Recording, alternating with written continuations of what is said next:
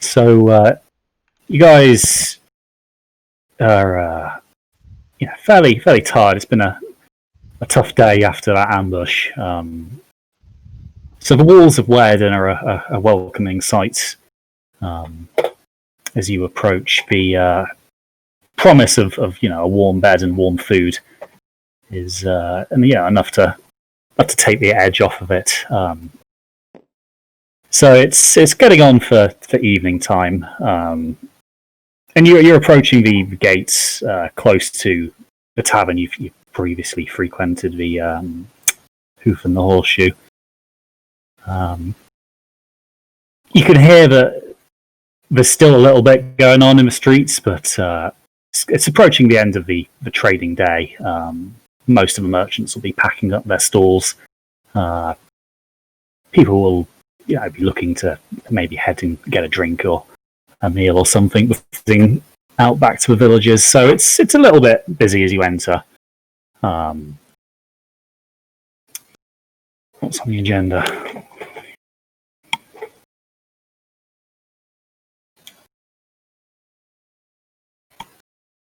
Anybody want to kind of do any shopping, anything like that, or going to be getting your heads down at the tavern? Sorry if I'm a bit quiet, I'm just finishing up eating. Okay. There's nothing that I would like to do. For me, just head back to the tavern. I mean, we haven't been paid or anything, have we? Because everything went sideways. Yeah, it's questionable whether you'd really be able to cash in on that particular bounty. That might be a story we would want to avoid.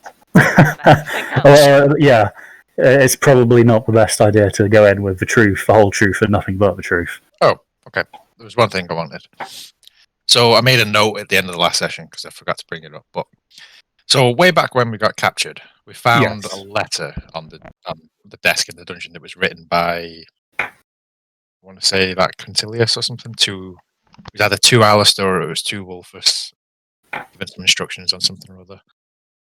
Okay. So the letter that we found on the dead cultist, can I check and see if the handwriting matches? You can. Okay. I'm going to have to make you roll an intelligence saving throw because that was quite some time ago. Okay.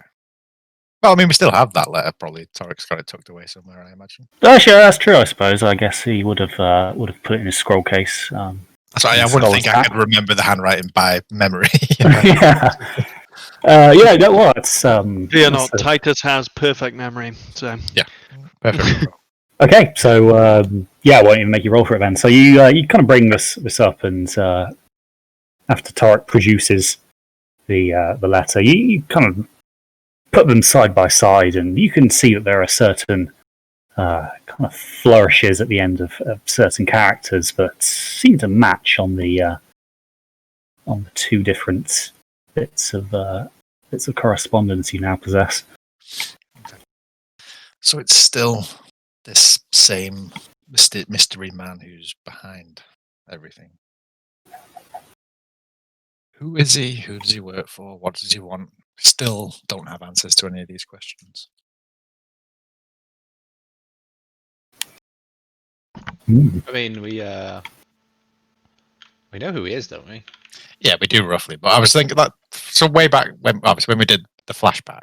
Yes. So that would have was that would have all been detailed on the thing, or was that like? You would have clear ideas of what went on there. It would have been fairly well documented in that in that wall. But we don't really know where he is, what he's doing now, what really his big sort of plan is. We know what he wants. He wants to bring Kalftara back, but how do we even go about fighting him when we don't know where he is, what kind of power he has? We have some idea that he's looking for the keys, though, the binding stones. Maybe we start looking for those and see if we can beat him to finding any of them. That's a great idea. I think we need to start being more proactive rather than letting Alistair keep ambushing us all the fucking time. We need to take and every steps. time we fight him, it never goes particularly well. So if we're going head to head with him, we can't expect to win and take the stones or Right. bindings, whatever we're calling them. Though I'd Keystones. suggest that actually we're on the right path. He ambushed us for a reason. Perhaps he's trying to stop us from getting somewhere or seeing something. My impression is, Torek, he ambushed us because he's after you. Well, he didn't actually know I was there until he saw me and kicked me into the river. It's quite possible, I suppose. But he does still think that you're worth kidnapping, gnome napping. It might be worth, maybe you doing some research and seeing if you can get us ahead, because I would assume that's why he wants you. Well, Because of the box. I don't know if he was ever so much trying to kidnap me as much as just try and outright kill me. But I can see your point. Maybe he hasn't cracked the you know what.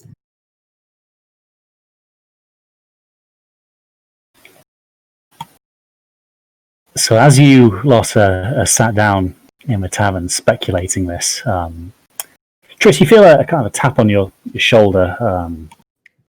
As you turn around, you can see a kind of very anxious-looking face. Renee's kind of leaning over you. Trish, did you have any more thoughts on the contract I'd offered you? Yeah, we had to take care of something first, but it might be that we stop by and have a look at that. I need to speak with the guys, and we'll have a look at it. We had some company that we had to get I see. You know what? It's probably best I don't know the details, but well, I'd appreciate it if you'd help me out on this. For old time's sake. Yeah, I don't suppose you managed to get any more information about it in the meantime, did you? Well, that's the thing. My contract says that it's in the forbidden section of the library, but I sent in somebody to case the library, and there is no hidden section as far as we can tell. Oh.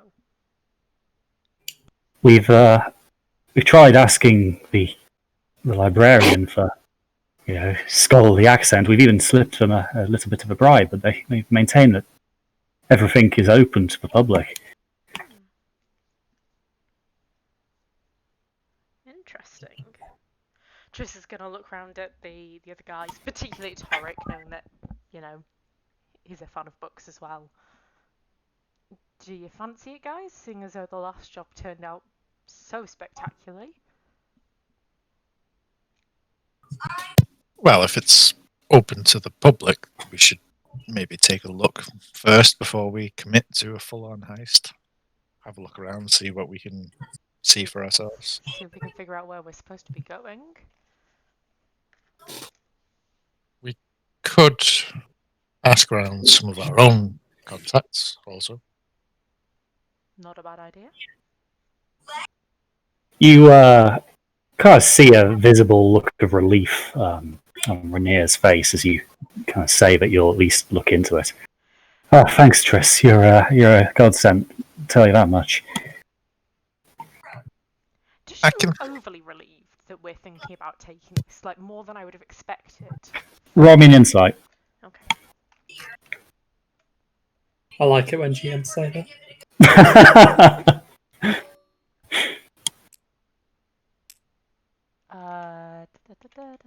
Don't know what that is. Hold on a second.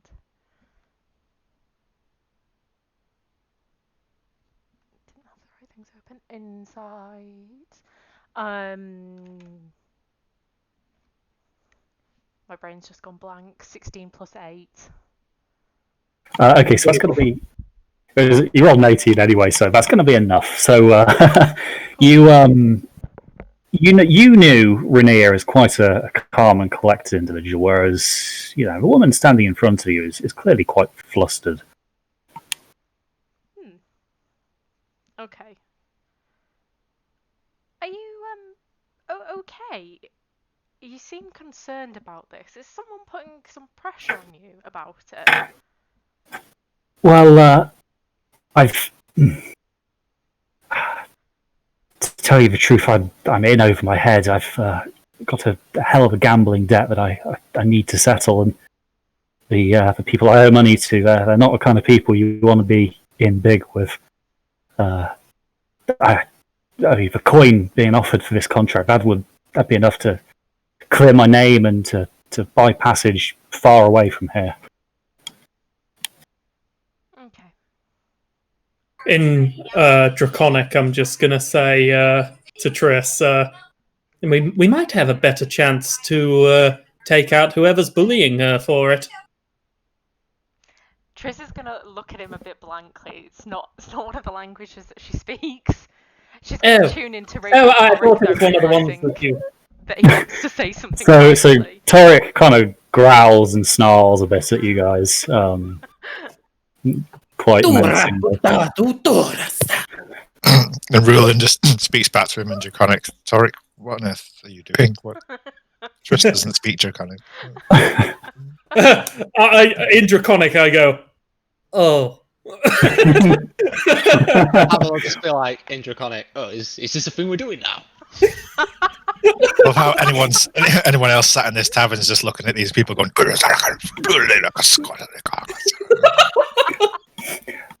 I always think that about, like, you know, the languages in D&D. Can you imagine if someone's like bilingual, just like, can you pass me? Oh, what's a word for it? Just like everybody, just like someone starts speaking like, you know, demonic at the dinner table because they've forgotten the word. When you try and ask to pass the salt but summon a demon.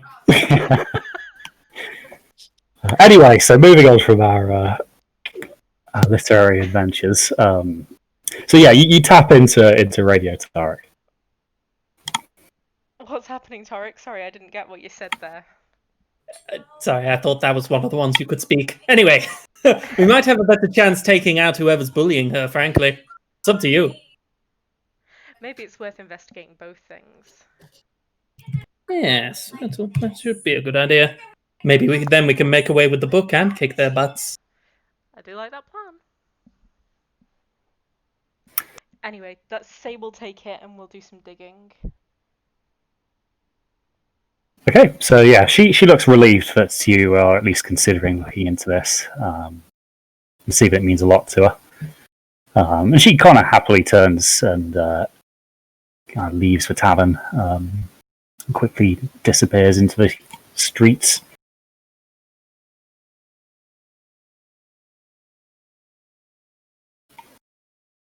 So by this point, the the usual patrons are starting to kind of flow in now. The tavern's quite lively. The ale is being served in large quantities. You can smell quite nice smells coming from the kitchen. Nothing too fancy, but you've eaten here before. You know it's good fare. So, should we think about investigating these criminal elements first? Because I can think of one person who lives in this city that could help us with such a thing. And he owes us a bit of a favour. Pont? Yeah, that sounds like a good idea. It might also be worth us taking a little trip up to the library and seeing what we can find up there. Okay. Sorry, Tarek. I think I was gonna suggest maybe we should find something fun for Titus to do. He's gonna be bored with us doing all this library stuff and whatnot.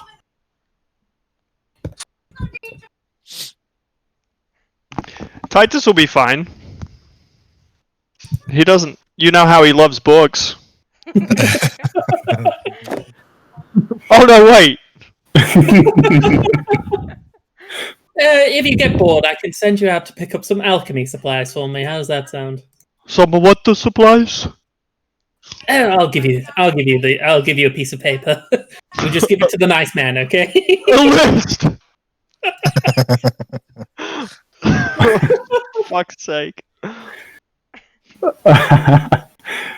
Okay, so Tarek, you begin very quickly scribbling down a list of alchemical ingredients. No, Titus is gonna. He's gonna. I think he wants to take an interest. He wants to learn to read. Liatooth, you will show me how to read these tattoos. I'd be glad to show you, Titus.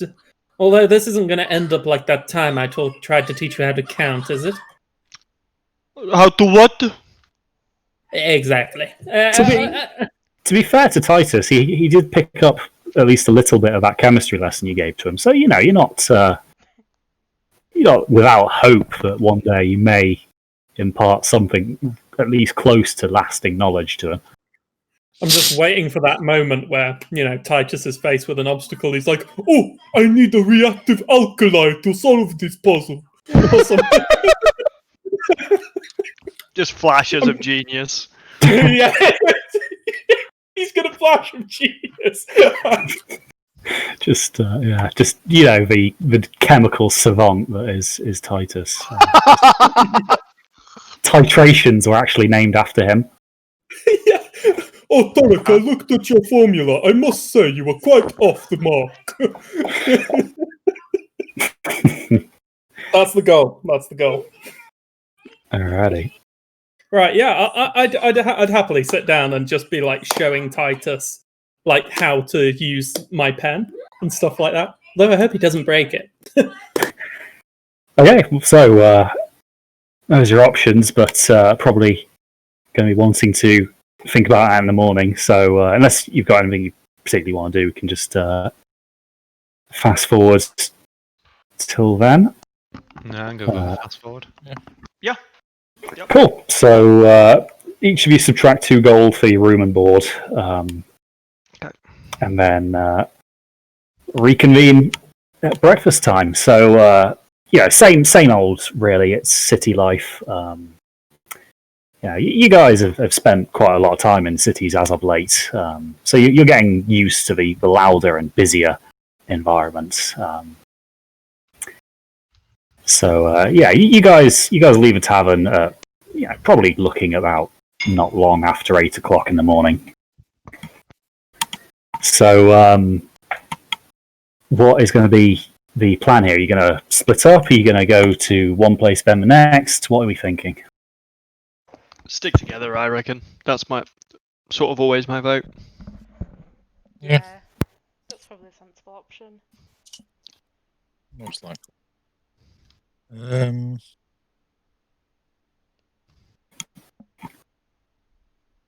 I do want to go and see Investigator Dupont, though. Maybe see Dupont. If he's got some knowledge for us. He might know something about the library, something about these criminals that have... Yeah, he could be a good 2 in 1. Let's go to him. I imagine you'd actually be getting any names off your friend. Or... I don't think we did. I don't think we got anything. Okay, never But we mind could then. maybe ask, because it's gambling debt. He might have some ideas from that. Yeah, he'd know who's lending money out and stuff. Yeah. Okay, so you fish out the slip of paper that Dupont gave you back in the Lyrist, and the address it's in a modest area of town. It's nothing fancy, but it's far from being impoverished. Kind of what you would perhaps expect for a kind of man on a public servant's wage. But you kind of give the door a few raps, and after a few moments, you hear a chain being pulled back, and ever so slightly, the door opens a few inches, and you see an eye there. But it's clear that there's a spark of recognition in there, and almost immediately the door closes again. You hear the chain go the rest of the way, and the door is opened to you, and a very surprised but pleasantly so looking elf greets you. The Slayers from the Shattered Fang. It's good to see you again. I wasn't expecting a visit so soon, though. What brings you to Weirden? Business, you know how it is. Yes, I suppose it's a life that invites travel. Actually, we've recently taken on a contract from Lord Vernon himself. Well, I imagine that's probably one involving a lot of hard work. He's not known to be an easy taskmaster. Yes, it's an ongoing kind of thing. Might take us some time to deal with it. Well, Maybe it will deal with us. best of luck. I would offer you my assistance, but to be frank, monster hunting isn't particularly my line of work.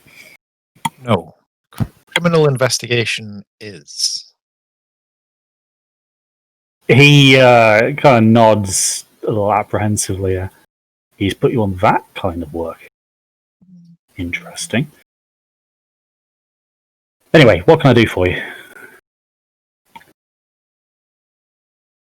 Well, actually, we'll turn to Triss at this point because Triss has more knowledge about the kind of criminal world of Waden than Rulin does.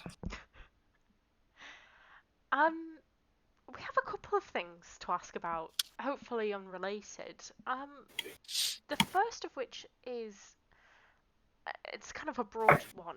One of my friends has ended up in some gambling trouble, and she wouldn't say or didn't say who it was. I don't suppose you would have any idea who might be holding a large, I think, amount of debt over her head. She was quite concerned about her safety due to it.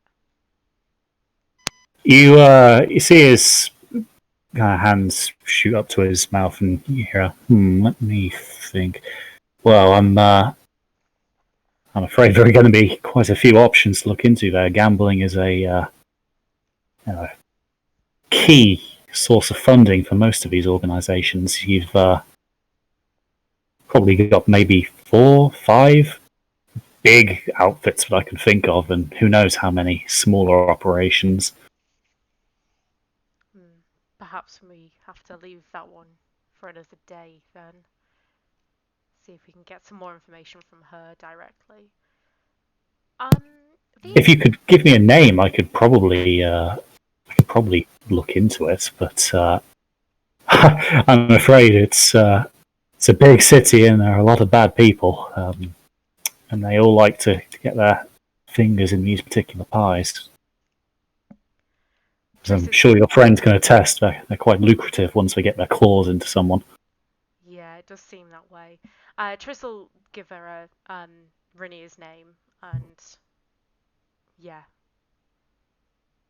sort of the general area where she lives. Rainier, why is that name familiar to me? It's probably investigating. Oh yeah. She owes me a load of money. he's gonna roll a just to check to see if he remembers. She wouldn't perhaps be a half elf, medium build, about yay high, and kind of holds his hand up to. Well, actually, it's only a few centimeters off the mark. Would she? Yeah, might be, yeah. Ah. So that would be the fence that we caught running all sorts of stolen jewellery out of the city not too long ago. Doesn't sound like her. Right. So you can see that he's not really buying that, but he doesn't push you any further for any more details on your connections to her. Well, anyway, I'll have a think about who might be operating in that area, but as I said, without really much more information, it's going to be a fairly open search. Well, while we're picking your brain, I don't suppose you'd know who would be dealing in, say, knowledge, stolen books, old, ancient kind of things, magical kind of things. Well, now that you mention it, I'm pretty sure we found a few books on that Rainier character when we bust her a few weeks back, but I'm not really certain about anyone specifically operating in that kind of sector. Most of the hardened criminals here trade in things like shimmer. It's well, the market, shall we say, is voracious for it. There's always a demand to meet their supply.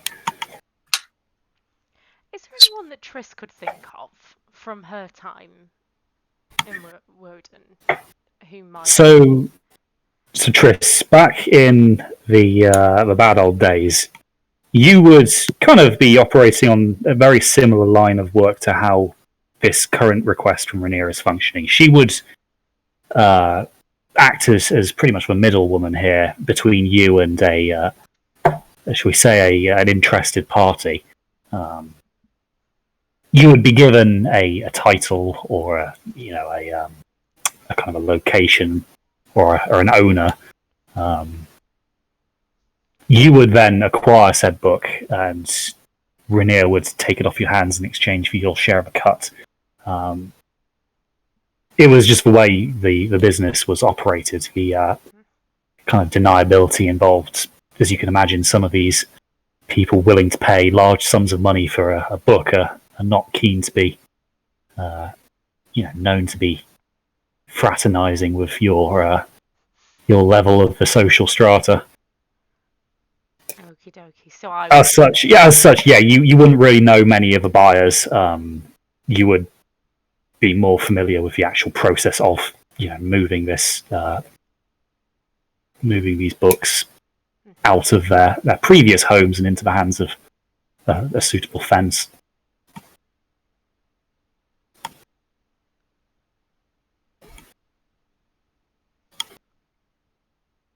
Well, that's probably as much as we're going to learn. maybe not. We've heard rumours that the library has a hidden section, a secret section. Do you know anything about that? Well, if we're talking about the Imperial Library, I think the premise of that is that certain books can only be acquired under a scholarly application, but I think most of it is open to the public. It's one good thing the Emperor's done for this city. The scholarly application, don't suppose there'd be any institutions or such that would have access to that kind of thing? Well, I imagine the college in Illyris probably might have the inclination, but they've got a fairly sizable library of their own. I'm sure there's probably transfer of books. I wouldn't really be knowledgeable enough to speak on the matter. I imagine you can probably just I'm sure if you were to go and show an interest, you could probably find some form of paperwork. Trust me, there's enough of that floating around in this city. Yeah, you can see that he kind of spits that one out. Clearly, his police work involves a fair amount of reports that he clearly isn't too keen to be writing. Yeah. Well, any other questions, Triss? All out of questions for now. Well, I think that's all we need. You've been very helpful. Well, my pleasure. It's good to see that you're all doing well. Oh, one last thing before we go. And Roland will reach into his backpack, and when we got to the hideaway where we did the astral plane thing, Roland found a little child's doll that had been left behind by DuPont's daughter, so he pulls it out of his pack and hands it to DuPont. You can kind of see now that he takes this drawing in his hand, and he clearly recognises it. Is it a doll or a drawing? I don't know. It was dull. It was dull. And you can see that he clearly recognises. Where did you find this? It was left behind in your cabin.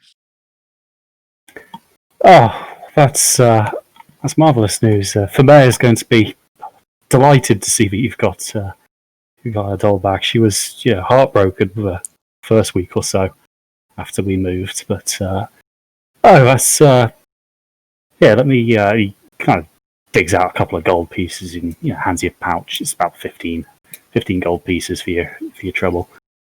It's, I'll tell you, it's probably cheaper than having to buy a new one. You really didn't have to do that. Not a problem. Well, if that's it, then I guess I'll bid you a happy hunt for whatever it is you're actually looking for. Yes. Well, we'll probably need some luck to figure this all out, but much appreciated. He nods and the door closes again. So yeah, it's not really as helpful as you'd hope. But as he says, Werden is a very large and populous city, and gambling is a very easy and well-known way to make a lot of money if you are kind of that way inclined. So, library? It's about the only solid thing that we've got to go on at the moment. So the Imperial Library in Werden is kind of housed separately from the rest of the Imperial Palace complex. It's really its own kind of separate property in its own right.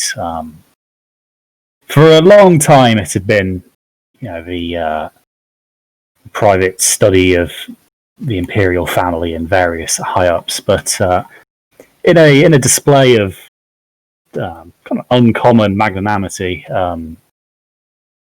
the current emperor has decreed it open to the public. There are many speculations as to why he's done this. Some of them say that he's really a good man at heart. Others that he's just trying to win a few kind of points amongst the smaller folk. But it doesn't change the fact that now these books are kind of open for people to browse. Triss, you've obviously used this to your own personal gain many a time. A lot of the kind of wares you've been, shall we say, relocating, started life in this library. But for the most part, it's been received as a pretty big success amongst the city folk. But it's a grand old building.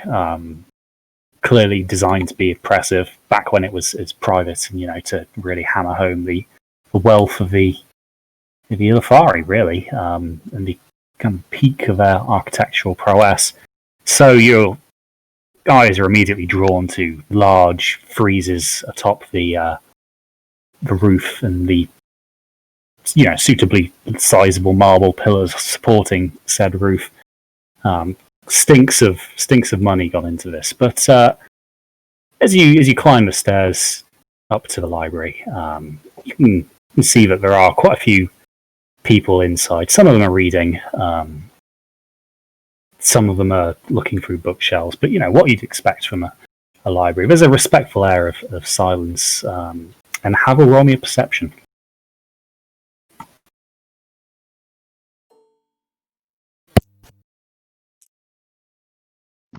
And that is probably not going to be as good as I hoped it was. 1 second.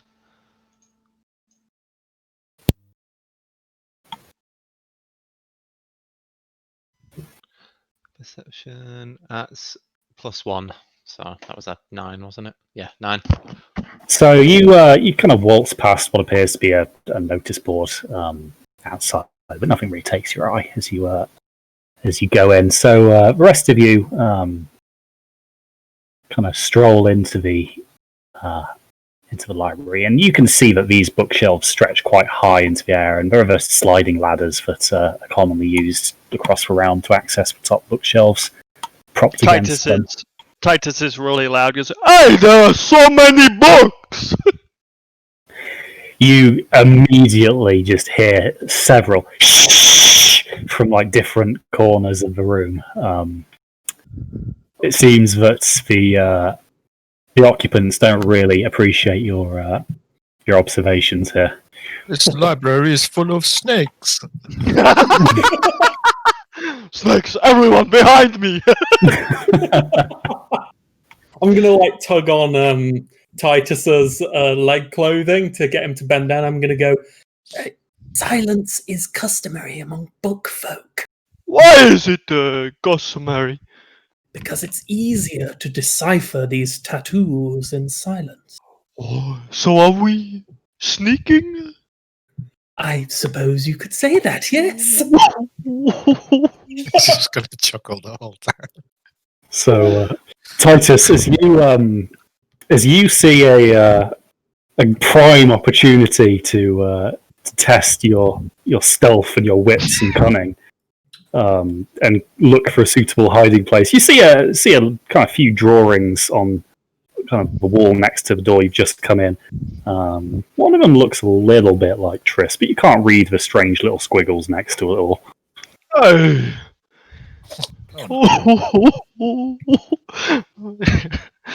Like chuckling about how similar it looks to Triss. It's not an exact match, but it's close enough to see a little bit of a resemblance. Shit. So, what's the layout of the library then? So you've got like a large central passageway with a few tables interspersed where chairs are set out for those who are looking to work in the library to sit and study. Either side of this passage, you have these long rows of bookshelves reaching again high up. It's probably, you reckon, about 3 normal bookcases on top of each other. And you can see at the center of this this passageway, there seems to be a kind of a semicircular desk, from what you can see, where a team of librarians are sat working.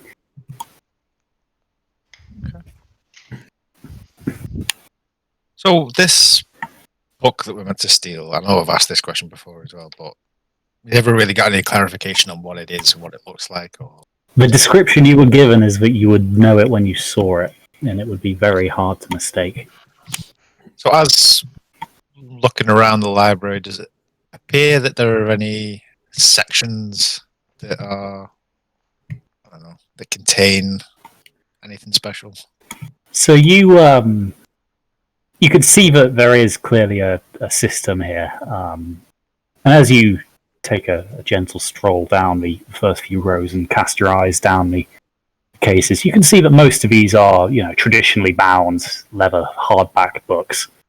They're ordered in some manner. You don't really know about a more in-depth study, but none of them immediately jump out at you.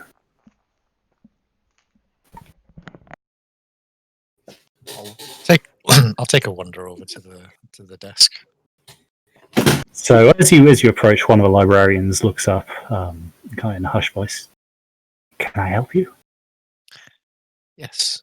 I'm looking for a book. You're in the right place. Look on ancient history. So the book itself might be like a very old, sort of, delicate kind of maybe. Well, we definitely have our history section. A few of those books are relatively old. You can always start there. If you had a book here that was that you wanted to keep protected, say because it was particularly, it contained some knowledge, was that you really wanted to be careful with, is there anything like that? I'm just quite curious to see what you have here. Well, all the knowledge here is open to the public. We have nothing that we'd hide. No, not hidden per se, but I don't know, some Well, I'm quite an adventurer, you see, so I'm looking for something quite exotic and quite dangerous kind of knowledge, you know.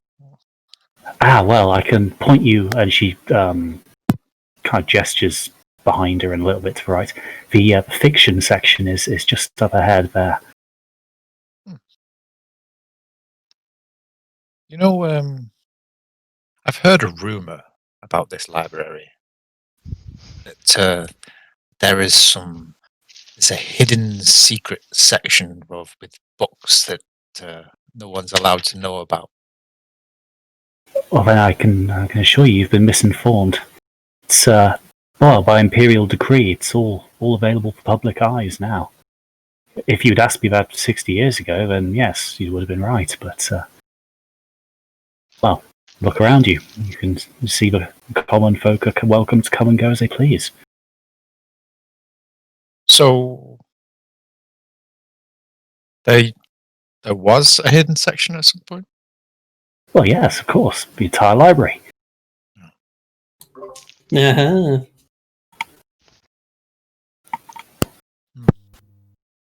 Well, thank you very much. So I'll just wander away. I haven't really gained anything. Yeah. Thank you for your help. Since it's a little suspicious him asking about the secret part of the library, as we're walking away, I'm going to be like, "Yeah, you owe me 2 gold."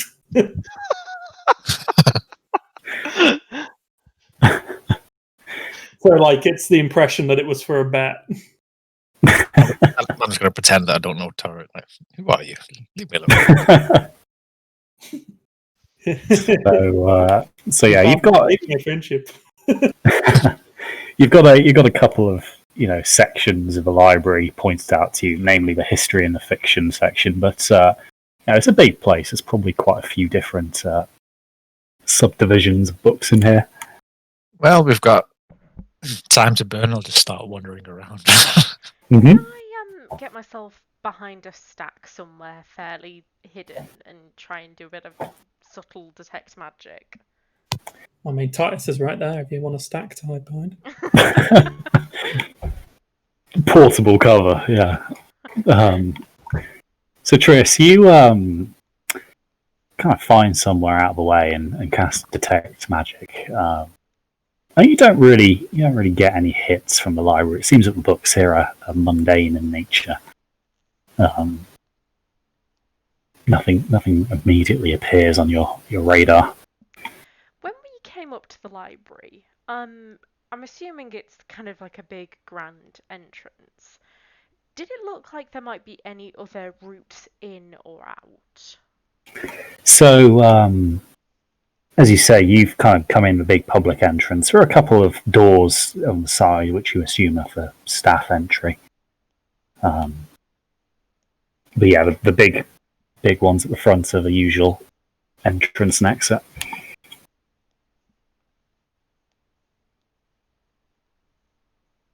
Okay.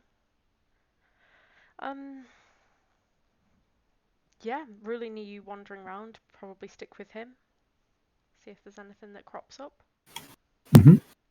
I suppose more specifically, just looking for not at this point now, not even looking for books necessarily, but peculiarities with the actual structure of the library. If there's any walls or doors that look like they've ever been sealed up and that kind of Rulin, roll me an investigation. maybe 60 years ago, before it was made public. Investigation 19 24. Rulin, as you're pacing around the kind of outer ring of bookshelves here, as you pass one, you're kind of casting your eyes, up these aisles and kind of down to the floor.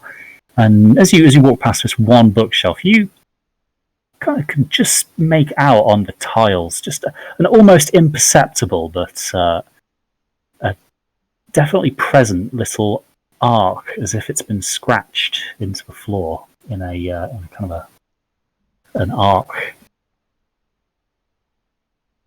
Huh. Tris, it appears we have a hidden doorway. does indeed.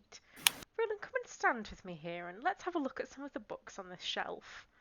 Triss is going to walk up and pretend to be studying a book in one hand, and she's going to put her hand on the shelf and cast the Identify ritual on the shelf. While she's doing that, Roland's going to be having a look around to see if there's anyone watching. So, Roland, you keep watch while Triss does this.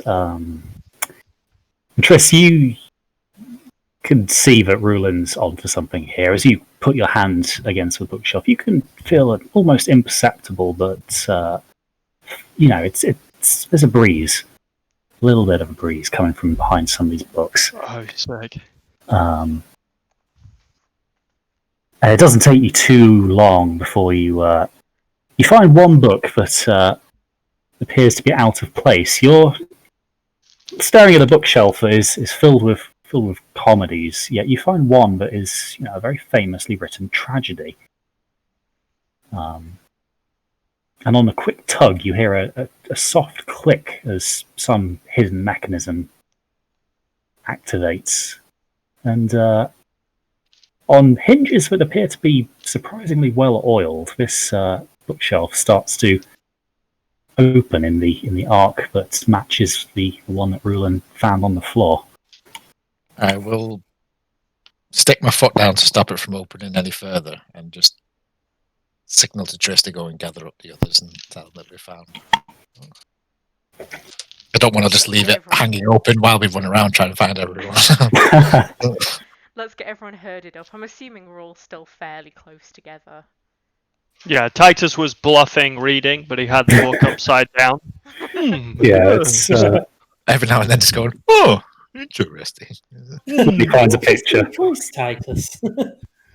Yeah, so Triss, you find Twick kind of looking at some of the books, and Titus reading a fairly deep critique of the Illafari political system. But upside down. Yeah, upside down. But you kind of grab their attention. Braxton notices that you've clearly gone to fetch the others, and grabs Havel, who puts down what appears to be a very vulgar cartoon that he's found in the children's section. And so you guys try and make this as casual as possible, but you approach and return to Roland, who's been bluffing that he's again looking for a book. It is clear that this is a hidden doorway that they found. So Do you want to go in now? well, if this place is so well hidden that no one knows that it exists, there's some potential we may face some dangers inside, so we should just be very careful as we make our way through. Is everyone ready for a potential skirmish? Whoa, sneak. I'm assuming Titus kind is of all panic. for it. Yeah, that we're okay to go in. I suppose I am ready, but I would like to grab another book on the way out, if that's all right. I couldn't quite find it on the way in. Well, we may be running on our way out, so Do you want to do that now rather than later, Toric? Just in case? Well, I don't want to keep everyone waiting. I don't know how awkward it would be, Not like overtly important, but I figure if I could find it anywhere with literature on it, then I could find it here. Okay, well, we know how to get back into here. Do you want to do that quickly and we'll wait around? Zavari, that sounds like a plan. Push the door to again, Roland, just in case Okay. someone comes back, and we'll edge down this section. Okay, so you guys kind of disperse a little bit, so you don't draw attention to a cluster of people. Titus will stand guard of the swinging door. by staring directly at it. Yeah. And Toric, you dash off to go and do a bit of book hunting. What is it you're after? Could it be a surprise if it's? Well, I mean, do you want to DM it to me, or is it a surprise from me as well? Hang on. No. Of course, the GM needs to know what I'm doing. I mean, you're God. It's can't keep secrets from you within I was reason. about to say, just pull out like some, ridiculously obscure book on how to craft nuclear weaponry that you found in Werden or something. Yeah. I'm surprised everyone else missed it, honestly. But yeah, I sent you a PM. What do you think? Alrighty, let me have a little read. Oh, should have sent you a Steam message. No, that's cool. Yeah, so you can definitely find something of a similar topic to that. It's a fairly thick tome. You're not going to be able to read it right away, but cool. Though I'm gonna like. It looks promising. I feel that there would be like a compartment on my back for large tomes like this. I'm used to lugging around a big ass box around with me, so that shouldn't be too bad. Yeah, so you find some room to tuck this away. Fantastic. Cool. So yeah, you can read that in any subsequent downtime, and we'll go from there. Fantastic. Okay, so Torek returns, looking very pleased with himself. It's clear that he's found what he's after. All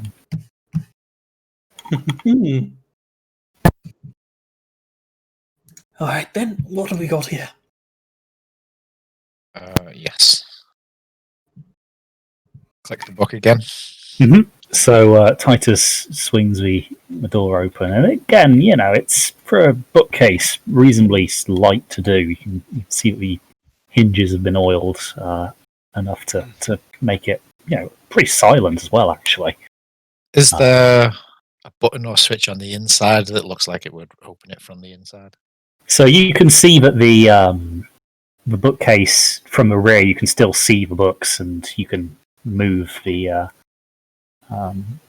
book, and you can see that the pages, because obviously you can't see the titles here, but the pages are clearly darkened from where people have pushed this in the past to get out. Okay. So it's distinguishable. Right. Everyone in? Mm-hmm. So you guys pull this to after you then, and again hear a soft click as this mechanism relocks itself. But as you turn around, you can see that there's a kind of a spiral staircase leading down into, well, presumably the hidden section of this library. Oh, this is terrifically exciting. There was a rumor that there was a hidden section in the library in the academy where I grew up and studied. Could never find it, though. I was enthralled by the idea when I was 7, 8-ish. Could I cast Detect Magic? Triss, you can sense that there's some faint magic at the bottom of these stairs. Any idea of what, or is it just it seems to be, it's not a malevolent aura. Okay.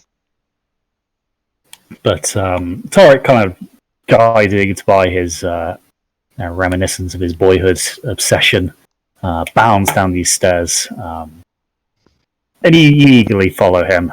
You're clearly on the right path here, but Torek, as you emerge at the bottom of these stairs, you can see that you're in a room, not massive, probably about 20 foot by 20 foot, in the middle of which seems to be a stone plinth or altar of some description. There's a door at the far end of the room, but it's firmly sealed. But you cast your eyes around, and the rest of the room is fairly devoid of furnishings. It's quite a Spartan stone wall here. Definitely a departure from the grandeur of the rest of the library. The sealed door that's on the other side, is it sealed in what way? So, on a closer investigation, you can see that there's a little rectangular cutout in the side of the frame, and it seems to be a receptacle for some sort of block with a pattern on it. it looks like something should be pressed into here. But you can also see carved into the stone above the door, "I open only for the absolved." I open only for the absolved.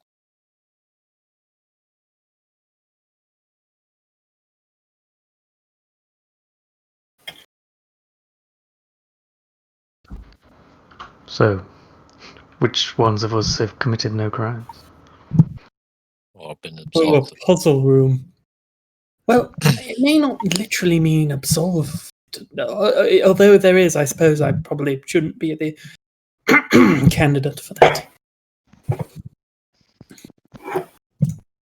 So, turning back to the plinth in the center of the room. So this is raised up a little bit on the platform, but it looks not too dissimilar from maybe a pawn in chess. But you can see that the stone itself seems, in places more polished than others. Kind of around chest height appears to be a kind of a more shine to it than the rest of the statue. It appeared to be where someone would place a book. You don't really know. It doesn't look like there's anywhere to lay a book down. None of the surfaces are particularly flat. They're all got a bit of a slope to them. Is there any writing or similar to the door? No, this monolith remains apparently unmarked to the eye. Ooh. Now, if the table is slanted, maybe it's meant to have water or liquid poured onto it. I'll study the angles and see that if they're designed to determine the flow of something onto the floor, does it lead anywhere? Roll me an intelligence check, Tarek. Will do. That'd be a 16? I mean, is it a saving throw or just a regular? Just a regular one, it's not saving throw. Yeah, 16. So you can see that at some point this might have been a fountain. On closer examination, it does look like it's been relocated from its original setting. But you can't see any grooves in the floor or drains or any kind of indication that this is a water feature. Triss is gonna query what Torik's found and then ask if she's got time to cast Identify on it. Yeah, I'm just going to explain. It seems like this plinth in the center has been moved from a separate location. It reminds me of certain water installations or other fluid dynamical structural appliances. Now, I'm not sure of its function, but it feels out of place for sure.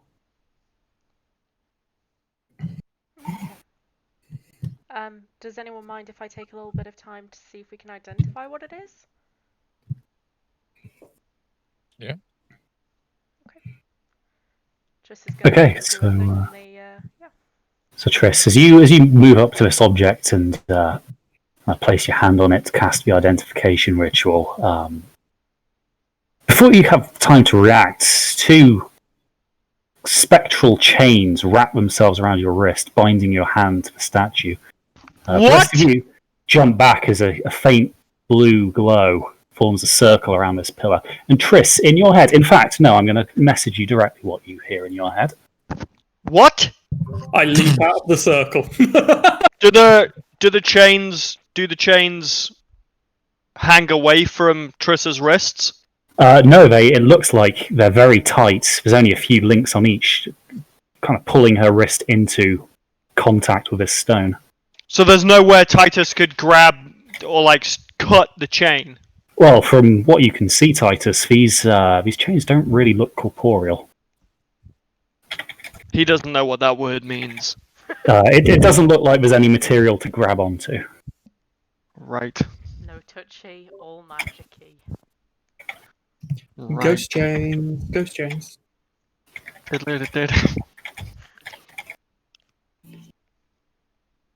Tarek, roll me an Arcana. Wilco.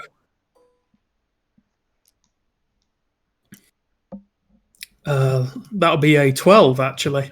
12. That's a good modifier. You recognise the circle to be a zone of truth around this fountain.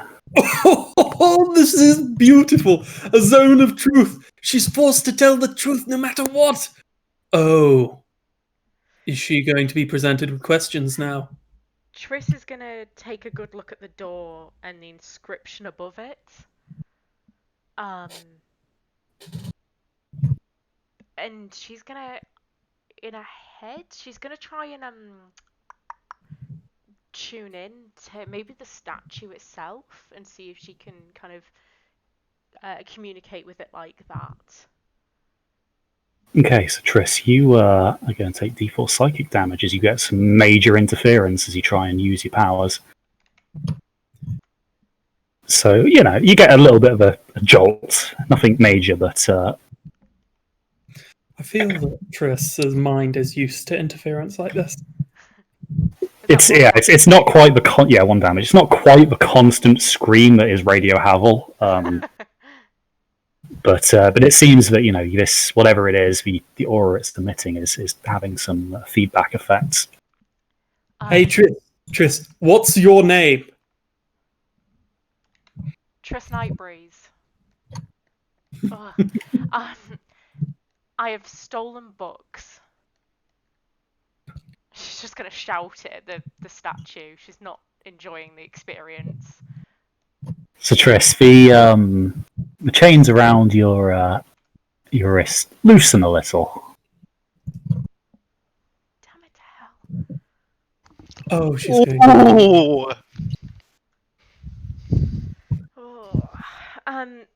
This is going to get juicy. Responsible for the death of creatures. The chains stay roughly where they are. It doesn't seem to react to that one. Is it asking you what crimes you've committed? It wants my sins. It wants me to confess, which I assume is the absolved opening for the door. I think this is how we're supposed to get in. But I need some more sins to confess to it because I don't think this is enough. I mean, we could leave the room for a while if you'd feel more comfortable. Maybe. I mean, most of you guys, I think, know everything I've done that might perhaps need a confession for anyway. Except maybe Braxton. Sorry, Braxton, this might be a bit of a bumpy ride. Well, the stone cellar. Yeah, I was kind of confessing to that already. I've bound my soul to another worldly creature. That might be considered a sin in some places, I suppose. As you say this, the chains unshackle themselves from your wrist, and you look to your right, and you see this door seem to fade like a mirage. Da, da, da, da, da, da. You're welcome, everybody. Go on through. Everyone else, you hear Triss say this. You can still see that the door is still firmly there. Oh no! Triss, what are you talking about? The door is still closed. Oh, then somebody else better step up because it's disappeared from me. Oh, no. Shotgun not. Crossbow not. No. Crossbow not. Well, Torek, if you want to be left for last, we can give you some privacy. Maybe. Does anybody else feel comfortable going through or doing it, and then I can go through with them just to make sure that we're not going to get stranded separately? Titus will confess his sins. Oh. So Titus, you place your considerably larger hand on this stone, and similar to what happened to Triss, these ghostly shackles kind of embrace your wrist, and you've all got it now. So in your head, you hear the shrine kind of whisper to you: "Guilty souls are bound to me. Confess a sin and be set free." Oh, I love someone who is not a Goliath. Oh, Oh, The chains stay where they are. oh. Titus, that's so Not I really. have- wonderful. It's I not have, really a sin. I have broken many stools. The chains release themselves from around your wrist. Titus, the door melts away. Stupid. oh, look, poisoning I a think horse his- isn't a sin. His actual one, he'll put his hands in it and go, I was not strong enough to save my tribe. Titus, the shackles are already off. Oh, It's not a sin, Titus. There's no guilt to be had in that. I So, will we'll go save next. them. Titus, you kind of step down, and Rulin takes your place. Same thing happens, Rulin. The chains come out. The shrine says its piece to you. Now, Rulin's always kind of strived to be good. So that really has to try and rack his brains. But I guess the most recent one would be I assaulted the orderly in the psychiatric ward. The chains loosen, but they're not quite gone. I should have thought about this in more detail. What actually have I? What sins have I? To be fair, this is a great one to throw at a party just as we're getting started because it's like really good for role playing and stuff. Just bringing out these little dirty secrets. I faked.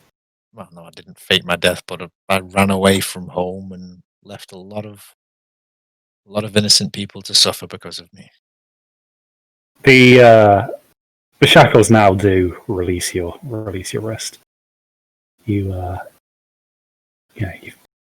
seen what happened as a result of your your absconding youth. But yes, the door for you flickers and fades. As Titus and Rulin come across, she'll give Rulin a kind of a pat on the shoulder and probably a pat on the elbow for Titus. I don't imagine she can reach that much further from him. Yeah, fair one. Okay, so that leaves 3 of you. Do you guys want some privacy? We can head through the door if you would like.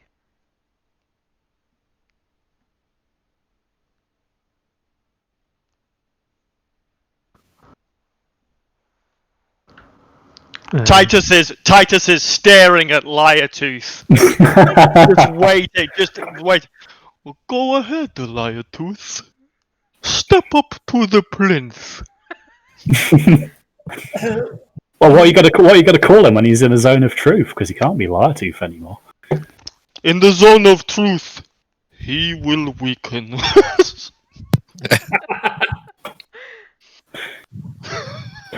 Titus is half expecting him to step into the zone of truth and just to turn into a dragonborn or something. Just be struck down by the ancestors.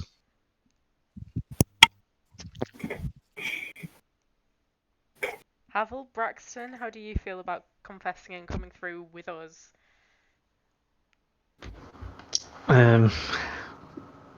Braxton steps up to the blink.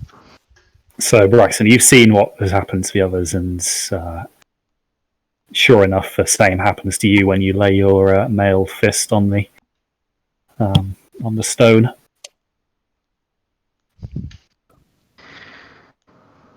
In order to bolster the numbers for a dying faith, I took people away from their homes that had no business of doing so. Ooh, Wait, what? bit of juicy info on Braxton there, and sure enough, the chains drop away first time. Braxton, you kind of try and look past your new comrades as you watch the door flicker and disappear. What is this? What did it mean? I'll tell you later, Titus. Whoa. Yeah.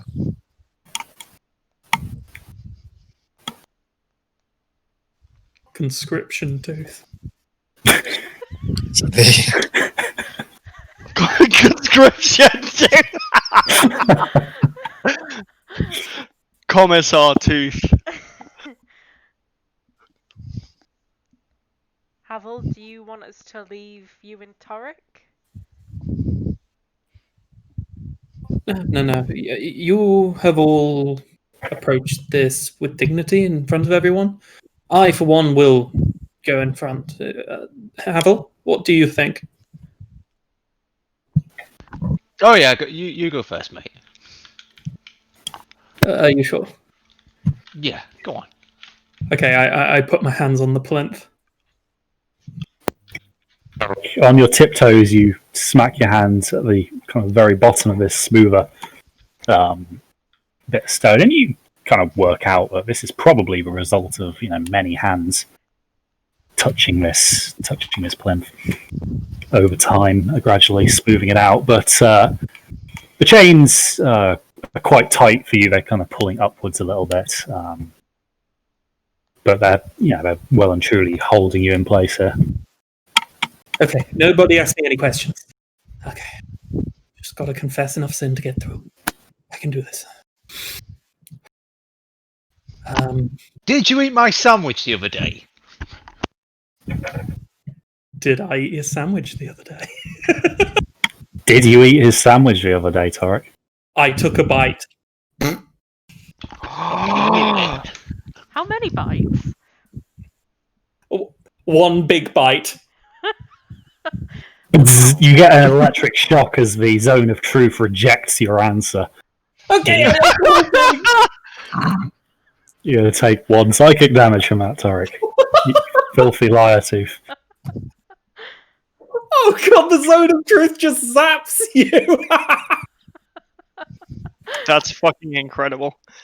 It doesn't even force you to tell the truth, it just punishes lying. Beautiful. Okay, I ate the whole thing. Man, I've got to learn how to do that. Oh, come on, that's not enough. I purposefully obscured great historical finds so I could keep them as my own discoveries. Torek, the shackles release your wrist. Oh, thank God I didn't have to. Titus is gonna step up. Titus is, as he's about to leave the zone of truth, Titus is gonna stop him before he can leave it. Tarek, you look up to see a very, purpose-filled Titus blocking your path. Is it your fault that the Endorn died?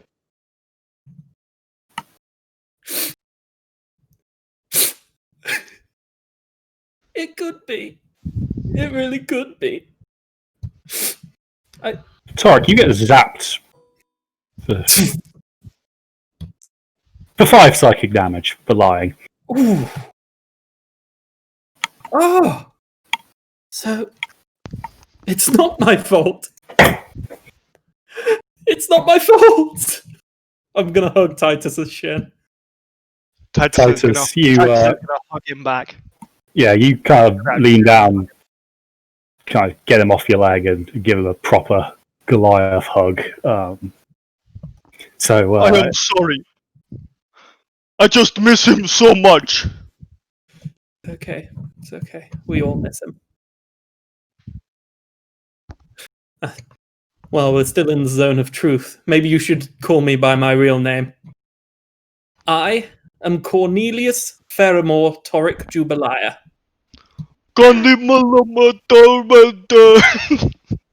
Torek will do just fine. Torek. Torek tooth. Oh, Torek tooth. God, I thought I'd have to give away the secret of the boomer blade. Well, maybe we come across it again. And now step out the circle. Okay. That leaves us with Havel.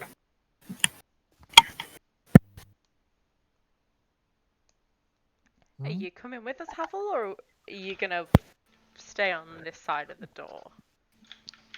Oh no, I got no secrets. I'm gonna waltz over and put my hands on it. Mm-hmm.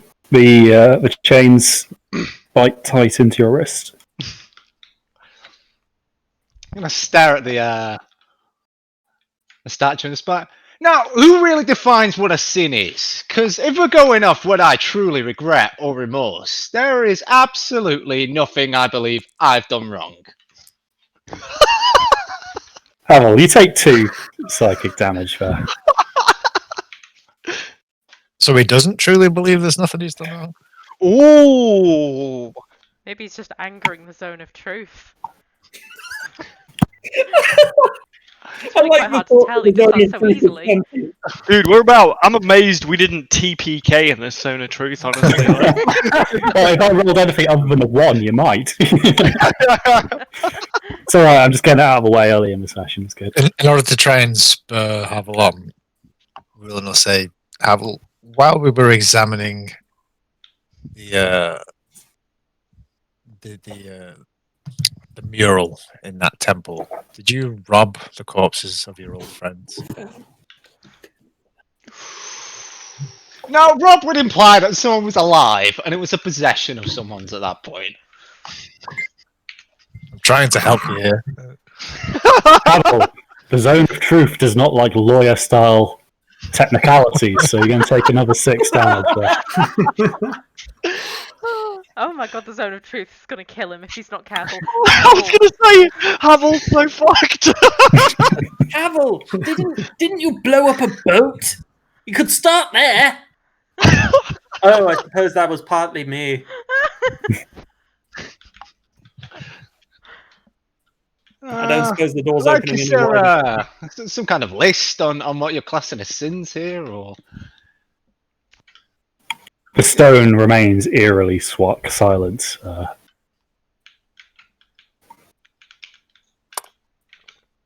Hmm. You could just try something, Havel. I had to go through a few before I got to the right thing. Yeah, but I mean, you guys know me. I haven't ever done anything wrong. Oh my god. The damage. Another 1, so...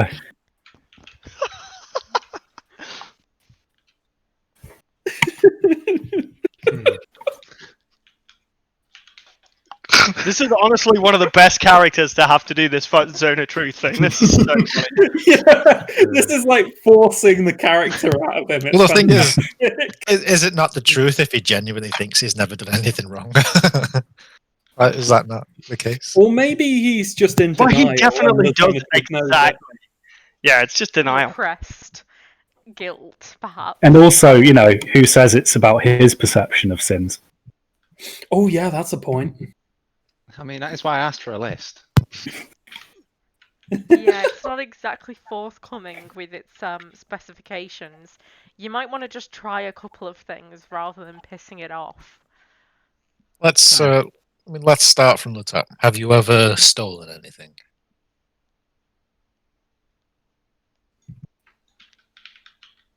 Now that depends on your perception of stealing. Did you steal Havel, my we could be sandwich? here all night. Havel's down to 42 HP. Chris, maybe we should brew a cup of tea. He's already in zone of truth. God knows. I don't think there's much that the tea. The zone's only punishing him, though, so imagine the tea only tells us. Yeah, the What tea was the- doesn't what was really the- force him to tell the truth, unfortunately. Okay. Oh, maybe it might do. We could give it a try.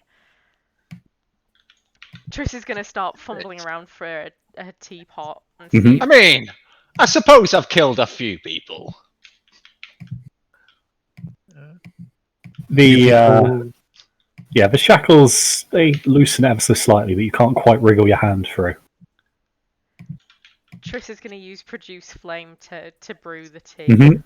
The teapot starts bubbling away nicely. Be a few minutes more before you got its temperature, but you'll get there. Whether Havel will still be alive at that point in time, we don't know. But Hey, Havel, Just, who the can potential drink I more? have bent the truth once or twice in my life. the shackles again, not ever so slightly, they loosen a bit. It's not keen to let you go so quickly. Hey, Havel, who can drink more, you or me? Oof. Oof. Titus, Well. we're not supposed to be killing him with things that aren't sin. Oh, You murdered her. Titus kills Havel. Well, I mean, we've both won our fair share of drinking competitions. I'd say we're fairly equal, mate. Boss, please, boss. It seems that he's not far from the truth. okay. I have both Like won. Titus, I like- have lost. I have been tossed around while unconscious. I forgot about that. How's that tea coming along? Yeah, so it's to the point now where you'd be happy to serve it. His hands are bound. Am I gonna have to feed him the tea? You are going to have to feed Havel this tea. So, Havel, you see Triss approaching you with this kind of little teacup offered to you. Look, it'll just make it a bit easier, Havel. Would you please drink some of this? I mean, sure. So, Havel, you drink this tea, so I need you to roll me a wisdom saving throw. Triss, what's your spell save DC? 16? 14? DC 16, please, Havel. Yeah, 17. Oh, 17. Yeah. Alright, okay. So add your wisdom. Same as me. Ha! It's a 14. So, Havel, you've failed this and are now compelled to tell the truth. And nothing but the truth. So help you God. Havel, what sins have you committed that might be broadly considered sins from an outsider's perspective? Triss is going to ask this tentatively, concerned that he's going to lie again and zap himself some more. Yes. Compelled to tell the truth. I'm still trying to figure out what I've done. The prosecution would like to bring forth a witness. Yeah. Didn't we murder your childhood friends? Yeah, you guys murdered them, exactly. Oh no. Did you loot those bodies, Havel? Of your childhood friends? Totally looted them, but they were already dead. It's absolutely fine. Did you keep the loot from everyone else? I used it to buy Yendo and something. To thank him for my hand. You did. Oh. That's true. And as you confess to the looting of your former comrades' corpses, the shackles finally and grudgingly release you. Crispy, just remind us, how long does the tea last? Lasts about 10 minutes. Oh. If anyone's got anything they want to ask Roland, now's your moment then. Ask Rulin. Ask Oh, Rulin? Ask Yeah. Havel, sorry. AskRuland.com. Hey Ruland, what's your real name? My real name's Davil Snakeslayer. Devil Snake Slayer. Cool. Havel, yeah. Okay, so Havel, the door is open, and now being last, you're all free to proceed through. Wow. Who knew taking stuff off a dead body was classed as a sin?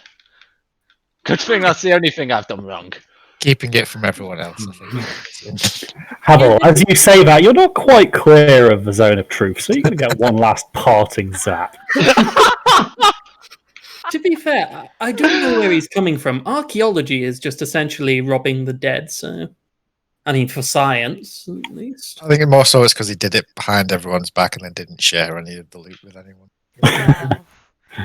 Shed the loot. He's dead now, so. So looting the dead is okay if it's in the open. It's got to be well documented, yeah. Okay, so yes, Havel, you quickly hop out of the zone of truth. Yeah, kind of mind a little bit fuzzy after a fairly heavy barrage of these mental blows. But you guys are free to pass on into the next segment. Do you want a potion of healing, Havel? It might not be the worst idea I've ever heard. Okay, I'll cook that up for him while we're walking along. Mm-hmm. So roll me those dice, please. Sure thing. You will recover 9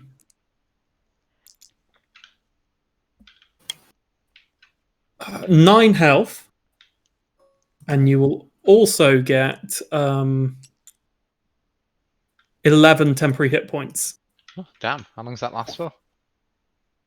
It does not say on my feature. I guess it's up to the GM's discretion. Usually temporary hit points are, temporary. Yeah, it's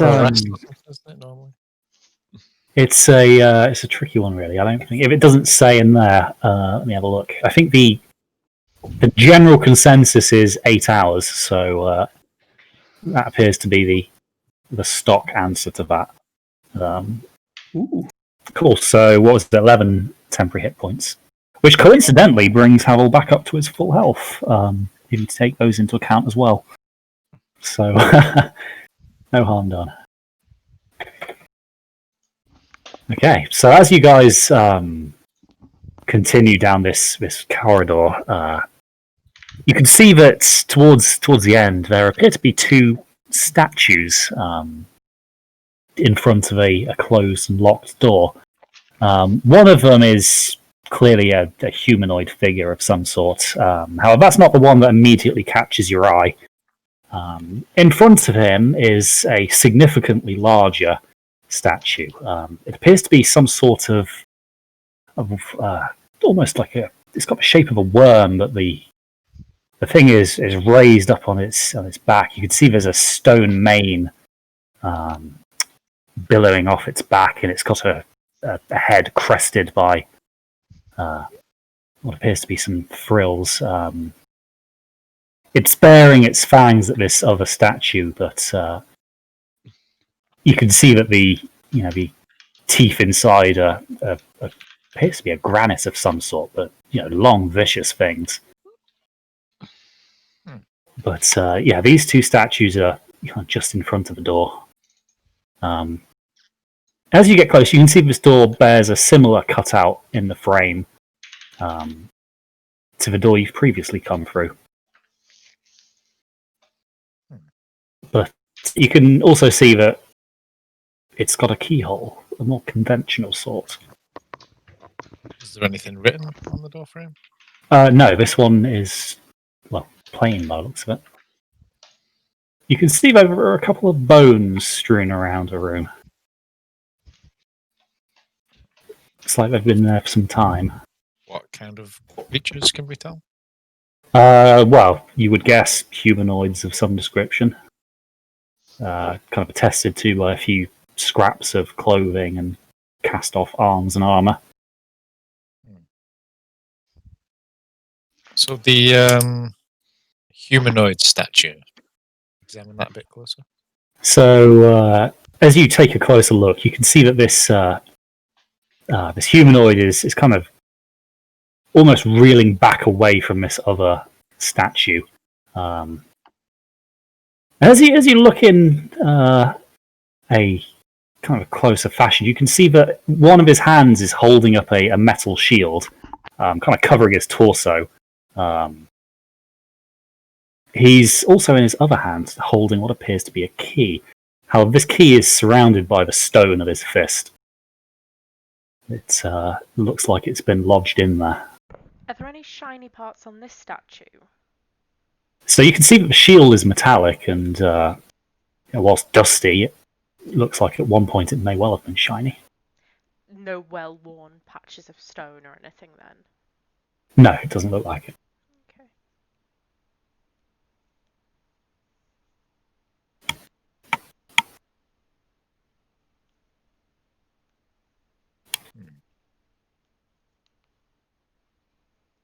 Is he on a pedestal or anything? No, he doesn't appear to be. He's kind of on ground level, as is the other statue you notice. Is there anything of note about the other statue? Could I go and take a closer look at that again? Yeah, sure. So as you look, you can see that this one is from tail to kind of snout. You reckon this thing's probably close to about 35, 40 feet.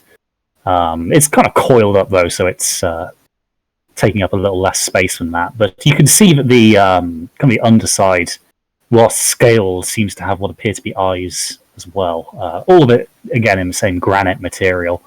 But it's kind of reared up as if it were about to strike. Is there any smooth or shiny patches on this statue? Some of it looks to be shinier, but you can't just tell if that's the nature of a stone or the kind of flickering of the dim lights here.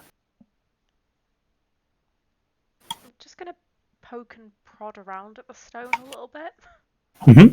So you, again, cautiously after the last room, but you prod this thing and it's cold to the touch.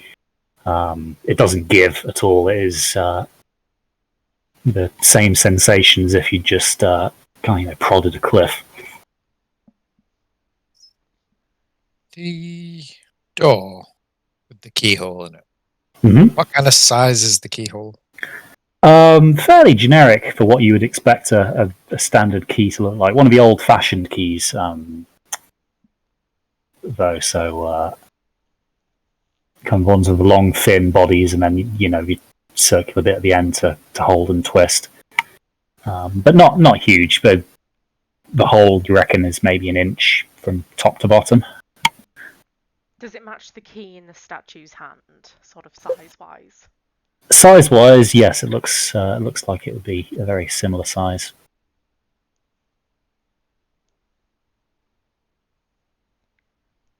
Could I go and investigate his hand a little bit, see if there's any way to open up his fist? Sure. So, Triss, you take a closer look at it. It does look like he's had his fist locked around this key as if he were grasping it tightly. And you try and prise his fingers off, but they're as unyielding as a stone. Can I go look at the pile of bones? Sure. So, Braxton, as a military man, you've seen your fair share of injuries. And you can see that these bones, their previous owners did not suffer a peaceful death. Many of them are shattered or snapped. A lot of the armor is pierced in multiple places. Judging from the various states of disrepair, it seems that some of these have been here for really quite some time.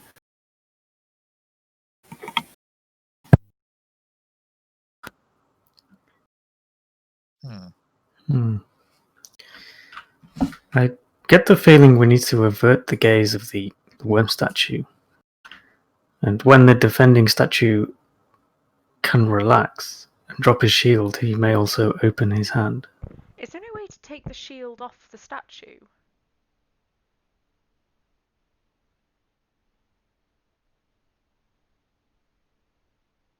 Crispy?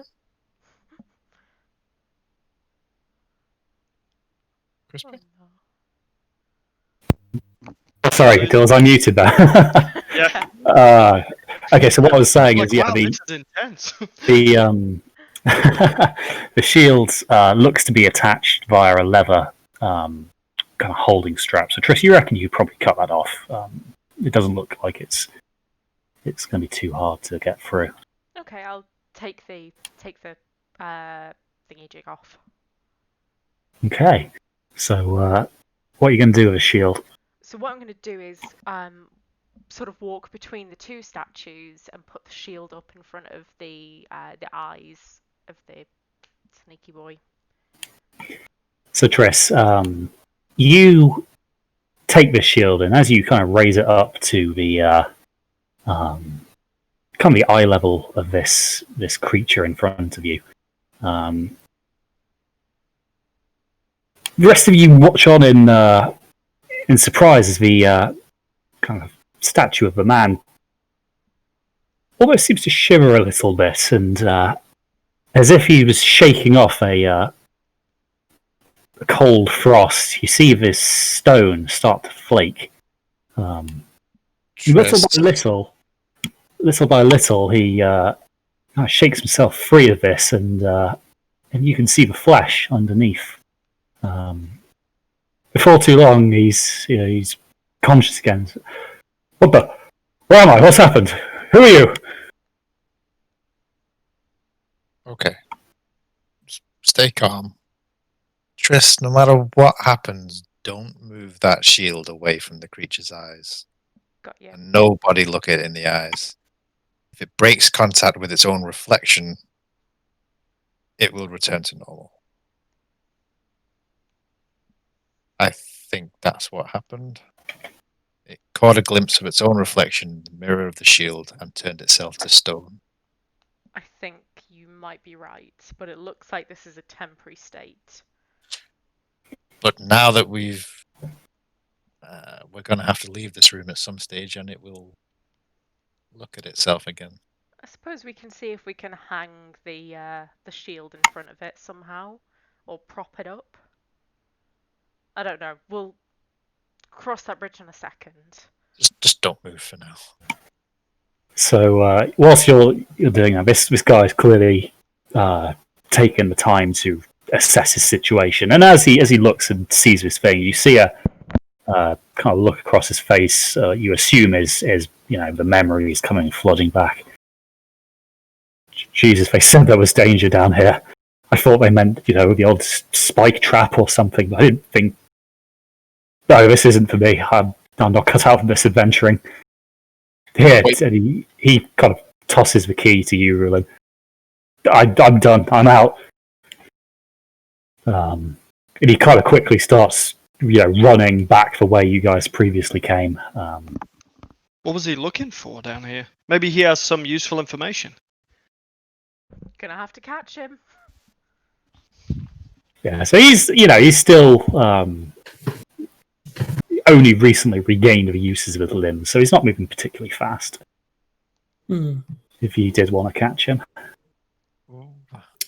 Maybe you should mention your friend. Maybe he was sent here by her. Someone else is gonna have to grab him, guys. I'm a little bit tied up right now. I'm gonna take Titus will take the shield off of Tress. Okay, so Titus, you're in a bit of a better position to hold this, obviously being a lot taller than Triss. So you keep it fixed between the creature's eyes and the rest of the party. Triss is gonna bolt after this guy and sort of grab his shoulder. Yep, so Triss, you kind of catch up to him quite easily. He's not going all too quickly. You can see his legs are still a little bit unsure of themselves. But as you grab him by the collar, he kind of almost flinches away from your touch. Sorry. Oh my God, leave me alone! I just want out of here. When did you come down here? What year? Well, what year is it now? What year is it? So, the embarrassing part, Crispy doesn't actually have a calendar written. So you tell him the current year, and the of all my world building, that was what I forgot to do. So you tell him John Oliver meme. It's the current year. Yeah, exactly. It's It's you tell him the year, and you watch the color just drain out of his face. I've been down here for 200 years. Oh. My wife, my kids. Oh, fuck. Triss, you can see he's human. So, assuming that his family are too, they're dead. Gosh, I'm so sorry. Triss is gonna reach out again.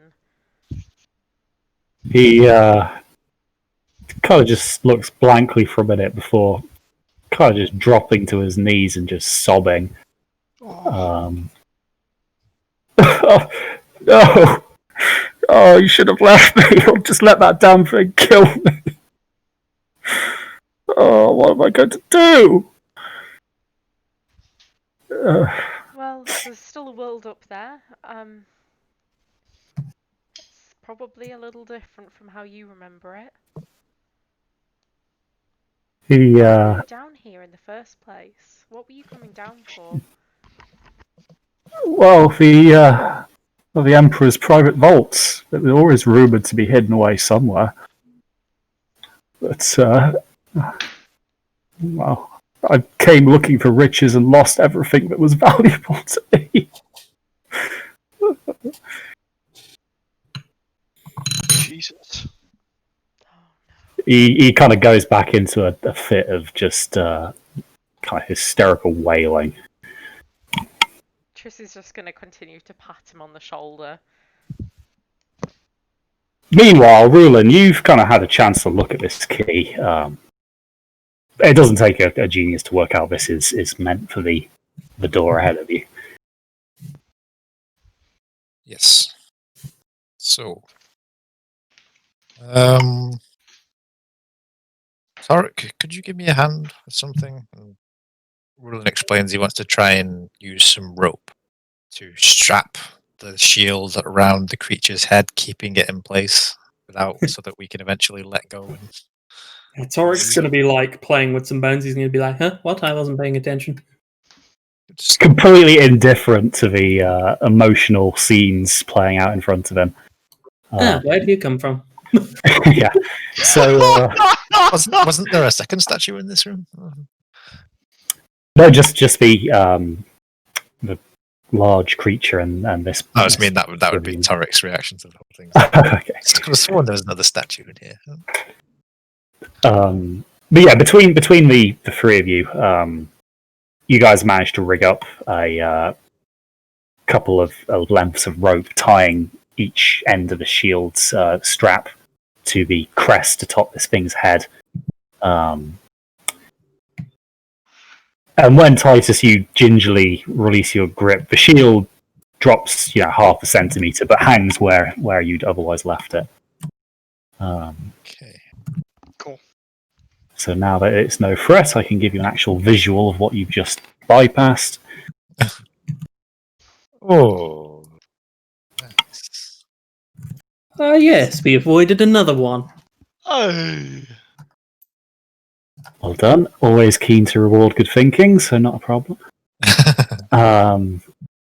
Yeah, so you kind of slot the key into the door, and with a well-oiled click, it opens for you. Maybe this guy would be a great recruit for the Hunters Guild. All of us had nothing left to live for, so. Listen, when you get back up to the top, if you don't want to come with us now, I can understand. But maybe when you get up, talk to some people and ask about the Order of the Shattered Fang. We all came to it with absolutely nothing left, and it's given us something to live for.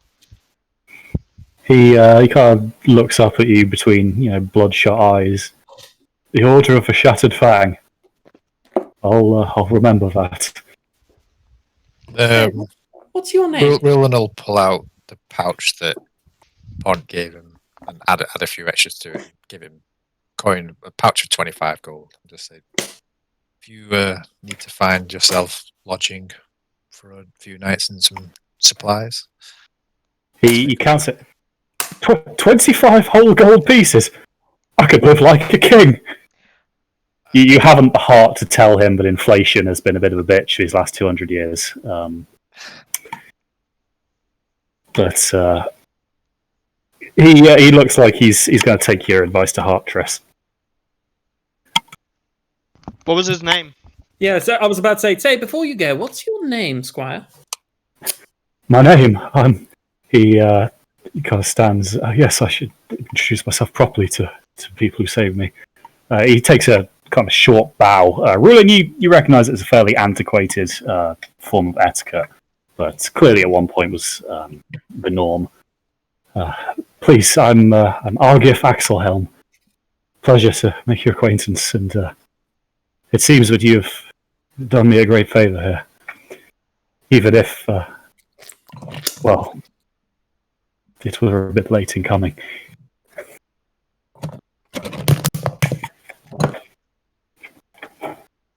Paxel help. I wish you the greatest of haste in your new adventure. A new chance of life. I know the world can seem cruel right now, but I hope you can find some solstice. Do you mean solace? No. Just goes out and like starts a profession in like astronomy.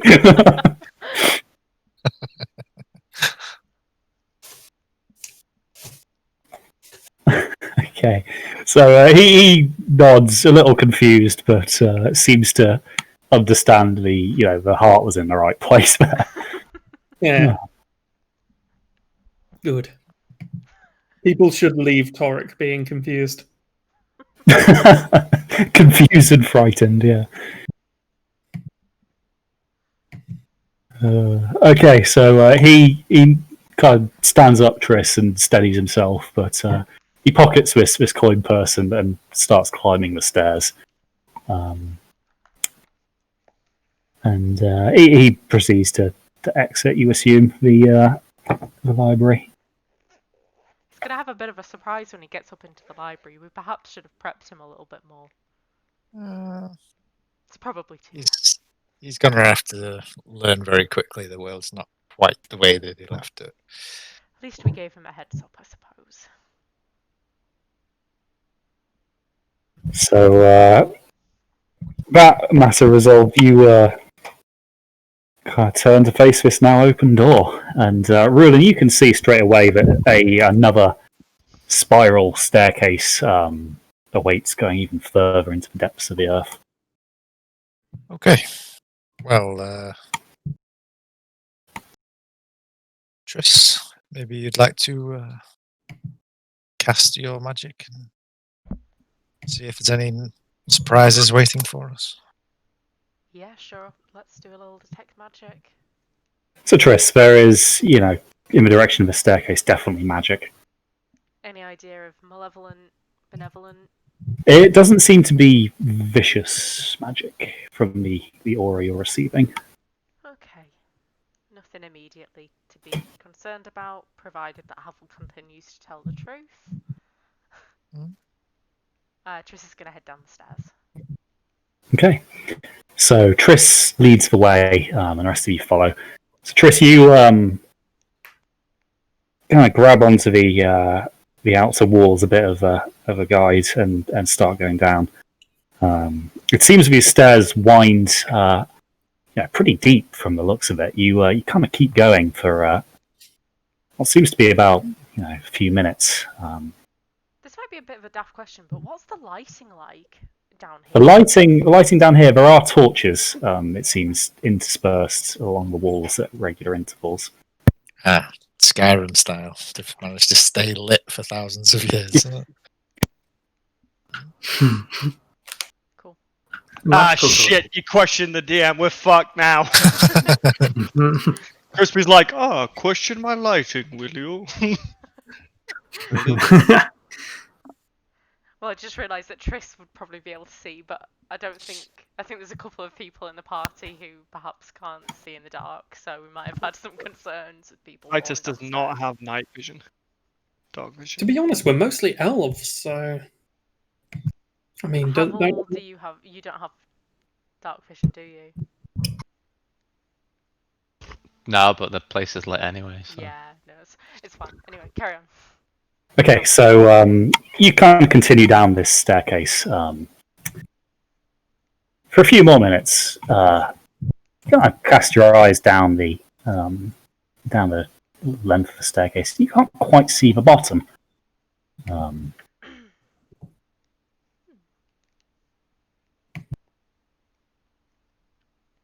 long As have you in- been going down the stairs? Probably a good 10 minutes now. It's We look back the way we came. Does it seem? you can't see the kind of a roof from where you came either.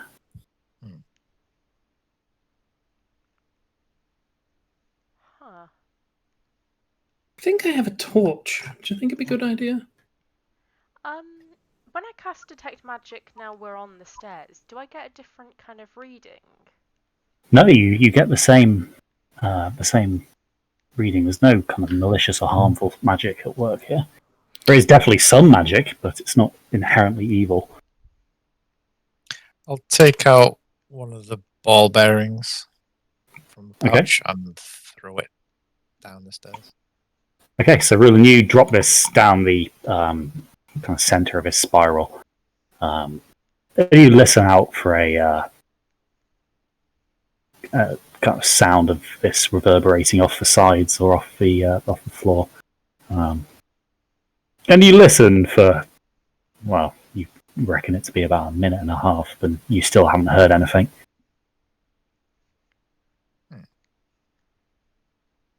There's something a bit weird going on with these stairs.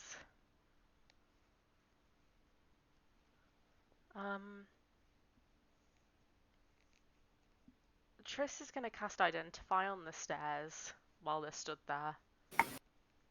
So, Triss, you cast Identify, and these stairs, it seems that they have been affected by some sort of illusionary magic. But it seems to be powerful magic too. You can't quite put your finger on it. Do you all want to take yourselves a few steps up the stairs again? Just a moment, or I'll head down slightly a little bit as well. Stay within shouting distance. Yeah.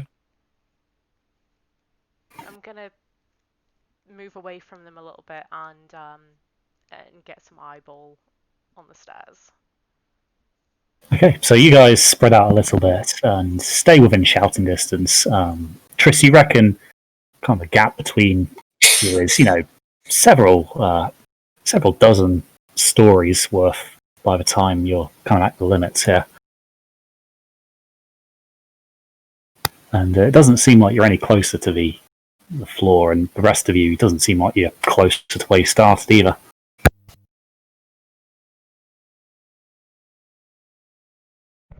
Okay, so Triss will lift up her top and see if Methinks there's some Pam at work here. see anything. Somewhat. Some Pam. Oh, yes, powerful ass magic. He's been waiting to use that for a while, I can tell. Rather than just snort and walk away from Tarek. Who is this Pam? Is he a powerful sorcerer? Some will call me Pam.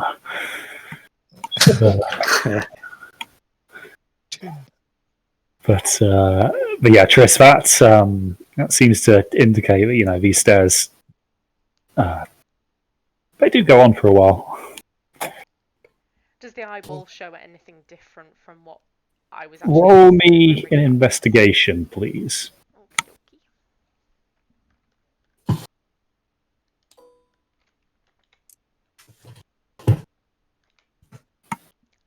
So that's 20 unnatural. Okay, so Triss, as you look around these stairs, the stairs themselves reveal nothing of particular note. They're kind of stone stairs. However, as you kind of cast your eyes across the walls, you can see that the torches are kind of held in these iron kind of torch holders, and on a closer inspection, you can see there are a few kind of runes carved into those. It appears they're in Dwarven. Bear with me a second. I speak Dwarven. In which case, you read them and they make sense. So, what these runes say to you? It reads simply: "Life leads us down dark roads, but sometimes it is necessary to see the light." I'm going to yell for them to come back down. Okay. After putting the belly button eye away, of course. Mm-hmm. So, yeah, the rest of you, it takes you a while and you're a bit out of breath when you do get down to where Triss is, but she tells you what she's just read. Any So, We extinguish the torches. Yes, my thoughts too. Anyone got any skill with putting out lamps, or we just go for it? with a powerful gust of breath, the torch is extinguished, and as you look, you can see that the remaining torches in the dungeon, in a almost Mexican wave, extinguish themselves both up and down the staircase, and you're left surrounded by a darkness the likes of which you've not really encountered in the natural world before. There's of course, even at night time, there is still a little bit of ambient light from the stars, but down here there is nothing. You can't even see the hands in front of your face. However, Triss, you notice that it appears to be below you somewhere. There's a faint glimmer of light. Hello? Oh! Okay, everyone, let's go super carefully and continue down. Mm-hmm. So, you guys, you very cautiously make your way down the stairs, but you can kind of feel the wall as support.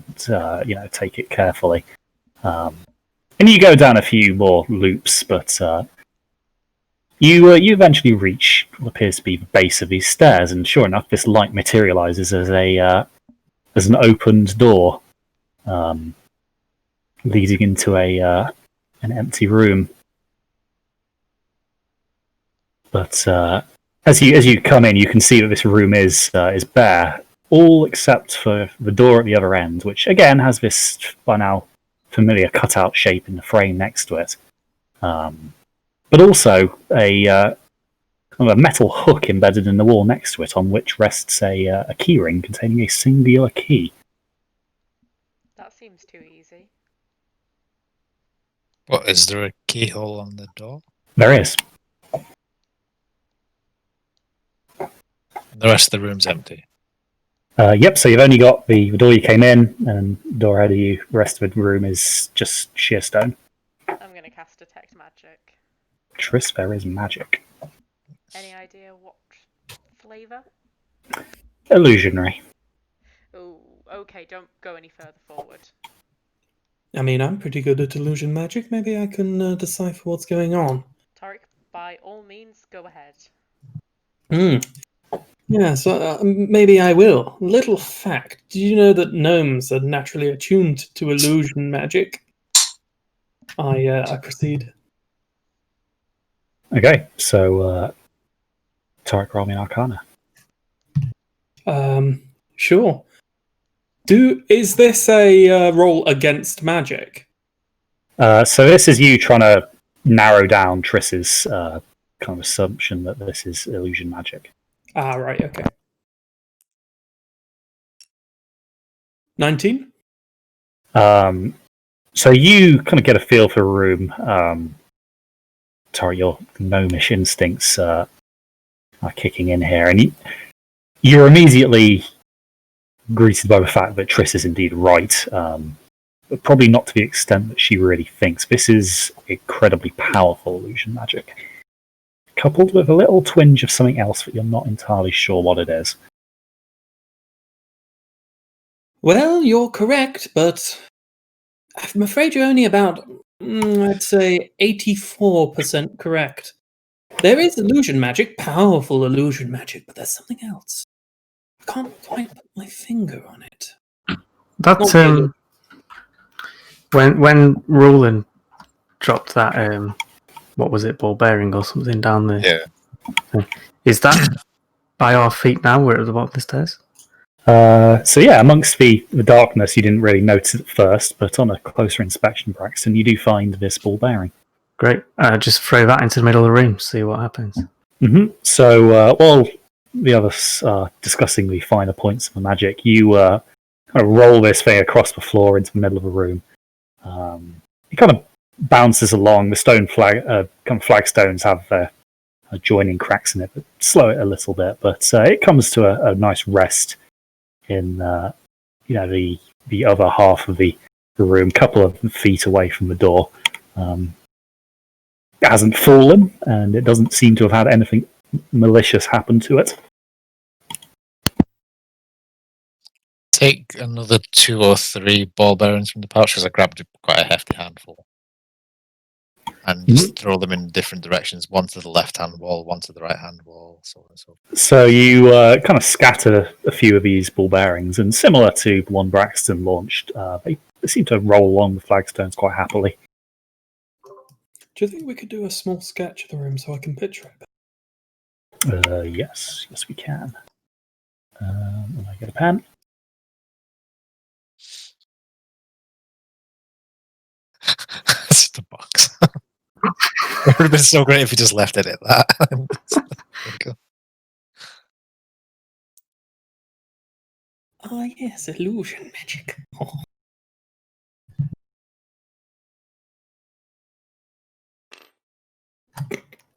You are here. Oh yeah, and the key is hanging on a metal hook on the other side of the room. Okay. And we're a bit scared to kind of go to just cross the room to get the key. I get you. Well, the ball bearings seem fairly safe. The door itself could be the illusion. Could be. Be traps of some sort, maybe Yes. pressure plates that the ball bearings aren't heavy enough to trigger. Yes, all are possible.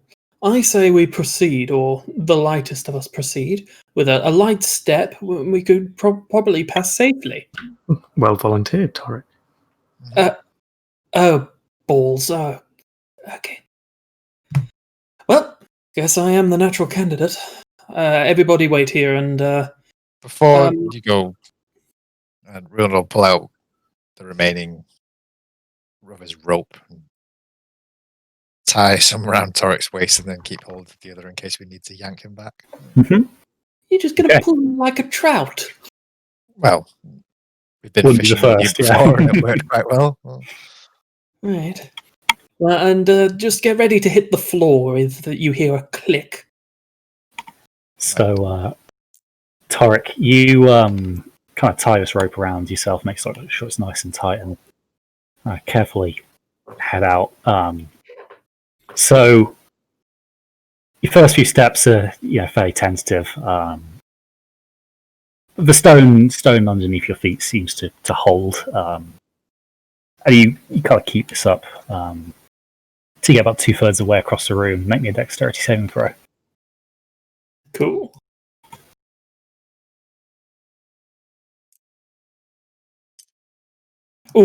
Flash of genius, that. So that'll be +3 +5. So 14 total. Torek, as you're about to put your foot down, you very quickly pull it back up. You just came dangerously close to tripping over Braxton's ball bearing. But you saw it at the last minute, and no harm has been done. So I just imagine like the boomer blade on my back could be like lighting up and lifting me slightly down. But whoa! Silly me. So yeah, you kind of carefully avoid stepping on that and then fall through floor. No, I'm just kidding. You don't. So you carry on and you get to the other side of the room. And the rope is kind of reaching the extremity of its now diminished length, but Ruden's still got hold of the other end. Sweet. I give a thumbs up and reach for. How high is the key hook? You could reach it. You'd have to obviously reach up, being a gnome, but it's within your grasp. Oh, that's good. I grab the key. Mm-hmm. So it's not completely dissimilar to the previous key. It's got a different head to it. The teeth are in different positions, but it's a similar manufacture. Awesome. I'm going to take it to this door and try it on the lock. Mm-hmm. So as you open it, the lock does indeed open. As you pull the door away, you can see that what's behind this door is just a wall of stone, very similar to the rest of the walls in this room. Yeah. I put my hand on the wall. It's cold to the touch. Oh. Well, it's not an illusion. This door's a fake. Triss is gonna walk around the room with her hand out at kind of the height that she would expect the door handle to be, or the height that the key was hooked on. Okay, so Triss, roll me an investigation.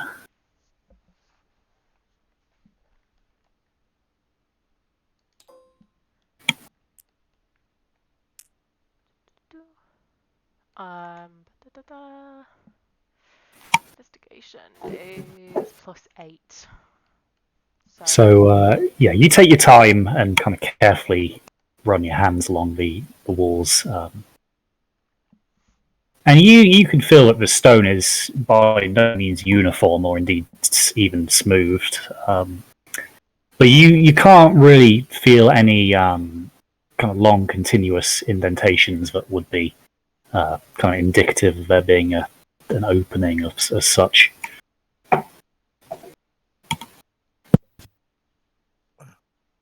What does the ceiling look like? Similar to that of the cave.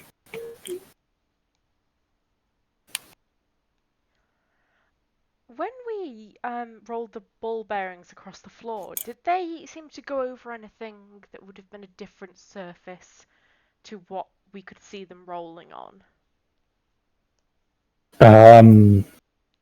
It didn't appear so, no. They were obviously scattered at different parts of the room, but they all seemed to roll. I mean, obviously there are a couple of bits that are smoother than others in this floor. It's quite old flagstone, so some of them will have rolled a bit further, so it's hard to really say, but none of them stopped dead or otherwise of a suspiciously different nature. Rowan will have a wander over to the door and inspect it a bit closer up. Mm-hmm. So the door itself is kind of heavy timber with banded iron reinforcements, similar to the previous ones you've passed through. Really, it seems the frame itself is kind of bolted into this stone as its anchor point. But the lock mechanism looks like any other as you examine it. So we'll close the door. Mm-hmm. Then open it again. So you close it and open it, and are met with the wall.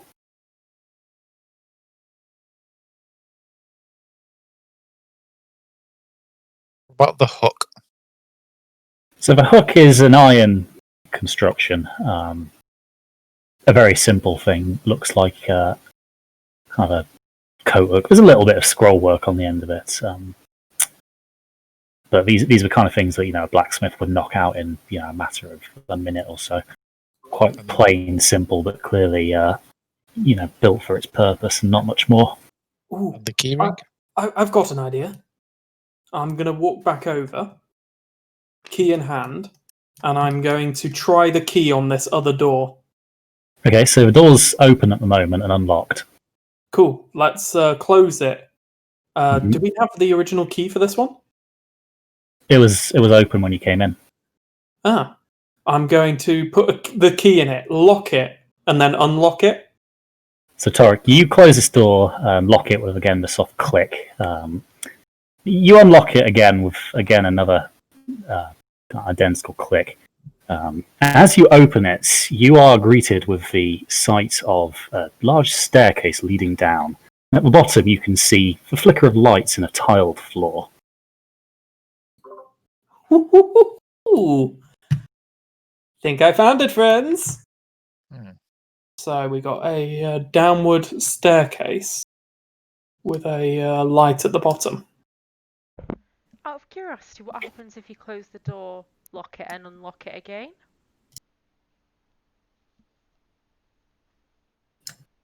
So, I mean, do we want to lose this orientation with it? Maybe not. I'm just curious. It's up to you. I want to know what that pretty light is. I'm like a mosquito.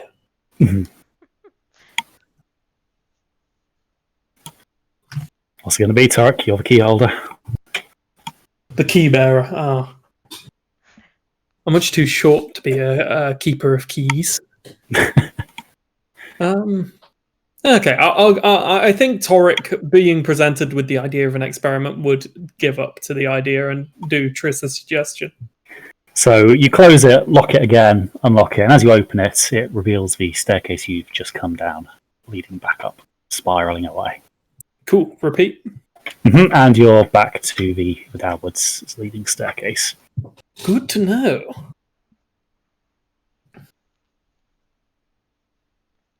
Thanks for the investigation. Are we ready? Yeah. Down we go. So, Tarek, as you lead the way, you get to the bottom of these stairs and your eyes just go like completely wide. You are standing looking at shelves upon shelves filled with books. The interior is clearly tiled and decorated in the manner befitting of a incredibly wealthy owner. It seems that you've probably got at least a quarter of the books in the library above stored down here.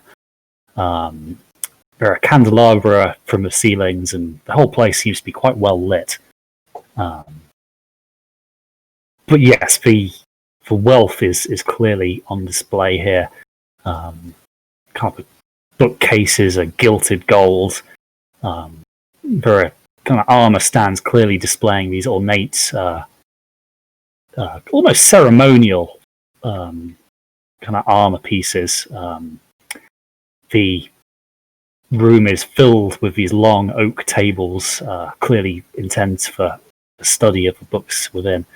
And at the far end, you can see that there's a large statue of what appears to be a celestial reading. And in front of that, you can see there are a couple of display cases, from the looks of it, containing a whole range of different items, not all of them books. How realistic does the statue of the Celestial look? Well, it's very, very well carved. You can tell that the stone work is exquisite. It's quite far away now, but it looks fairly lifelike. Can we... Ooh. I mean, there's so much here to unpack. Where do we start, fellas? Do we look for the book? The boob, yes. Did you say that statue was reading a book? Yeah, it's in a reading position. What Torek was thinking was maybe it got turned to stone like that guy we found. So the book in question is clearly far too large to be an actual book and is itself made of stone. It appears that this is a depiction of one of these beings reading, but the book itself looks to be stone in nature. Okay. Say, Paladin, you're supposed to know about these holy types. Does it look familiar to you? Can I do some sort of check to... Religion, please. Yeah.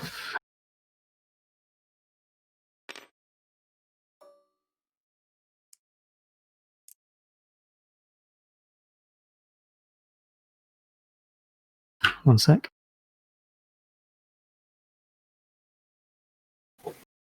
That'll be 17. So you know that the Celestials, they are kind of held in pretty high regard by most religious orders as being kind of mouthpieces and messengers, or at oft times even champions of gods. And there are different kind of different strata of Celestials, if you will. Some of them famed for their prowess in combat, others for their patronage of knowledge, others of justice. So you look at it and see that this is clearly one of the knowledge-bearing Celestials. So a lot of religious organizations do believe that a lot of the reason why the races have developed civilization is through the guidance of such beings.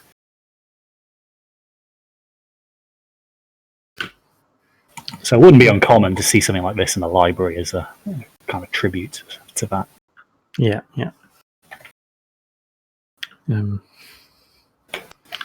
It's more of a religious sort of symbol, Toric. It's believed that a lot of them are sort of bearers and bringers of knowledge. As to specifics, I'm not sure exactly who put it there or exactly what it depicts. Very interesting. In Gnomish society, we don't really have that kind of figure. We did all the knowledge collecting ourselves. Could I go and have a closer look at that statue? Mm-hmm. So Triss, you make your way down into the center of this library, and you can see there are kind of two almost concentric rings of bookshelves here. As you draw near to the center, you can see that there are quite a few of these display cases containing all sorts of weird items and curious. However, one draws your attention more than most. It seems to be from the look of it, a metal contraption, and within it, kind of floating between two bits of metal, there is an energy field of some sort. And contained within, floating, not touching either of the metal kind of end pieces to this, there appears to be not a book per se, but a loose collection of very ancient-looking leaves of a paper-like material. It's thick enough to contain, you reckon, probably about 100 or so these pages. Based on the information of you'll know it when you see it, do I think that this is the book in question that we've come here for? Given the reverence it's clearly being treated with to be displayed as such, you would think so. This display case, first glance, how easy is it to get into? It's not even locked. It is just a kind of a wooden, almost cabinet-like thing where these are stacked. I'm gonna walk up to the cabinet and detect magic just to make sure it's not trapped or anything. So you cast detect magic, and there is clearly magic at work here. You don't know the type, but in that kind of area, yeah, where the kind of book is being stored, that metal bit, you can sense there's magic, which, I mean, a casual glance would probably confirm as well. The thing is floating within a sort of contained field.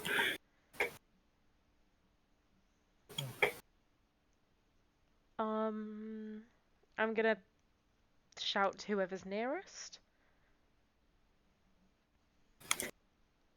Well, so speak to whoever's nearest. Probably yeah. Cautious about yelling.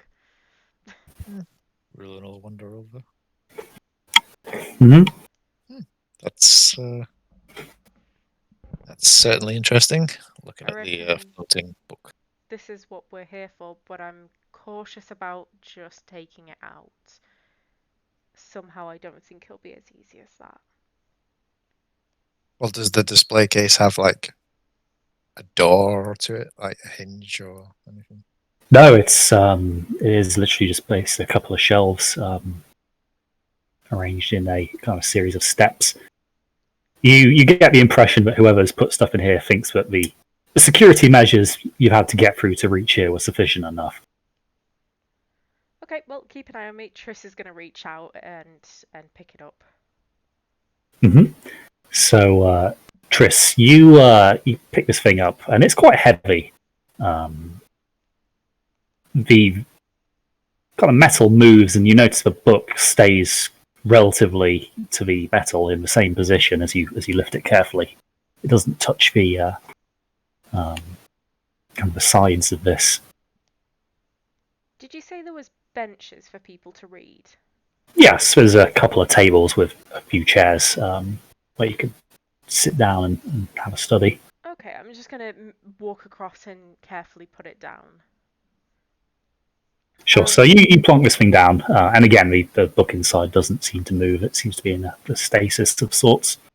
What's the title, the writing that I can see from... It's in a language that you can't understand. Ooh.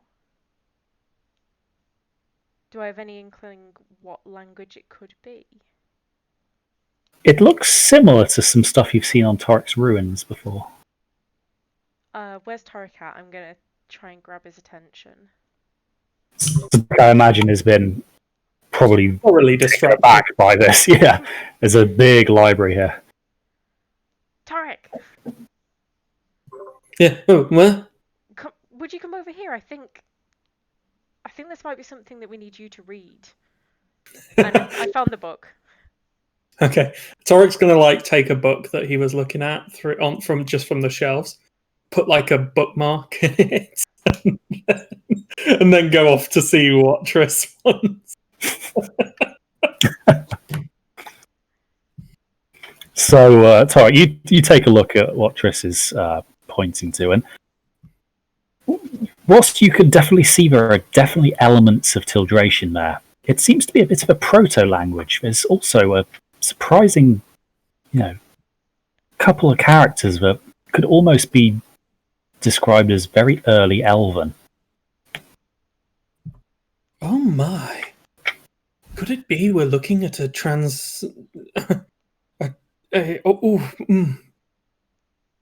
Transitionary piece of text? Yeah. Well, see this word here. These two words in Tildration Elven have always been a little similar, but this depiction of it is like a mix mash between the two. It's really strange. So it could be that one language came from the other. How does that make any sense? Could it be that the Tildration taught the elves? Triss is gonna reach out to touch the book and cast Identify on it. So, Triss, as you reach through this kind of stasis field, your fingers start to go very, very cold at first. And then you can't feel them as you realise they've gone numb. But as you look, you can see that there is a distinct layer of frost forming on your hands. To the point where you can't really move your fingers once they're in there. Pull it back, pull it back, pull it back! She's gonna keep them there for the time being while she's casting it for as long as she can kind of cope with it. So, With your hand! Triss, the ritual does take a bit of time. But you cast it. You cast Identify. And it seems that this, what is in front of you here, represents a kind of concerted effort by a scholar of a considerable age and antiquity to piece together from the looks of it, a series of texts and findings and various bits of information collected from apparently all over the continent regarding the Tildrache.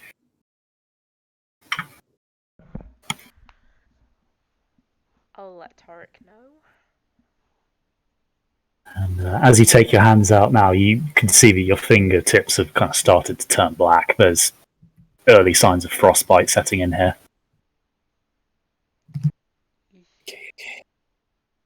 You need to get your hands warm immediately. And just a slow warm, though. Don't light any fires. You just need to keep them warm and start to try and get the blood flowing again, okay? Okay.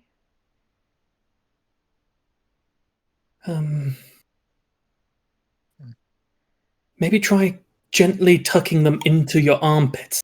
It was an old giant technique to avoid frostbite back in the day. I'm going to use that as like a historical example to try and assist her in a Medicaid role to treat herself. Yeah, so Tris, with that, roll me a medicine, but advantage. With a +4.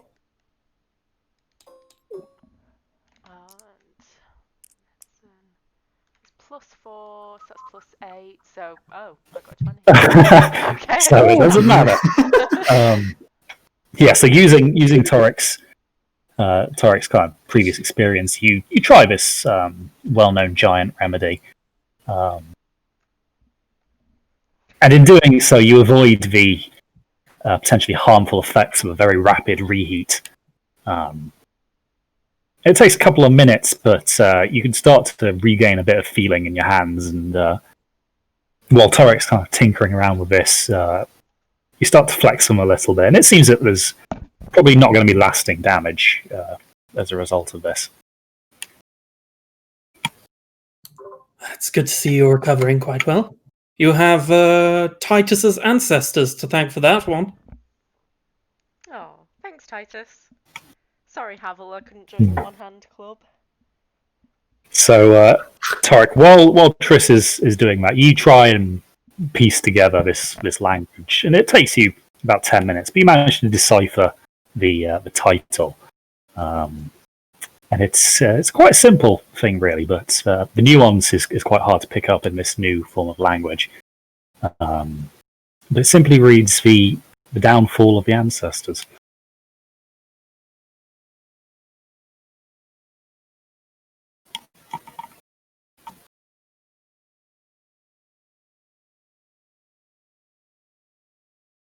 Okay, the downfall of the ancestors is anyone else interesting. suddenly concerned about the quantity of money someone was willing to pay for a book related to the Tildrache? What? Say again? Sorry, is anyone else concerned about the quantity of money someone is willing to pay for something related to the Tildrache? Yeah, I'm also concerned who's after it.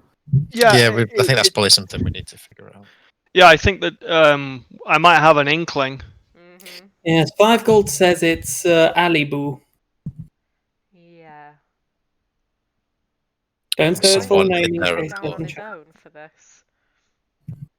I think maybe we'll need to keep hold of this for ourselves. As much as the money would be appealing, and as much as you'd like to help your friend, this isn't really the kind of thing risk. I think it's Getting a bit out. bigger than that, unfortunately. Yeah. So Well, we the could, rest of you... follow. Sorry, Karen Titus. Oh, I mean, Titus wouldn't know this. It's metagaming. Titus would. So, Titus is fast asleep because he's so bored. Speaking of what Titus is doing, so the others are clearly involved with this book, Titus. Books aren't really something that hold your interest for all too long. So you have a look around the rest of the display cases, and you can see that there are actually quite a few kind of really interesting pieces down here. There's a couple of pieces of armor that strike you as being quite well made. There's a weird kind of tube-like thing attached to a kind of bit of wood, combined with a pouch that seems to hold a potion or three that you can see lying there.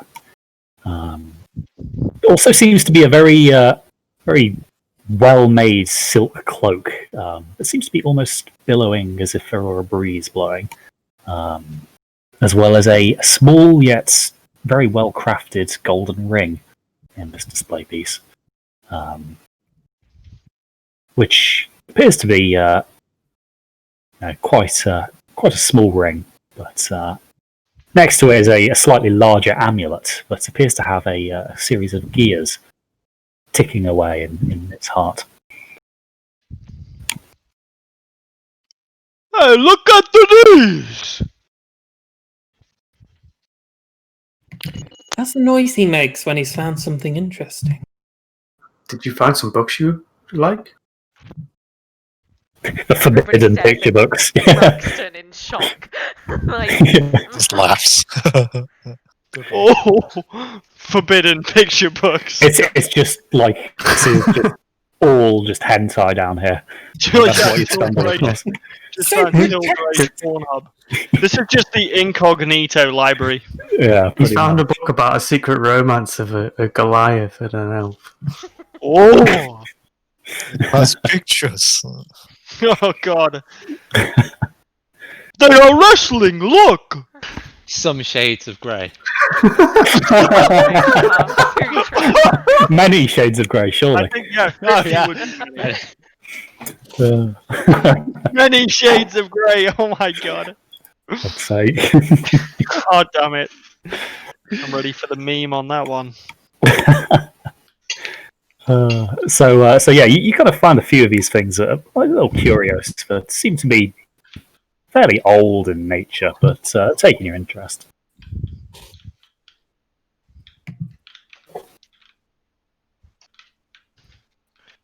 Titus will probably want to get somebody else over there before he goes, because whenever he touches stuff, an alarm goes off, or there's some kind of death trap, so he's just going to wait for someone else. So you kind of beckon, and the others, you've clearly heard Titus's. Yeah, he's clearly onto something here and wants you guys to have a look. Right. Sorry, you're probably too involved with the book at this point to really hear that. Yeah, definitely. One thought that does occur to mind is I don't think this area has many defenses. The thing about the cold ray that Triss encountered doesn't strike me as a trap. Could it be that it's used to preserve the older book? Eureka, I've done it again. That's genius. Because I mean, whoever erected this had faith in the previous rooms. Erect. could be. Or it could be the book that's causing the ray. Oh, that's possible too. Further experimentation required. You go see what Titus wants. Okay, everybody come across. Let's all gather let's around and all- see what he's up to. Around the campfire. Let's leave Okay. Tarek to it, and yeah, let's go see what Titus has found. So Titus, it seems, has stumbled across a, well, not quite an armory as such, but it seems to have some arms and armor and a few other curios that have been deemed, valuable enough to store away from the prying eyes of the surface dwellers in Lairden.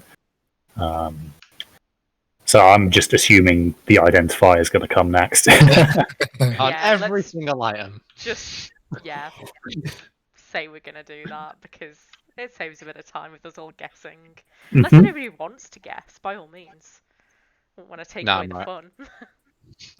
So, Part of the fun of picking up a cursed item and not realizing. yeah. Ah, shit, not again. So, Tris, the first thing that Titus points out to you is a very well-crafted set of leather armor. And you can see that kind of interspersed amongst the leather plates here are little studs, no bigger than a kind of half a pea, of adamantine. They're quite close together. It almost looks like kind of metal bubble wrap is kind of on this, but it's a +1 set of studded armor that's made of adamantine. The next thing you kind of brought your attention to is this curious tube and the pouch with the flasks. And what this is going to have to be a custom item, but it's basically going to act as a potion launcher. So you can kind of fill it with various potions and launch them with a range of a close range 60 feet, extreme range 120, with a +1 modifier to both hit and damage. Like, screams, Tarek. Mhm. That's It's a grenade definitely launcher is essentially what you've just given to Tarek. Like, Chemical grenade launcher. The flasks you can see in it hold a green liquid, which are kind of acidic flasks. The damage of which would be 2d10. Oh my god. Nice. Oh my god, he's gonna fucking love it. Do we think that we keep hold of this and save it for a better opportunity to give it to him? You know, we're like for, really for his need it. birthday. Yeah, maybe. We'd have to tell him on the way out when we go through the zone of truth. Well, it's the zone of truth. If you just omit to tell him, then it's We don't you need to just tell him all the keep secrets. silent. We just get zapped as we walk through. That's it. Yeah. The little ring is a ring of strength, so that's going to give +1 to any unarmed strikes. Strength based on arm strikes, or Just unarmed strikes. Oh, mate, take that. The cloak is a cloak of billowing, and it billows dramatically behind the wearer, whatever the weather, and gives advantage to intimidation rolls. That's I freaking love that magical item. Ooh. That sounds like a Havel item, actually, to be honest. Yeah. so. I don't intimidate anyone. I'd have to speak to do that.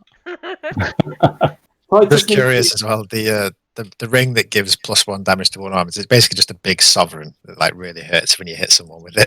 It's just like a knuckle duster or something. It's not magic. It's just a big weighty ring. Why are all these rings connected? That's gonna be sick for a monk, dude. That's the gonna be +1 ring of pimps. You just get enhanced pimp slap. Your unarmed attack now becomes a backhand pimp slap. But Yeah, if no one's any objections. yeah. No, And that Go for it. works. And then the final piece that you saw in that was a clockwork amulet.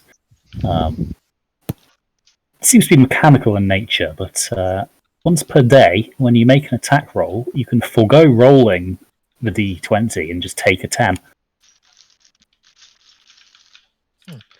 Huh. That's really good. That's really, really good. Yeah. Oh, I've seen the clockwork amulet before. So I've had it in another campaign, yeah. Good item. Did you just say you can That take is a sick 10 item. instead of Yeah, so instead Yeah, of so you- instead of rolling- roll higher, you're guaranteed 110. Yeah, so Havel will just say, right, that dice is a 10, so I've got +12 or whatever stupid Yeah. thing Yeah, now, it'd be a so that's a 22 hit. 22.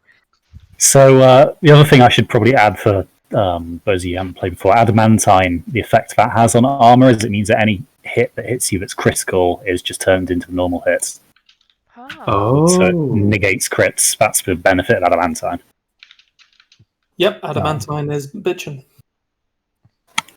That's crazy.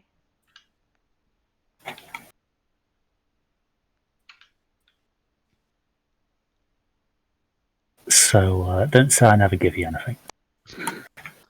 Who's got the worst light armor out of us all? I have just. Chris by 3. Probably give it to her then. Cool.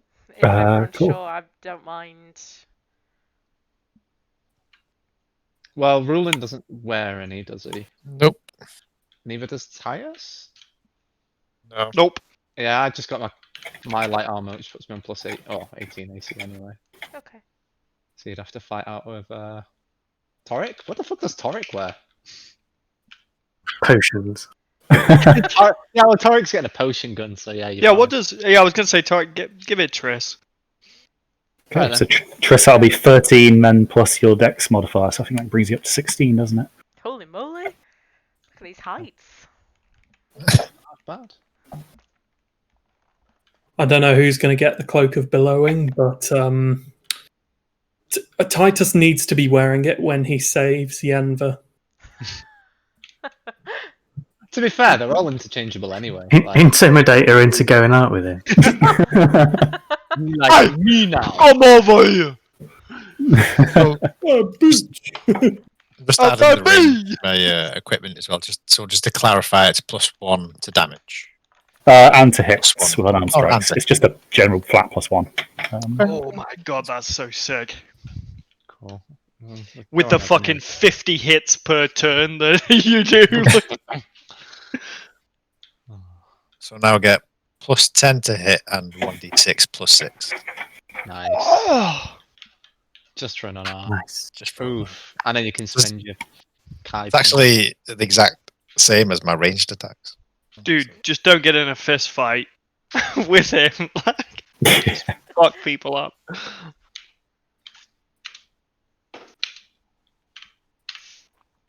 So there's the amulet. Who's taking that?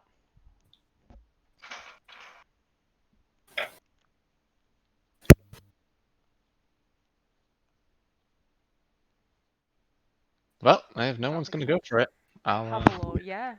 I was Yeah. going to say Havel because he's got the highest Yeah. addition to hit. Also, Yeah, it's most likely to be useful with Havel. Yeah. also with Havel, he's got the ammunition that means if he crit fails, it's the most devastating. So if he needs a Yes. shot to count, That's true. He's not half wrong. So, Torek, you can hear a bit of commotion as the others are divvying up this loot. would you be So, quiet? Braxton can wear the cape for now. I've only just finished my set of reading forks, so I can read this book. Tarek, can't you just use Mage Hand? I don't. Do I look like a mage to you? Oh, okay. Not some bloody amateur! Leave him to his forks.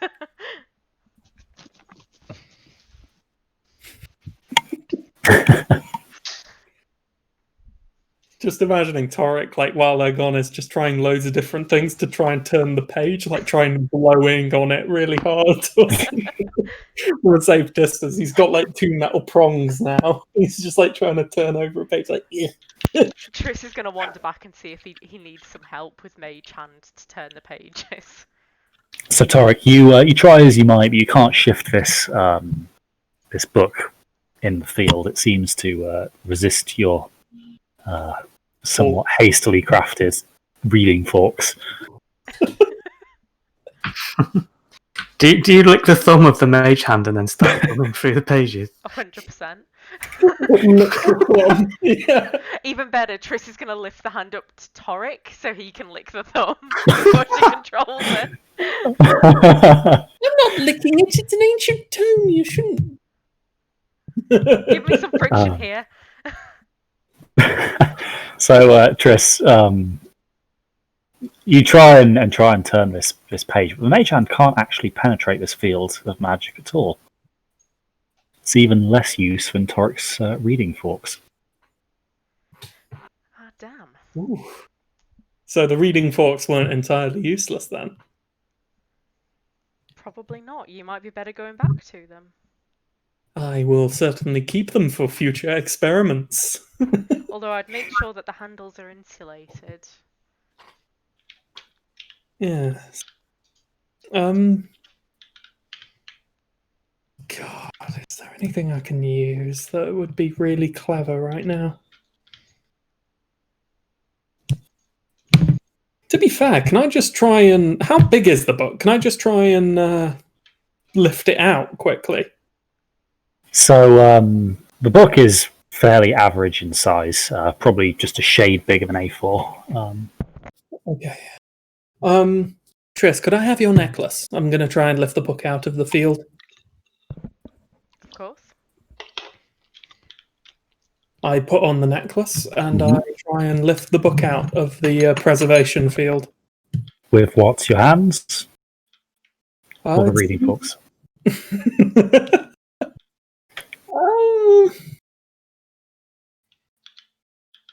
I was going to do it with hands, but now that you mention it, I'm going to like walk up to him and be like, maybe it isn't such a good idea. Homie! I'm going to send Homie to pick it up. Mm-hmm. So, the homunculus is, fairly big compared to this thing, so it can't really get in there. But as its kind of little mechanical manipulators reach in, Torek, you kind of watch in horror as we kind of finer mechanical parts seize up and seem to freeze in place. Homunculus's damage protocols kick in and it immediately pulls back. Oh no, that's nice. Okay, looks like it's going to have to be flesh and bone.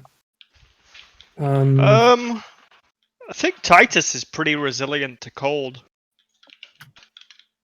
He definitely is used to the cold. The Northlands of his ancestral homelands were pretty frigid. Yeah, Well, by Goliath. all means, Titus, just don't rip the pages, please. Oh god, this sounds like actually that's probably a bad idea. Oh,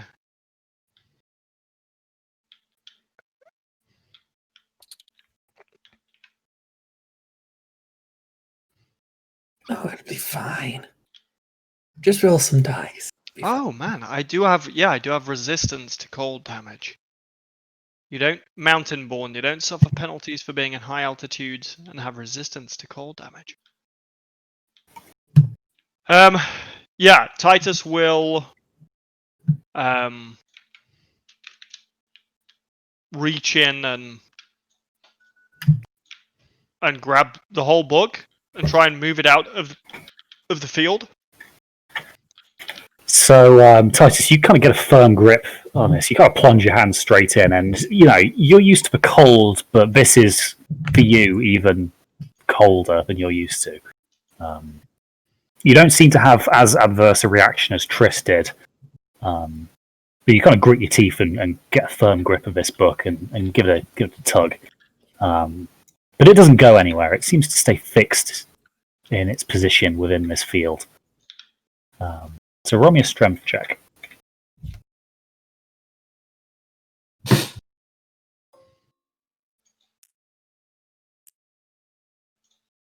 It's saving throw or just check? Just a check. It's not a saving throw. 19. So you kind of think, oh well, you must just got a good pull grip on this. So you readjust your hand and you kind of brace your foot against this table, and you kind of put your back into it. But this book doesn't even move an inch. It is firmly fixed in its stasis. Alright, well I gently turn one page and then just pull my hands back out. I can't move it. There is some sort of trick. Interesting. Torek is scribbling frantically.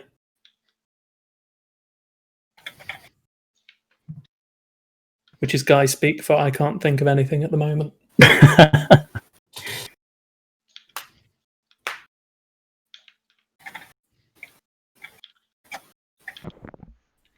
So you back away, Titus. You haven't taken any damage from this, but your hand was starting to go a little numb there. I stick my hand in my armpit, which is an old giant trick. Passed down in the tribe for many moons. So maybe what we need to determine is whether it's the book causing the cold, or whether it's the thing that's holding it. Because if it's the book, and we go ahead and destroy its casing, then we're probably in a bit of a situation.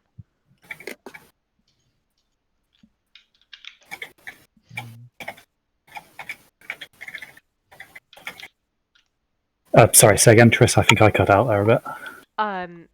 I was just saying we need to determine whether it's the book that's causing the cold or the thing that's holding it. If it's the thing that's holding it, then it's not so much of an issue. But if it's the book and we go ahead and break its casing, we could all end up in a lot of problems. You'd also end up destroying the book. Yeah, that too. Maybe it's something that we can take away and then spend more time working on it. I mean, not that we're necessarily in any rush here.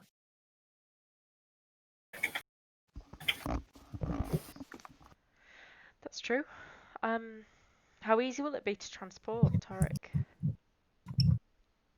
How easy would it be to what? Transport this thing?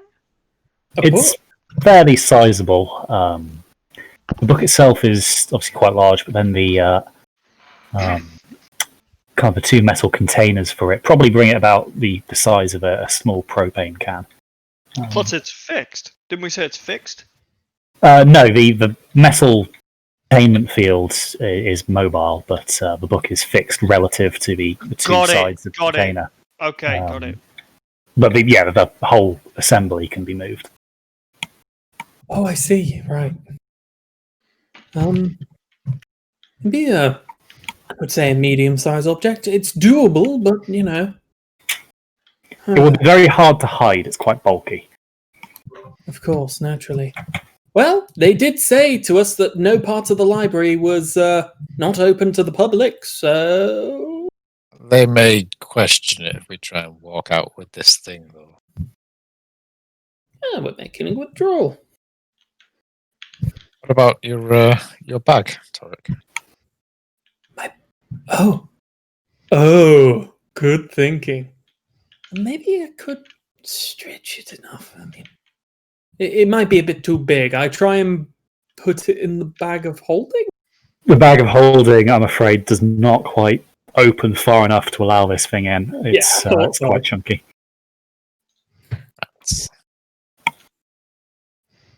Could you hide it in some way? Does it fit in my basket?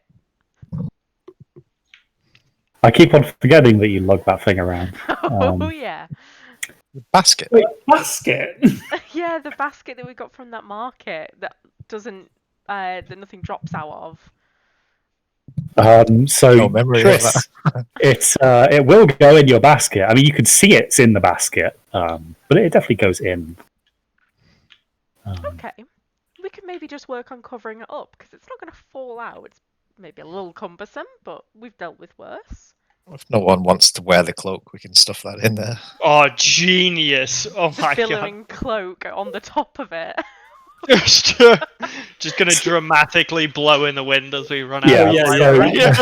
So, Tris, That as you won't get any attention, yeah. as you stuff this cloak on top, it looks like you've just got like a basket full of like live animals under there or something. Tell you As this what, thing billows. everybody turn their backs. Triss is gonna change into the new armor and put her old armor, the old leather armor, over the top of it. hmm So you get into this, and despite the metal fixtures to the armor, you can still move very very easily in this new stuff. And you drape the old armor on top of the cloak, and it's still moving a little bit, but it stifles the movement just enough. I mean, if anyone wanted to wear that cloak, by all means, now's your moment to shout, but we might be able to get it out like this.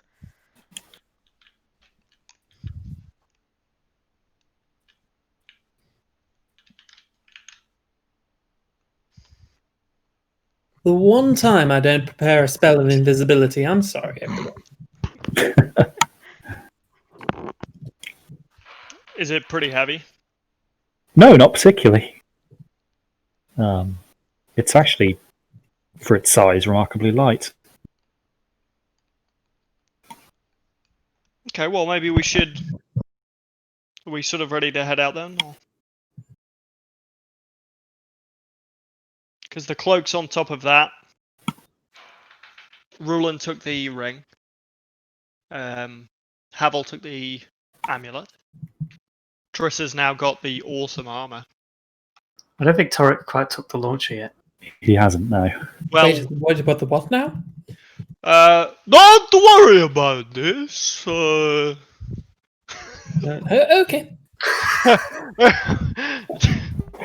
Should we, well, Torek and Titus had a moment. So I think,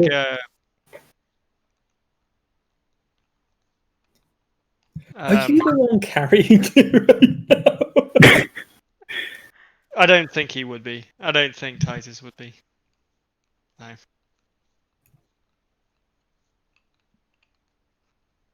Hey, Tarek Tooth, look at this. Oh my. It is fancy schmancy like you, so I think you like it. Quite the unique propulsion device. How marvelous. Propulsion device. Yes. So, Tori, you can already see the potential. It looks like the flasks or the canisters that these potions are contained in would be easy enough to replicate, given the right ingredients. Hey, look at these delicious drinks that come with it.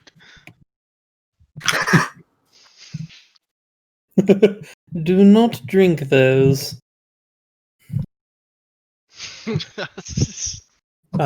Yeah, could I get the stats to that weapon PM to me or something? Yeah, sure. I'll send those across Thank to you right now. My man.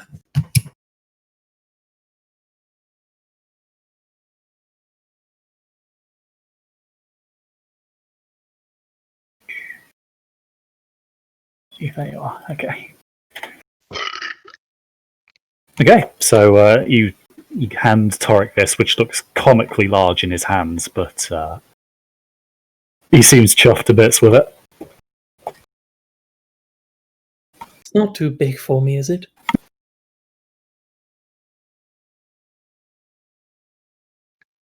Is it too big for me to use? You definitely could use it. It just might have a hell of a kick. Ah, that's fine then. Or you might have to put it on the ground and use it like a mortar or something. But, Like I was those gonna say, is Chinese it going to be one of those comic cartoons where he fires it and it's just going to be Torek going flying backwards? I could use it to escape danger. rocket jumping Torek. That is everything that I needed but didn't know I need. Just a trail of destruction behind him. Just, uses it to traverse like the city streets or something. Jumping right. from rooftop to rooftop. Oh my god. Disintegrating said rooftops. So much vandalism. What are the guards even gonna do? Wait for you to run out of ammo, probably. Pray that you're shooting some healing potions in amongst all of the rest of them. I would love that. Torek just has to roll an intelligence check each time to make sure he puts the right ammo in it. Just Oh. Cool. So Triss, you've now got this device stored firmly in your basket, which is now on your back and billowing a little bit. Probably not enough to draw attention on casual inspection. Okay. But it wouldn't hold up to a prolonged search, shall we say? I'm gonna have a good look at it. Would it be better to just wear the cloak? I'm gonna ask at large. Well, it depends. Do you think wearing a billowing cloak will be incognito?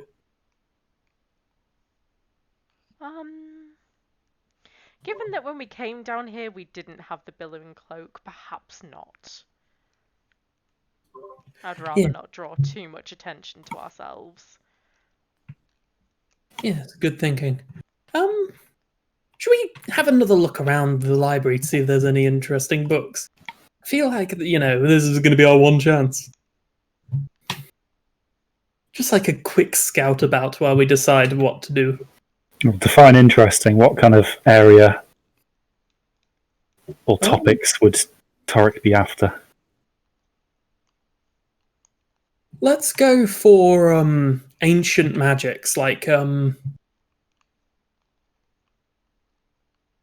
any magic that has to do with deities. Maybe something that could hint towards how to repair, say, the bindings of Kovatara. So you take a good look around the library.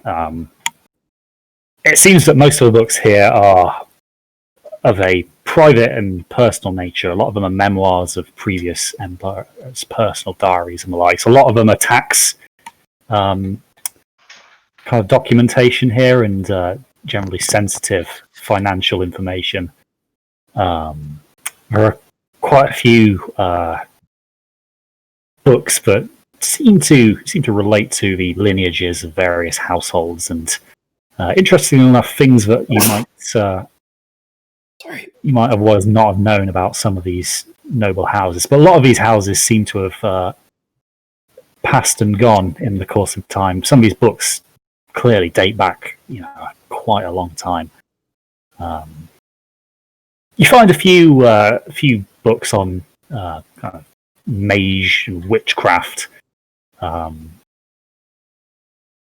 Reading through it, you realise that a lot of it seems to be, just wrong, for better terms. This was clearly written when the races had a more primitive understanding of the magical arts. That's no good for me. But I'm afraid you don't find anything relating to kind of ancient deity binding magic.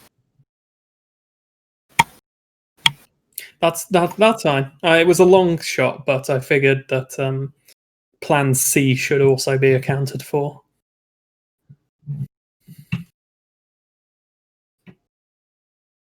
Although, actually, Guy, as you, sorry, Jason, I'll just do this first. Roll me a perception, please. Oh no. Well, I'm definitely going to try and add a +5 to this. Ooh, 18? As you look around, you notice that there's seemingly a slot where a book might have been recently removed. Ooh. Depending on its neighbours, could I deduce what it is? So the kind of a neighbouring text seemed to be a record kept from a much, should we say, darker time in the Lafari Empire, and seemed to be interrogation logs of various prisoners. Oh. Interrogation logs? What the hell? Very interesting. Okay. What exactly is it that you're hoping to find? Well, I was hoping to find something to illuminate me to the methodology of the magic of the conundrum we're facing with Koftar. But look, a book is missing. It's the only one that's missing in the entire archive. I think it used to be some interrogation logs. Out of curiosity, we didn't see any books left on tables or anything like that while we've been in. No, you didn't. Everything's tidy. They were kept neat and free of any detritus on them. I suggest we undo any other disturbance that we haven't looted. Torek takes the bookmark out of the book.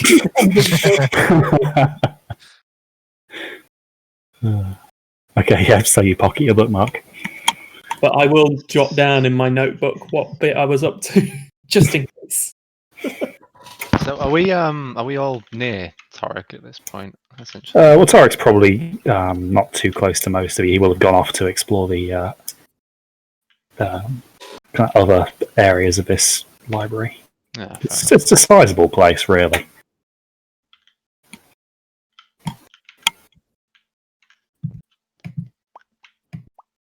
Cool. Never mind.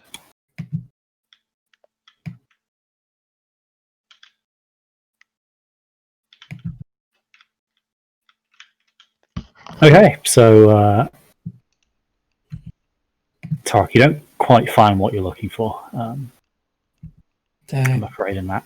That's all right, though. But the others are kind of waiting for you back in the central part of this library. Yeah, sorry to keep you all waiting. Triss would probably have a bit of a look through, see if there's anything in any of these books that could be knowledge that would be worth selling to anyone. Well, Triss, you recognise that quite a lot of these books would be the kind of thing you would have fenced in the past. The only problem being that you were always asked for a specific book. You never really stole a valuable book and then attempted to flog it. most of these buyers have in their minds what they want already. They're not there to browse. So whilst these look like they could be valuable, finding a buyer for them might not be a simple task. And while she's there, she's going to have a look and see if there's anything related to the book that she read that she ended up turning into a warlock for. Anything of that kind of ilk. So yeah, you kind of look around for mentionings of that kind of thing, and it draws you very very closely to not exactly where Torek was looking, but close enough to that section.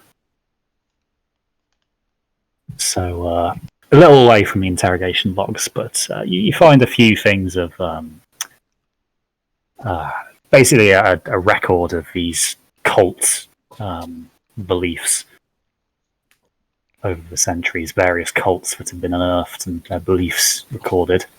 Is there anything that sounds similar to Rantigoff and the things that I kind of know about Well, him? they're quite thick books. You reckon it would take you several hours to really digest the contents. It looks like, it's probably the right place to start.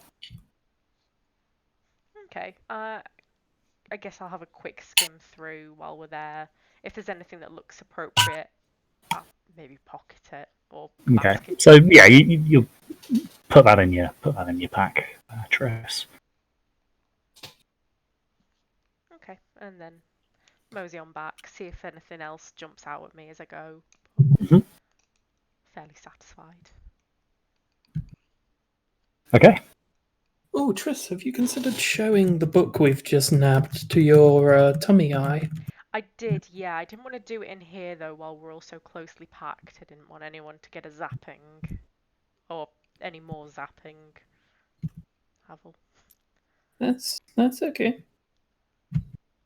Once we're somewhere safe, I'll have a look at it. Or if you guys want to step out ahead of me, I can have a look before we leave.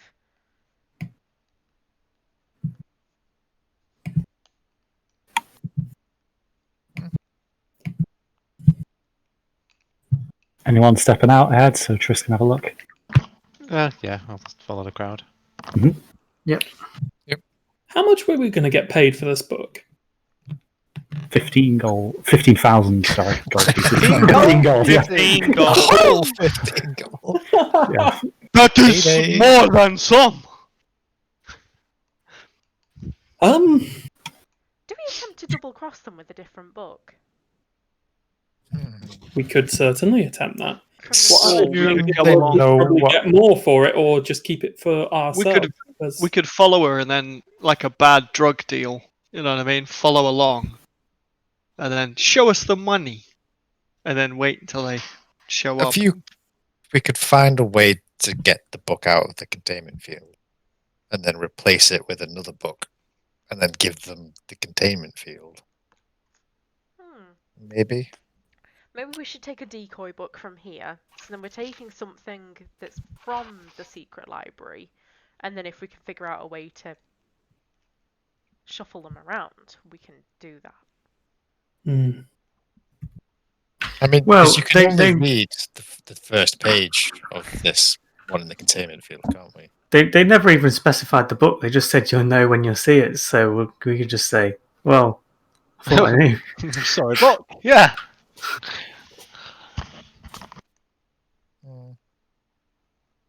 Are there any other kind of snazzy looking books that we've walked past that might have drawn the attention? Oh, there are Any, a couple of fancy looking hardbacks that might do a trick, but none as obviously different as the one that's currently in there. I think we should be prepared for the fact that one, Rainier won't agree to let us meet the client themselves. So whatever we give to Rainier, she'll have to take to the meeting. And then we'll have to be ready when they realise it's the wrong one. That's a couple of ways around it. So there's no books bound in human skin. No, it doesn't look like With a it. face on the front. Oh, that's a shame. Doesn't Torek have the ability to write anything and then have it disappear? I do. So if you could get the book out, Torek could just copy pages so they at least think it's the same thing and then You're asking me to copy a 400-page tome? Well, no, Yep. you copy a couple of pages and then leave No, the all rest of them 400. blank. Nope. Every No? single one. Every single one. But why I- don't we just give them the original book in that case? What? Well, this Well, way, you because can then we get rid present of what's the on it. original, and I could censor anything I don't want them to know. The entire thing. There are blank pages. Yes, you've given me a book filled with black bars. It's a redacted. Yeah. All redacted. Every last page. The All I'm Ministry of thinking Truth is says this We is don't what need to do the first page necessarily. I mean, that's all they'll be able to see from the containment field. They won't be able to turn the pages. Unless they have some kind of, I don't know, book fork. It might stand up to first inspection at least. We go to the drug dealer, they've got book spoons. I'm like, oh, why didn't I think of that? I think either way, we need to know who it is that's after this book. So we're going to have to follow Rainier anyway to the deal. We need to Yeah. know if it's Alistair or one of Quintilius's other underlings. But whoever's following them has to wear the cape of billowing. You got yourself a deal. That sort of is down the line anyway. We still need to get out of here. So Shu and I'm gonna have a look quickly. Okay. Okay, so the rest of you kind of shuffle away, kind of out of the inner ring here, and let Triss do her thing.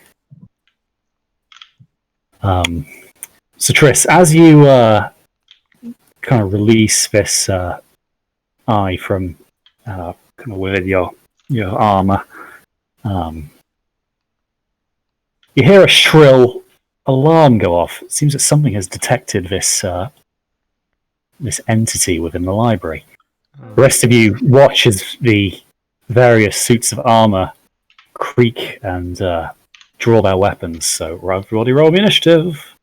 And Tell you also, what, Oh! I I just should need to probably. Yeah. Oh, we could have had this a while. Yeah, Can someone erase all that for me? Should also say, Triss, the gates between the inner ring and the outer ring slam shut, leaving you alone with two of these suits. So Oh. I think you did the right thing, Crispy, not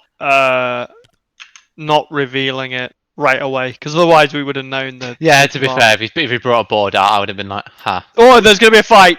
yeah. That's a fair point, actually. So Triss, you are Palawan. stuck in the middle with these two fellas. Stuck in the middle. The rest of you are kind of up near the tables. Would you mind quickly just sending me the stats for that armor? I did a quick search but couldn't actually find it. Yeah, sure. So it's a +1 studded armor, and it's adamantine, so it negates crits. Okay, cool. Negates crits. That's fucking amazing. As in, like, turns them to regular hits rather than like no damage. Yeah, it's not like you just don't get anything. I mean, that's a crit, still, never mind. That's That's nothing. still really good, yeah. that's Yeah, still it is. incredible. Crispy, That's that- gonna be amazing. Oh my god. Sorry, guy, what were you going to say? I was just saying, He'll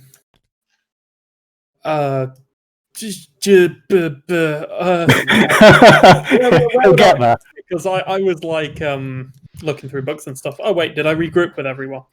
Yeah, you'll be a little bit off center, that guy, but Like here-ish? yeah, about there. You're mostly on your way back, so not too bad, really.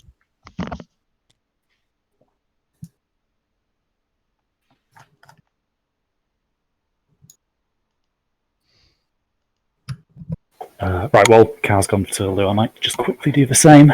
But are people, I should probably have asked this actually, are people okay to fight this one out if it takes another hour and a half? Maybe it probably won't, but cool, just thought I'd double check, because I we might can drop pause. out slightly What about early, but you, Pascal? What, I'll sorry? stay as well. Yeah, it should be about fine. Cool. Again, I might need to... Well, I'm hoping it will take less than an hour to do. Well, We've so got I was going to combat. say our average fight is like half an hour, 45 minutes. Yeah, we've actually got pretty slick now. People are much more comfortable now than the beginning combat. I mean, realistically, when it gets to my roll, we'll just roll damage and I'll pick someone.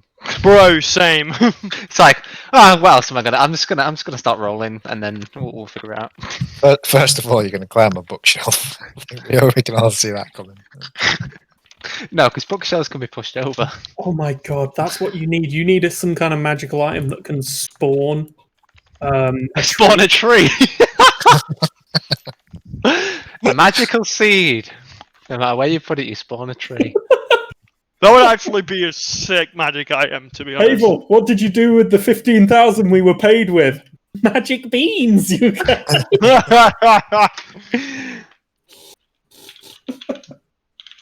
That's a sick idea for a magic item. It's a creative one. You could imagine people going really crazy with the creativity of that. God. Oh, have we rolled initiative? Or... I have, yeah. Yeah, we have. I think.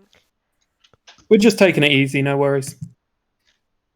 Because God. You know what, actually, before he gets back, I'm going to go for a pee as well.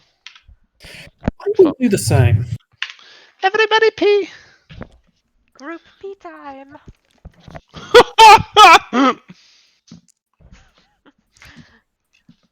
Bonding. Everyone leave your microphone switched on. Oh yeah, I got advantage on initiative. I'm like it. Oh, I knew Jason. Dirty bastard. What? Oh my god.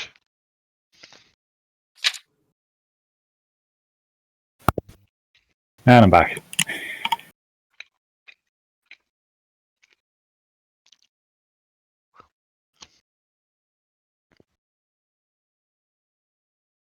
And I'm done. Is that everyone? Or are we still missing anyone? I think Pascal needs the toilet. Give me a sec. The fuck do you want? Get out of here.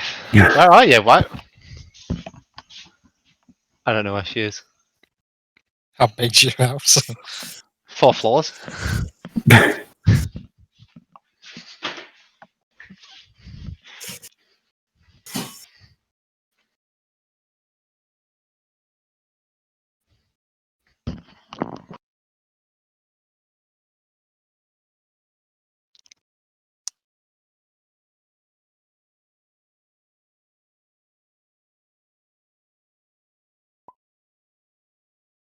Let's just remember the fact that we are recording this, and Jason's piss is now going to be immortalized. On the Oh my god! On our already demonetized stream, yeah. yeah. That one guy who watches him is going to be so. We just figured out because we're. If he's stuck around this long, he's probably into that. You never know.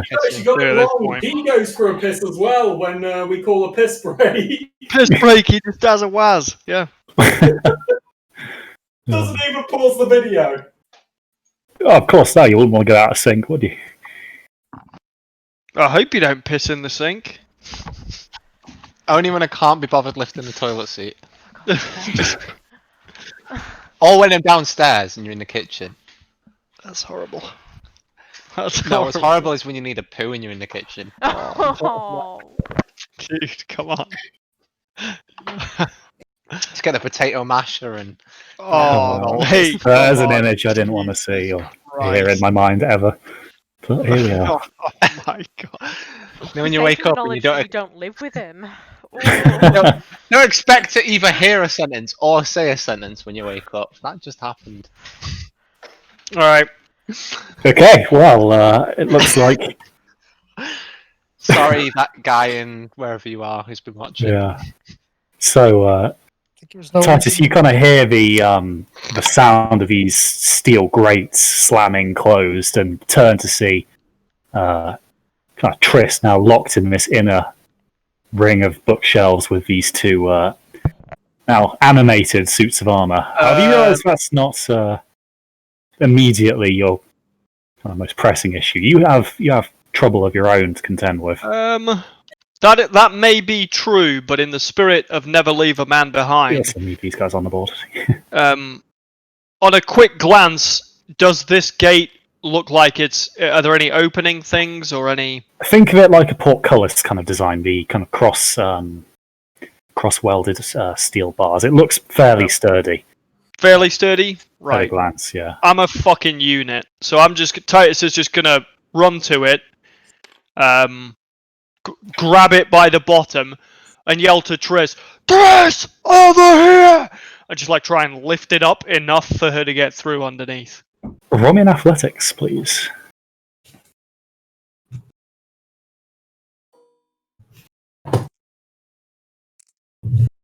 Oh, fuck.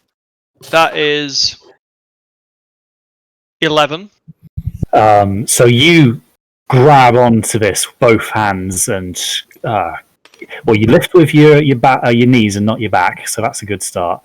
But it's incredibly heavy, and you suspect it might even have locked into place at the bottom because you can't move this an inch.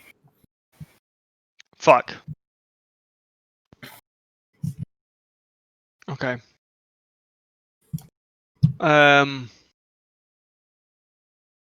I see anything in the room that would help her?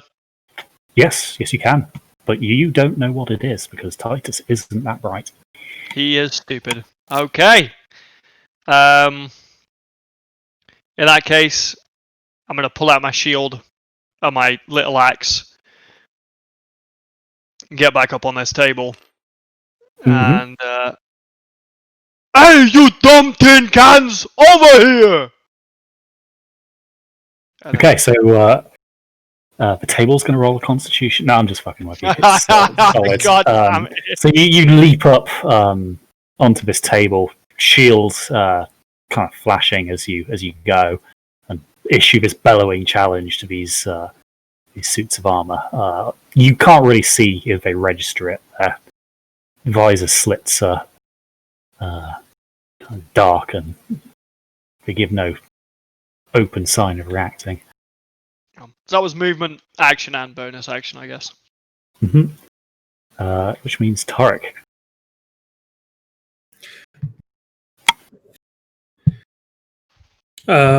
Cool. I am going to. Hang on, where's? So you got 3 gates into this ring. You've got kind of this one here. You've got and 2 kind of stashed in the middle. Oh shit! Yes. Okay. I think how do I do it? I think I will. I'm gonna run over to the party, and funnily enough, I'm going to end my turn.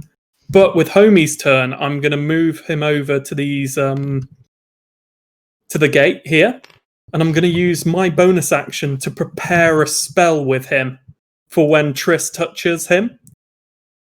Okay.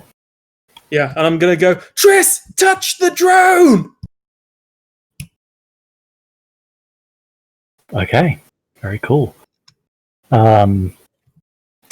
So, Triss, me and you are going to have a roll off. See who goes first here. Okay. Just flat, no modifiers. Oh.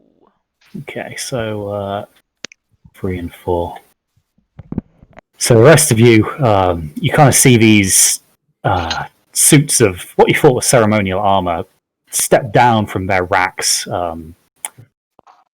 They've drawn these very long swords that they've now taken up against you. But they start marching over towards you here.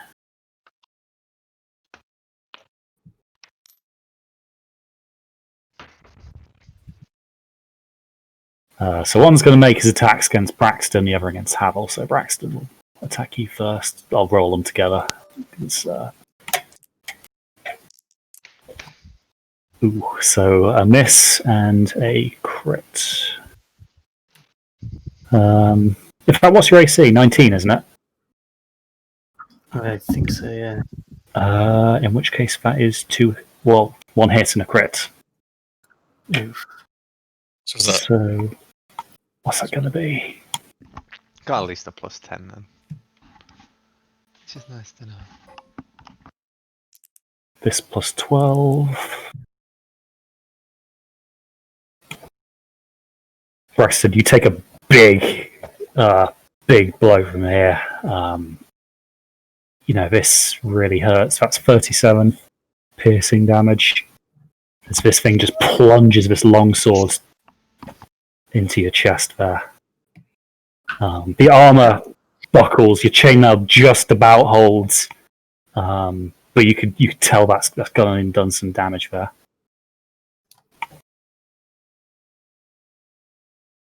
And Havel. Is it 2 attacks? It is, yeah, both against you. Oh, okay. It's just But you managed to kind of draw your short swords in time to parry this blade as it goes in for a very similar thrusting stab that Braxton just received. You managed to bat the blade aside, but your armor takes a bit of a nick as the edge of the blade runs along it just past your midriff. And Triss, you're up. Okay, I'm gonna run to Homie, 15, and just reach through and touch him. Cool. Homie is going to administer a spell to you, and this is going to be a bit weird for you, but it'll let you slip through the bars. I cast Gaseous Form on you. Okay. So, Oh my god, guy! That's so smart. That's great. So, you transform a willing creature you touch, along with everything it's wearing and carrying, into a misty cloud for the duration. The spell ends if the creature drops below 0 hit points. And while in this form, your only method of moving is a flying speed of 10 feet. However, you can occupy the same space as other creatures, and you have resistance to non-magical damage, advantage to strength, dexterity, and con saving throws. Can pass through small holes, narrow openings, and even little cracks. But interestingly, you treat liquids as solid surfaces. Cool. Notice, no more keyholes. Wow, the difference in how me and Guy solve problems. Great. So I'll zip through here. Was that my action then? No, that's just movement. All right. Cool. Yeah, touching Homie, I'd count that as a free action because it is just reaching out a hand. Yeah. And then from here, can I still see these two guys? Yeah, you'd be able to see them through the grill. Okay, I'm gonna Eldritch Blast. You cannot cast spells or attack in this form, but Ooh. dropping concentration you can do as an instant action in other people's turns. Once she's on the other side of the bars, like if you don't want to be gaseous anymore, I could just dispel it. If you want to use your reaction to do it, I'd let you. Oh, I think that's fair. Yeah, I'd do that. So Cool. like you just So kind of seeing Triss come out, you then you utter the appropriate command to the homunculus who presumably administers the counter agent to this. Oh no, I utter the cancel command, which is Eureka! The solidifying agent. Yeah, so Triss, this is a how should I put this? Not a very delicate experience. You feel fairly nauseous after all this, but you're not trapped in there anymore, so it could be worse. Excellent. Yeah, so I'm gonna start by number 2 and do a repelling blast as well for him. Mm-hmm. So that's 21. That is a miss. Ooh, okay. And I'm gonna try again. Oops, same guy. Wait, 21 is a miss? They are armor. 25. That one hits. Oh, thank God that hits. Fucking hell.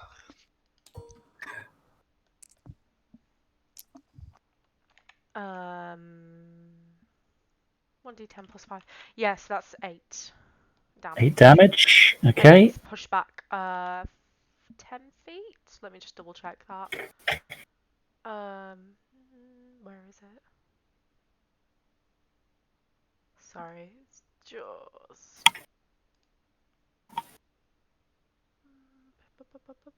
features and traits. Repelling blast, 10 feet, straight line. So you kind of blast this guy into this kind of side of a bookshelf on the gate here, and you hear a kind of clang resonate, kind of reverberate through the room as this presumably hollow armor seems to, make the sound seem louder than it actually is. And that's Cool. Alrighty. Brings us to Havel. Dash me.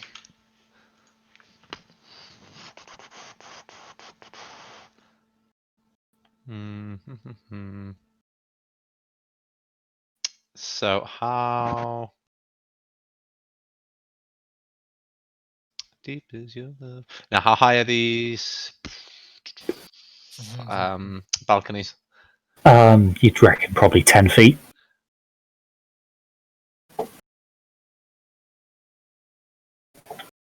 You've got the staircases leading up to them. Yeah, I know. Yeah. This gentleman. Don't like him. What, is he giving you a funny look or something? No, but it'll get a reaction, won't he, if I move? Like if you disengage. That is Yeah, true. but then that takes up my action, doesn't it? But don't you also have telescope? Oh yeah. Yeah, exactly. If you teleport, does that cancel someone's opportunity attack?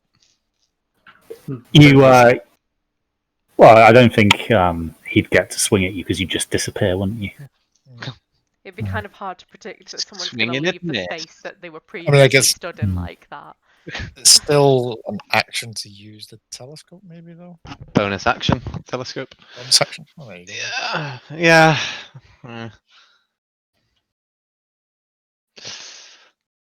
But I might need it later. Nah, screw it. Yeah, I'll bonus action to use the telescope to get to this spot here. Okay, so Hal, you reappear on this this balcony. You've got a good top-down view of this this melee that's going to soon be happening here, or is already happening, I guess. I'm in a library tree. Right, let's do it. Just a process tree. The tree of learning. Amazing. I suppose books are just paper, so could this be favoured terrain? Who knows? It's technically the woods. Logic would dictate I'll go for the one that this one, knowing that Braxton's about to start wailing into it. I'll join Braxton in the fun. Okay. And amazingly, I'll fire 2 standard arrows this time. Sure. Just to gauge. Roll them up.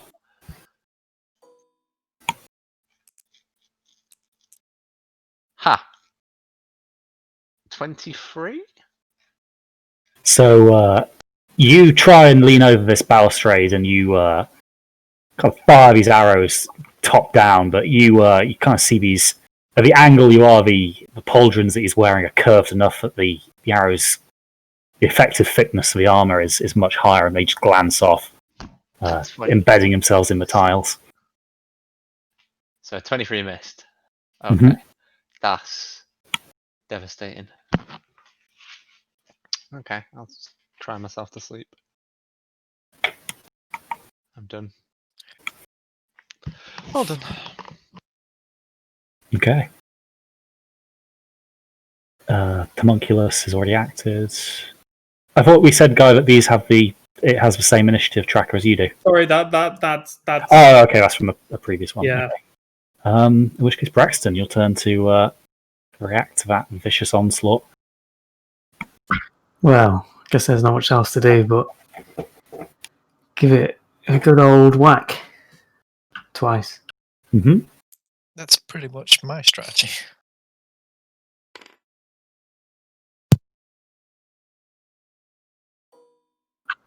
Whack, whack. Oh, we both missed. That's like a 13 and a 20. So, Braxton, you kind of staggering a little bit after this blow, pull yourself upright and bring your shield up. And as you counter thrust, the first one is parried by this a large two-hander as the suit draws back its sword for another blow. And you use this kind of change in direction of your blade to try and go for an upward slash. But again, this kind of catches the armor at a strange angle, and you don't manage to penetrate it. In fact, I'm gonna make you roll a history of advantage from your military background.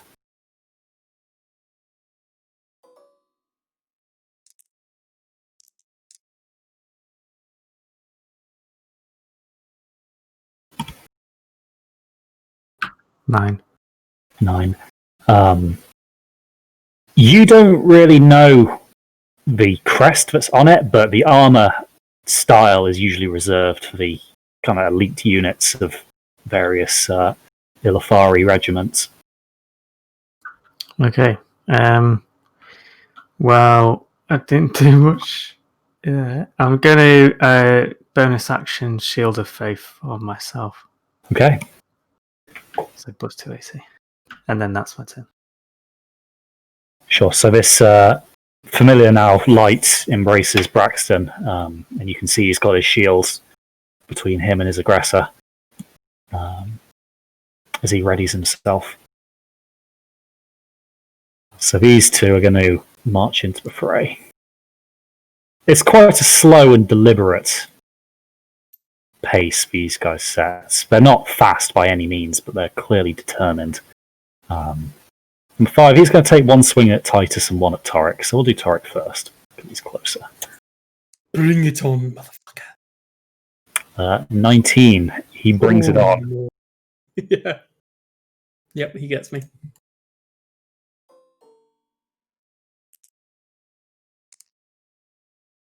So Torek, you take 20 damage as this longsword just cleaves through what little armor you actually wear. The blade bites deep, and you can kind of feel the steel nick against your ribs. Thankfully for you, they seem to do their job and keep it from the vital organs, but my god, it hurts. And Titus.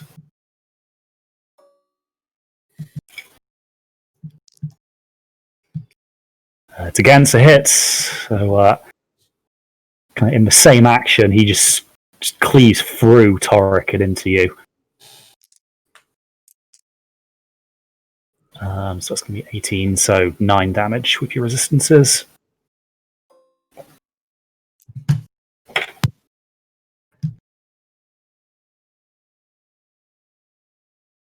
Any modifiers to that?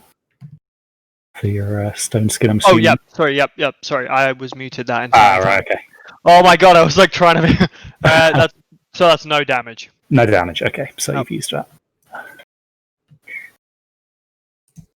So Torek kind of took a bit of momentum out of the swing, coupled with your naturally resilient flesh. This sword doesn't really have to penetrate.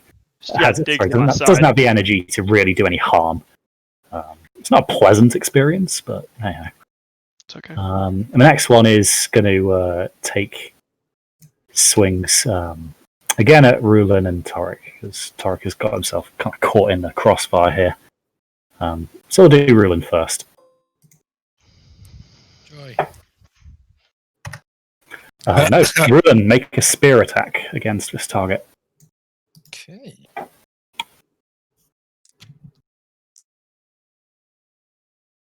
Hits. Yeah.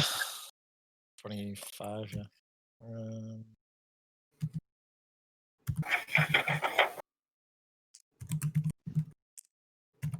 $15. 15. So, kind of seeing him coming over at a fairly lumbering pace, it's not hard to really predict what he's going to do. So as he brings it in for a swing, you kind of throw yourself under the incoming blade and thrust up into the now exposed armpit. And where previously this might have, severed a man's tendons or arms, you kind of feel it go through with almost no resistance. But it seems to cut through some of his strapping on his armor. Torek, roll me an Arcana. Will do. Just a sec.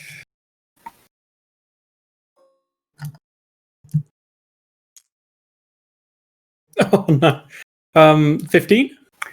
So still dizzy and not really paying too much attention to that first blow. You do notice a little kind of flash of light, as if some magical element has just been damaged.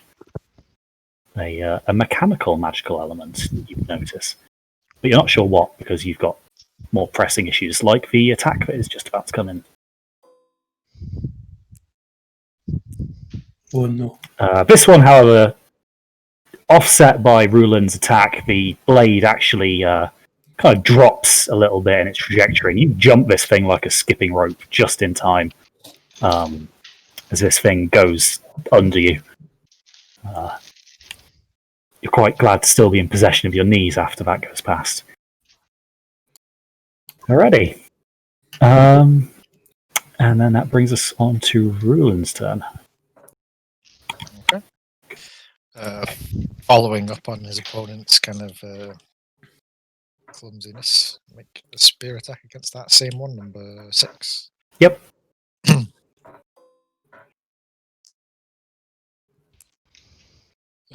13.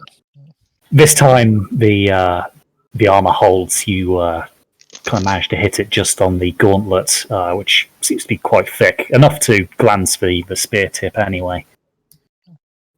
Spin it around for a second swing. 21. That's a miss, isn't it? So you use momentum to kind of drive the blade downwards. This time, however, it glances off the sabaton that he's wearing. Okay. Feeling a bit frustrated. I'll grip the spear in my left hand and flex my new signet ring on my right, and just go for a punch straight to his chest with as much of my key power as possible. So that's a flurry of blows. Yep. Key point. And here we go. First attack. Hey, there you go. New signet ring. Doing its work. Yep. Rolled up. So that's Damage. 3d6 plus 12. No, you don't double the modifier. It's only the dice. Oh yeah, sorry. Correct, yeah. Plus 6 then, yeah. Oh, that's a lot of shit. 11. 11 damage. Okay. And let's say, yeah, why not make it a stunning strike? So DC 15 Constitution. Okay. While I'm rolling this guy, Sabaton is like the armored thing you'd wear over a boot. Ah, okay. Oh wait, no, stunning. Well, that conversation that we did have that one time, wasn't it? That technically a monk's unarmed strike does count as a melee weapon attack. Yes. Yeah. Yes, it does. We did confirm that, so I can do stunning strike with unarmed. Yeah, and I think you're at the level where they do magical damage as well. Yeah, I reached that a while ago. So the armor, as the ring makes impact, you can see that some of the decorative lacquerware kind of enamels onto the chest plate kind of cracks and flakes away, revealing underneath the steel of the armor, but also a kind of weird glowing series of interconnected lines snaking over the exposed metalwork. However, this thing takes a pace back, steadies itself, and then reassumes a fighting position. That was on a 50. So either it's got a +9 to its constitution, or it can't be stunned. But okay. Right, second flurry of blow attack. That's a miss then. Yeah, in its new defensive stance, the hit is quickly brushed aside by the guard of this long sword. Okay. And that'll be that. Alrighty. So now that Triss is out of the immediate line of fire, the suit of armor kind of picks itself up from here. And Triss, you roll me a perception, please.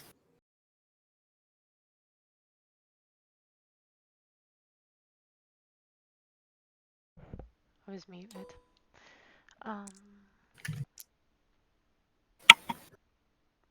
You don't see what it is, but this suit interacts somehow with this gate, and you see the portcullis raise, and it calmly strides into that corridor, and you lose sight of him. This one, however, he's going to come to this gate. This time, however, you do see it close up. He presses the mailed gauntlet into a very familiar recess in the side of the door frame here. You can see that something on his armor slots in and would click the gate raises here. And he's going to take a couple of swings at you.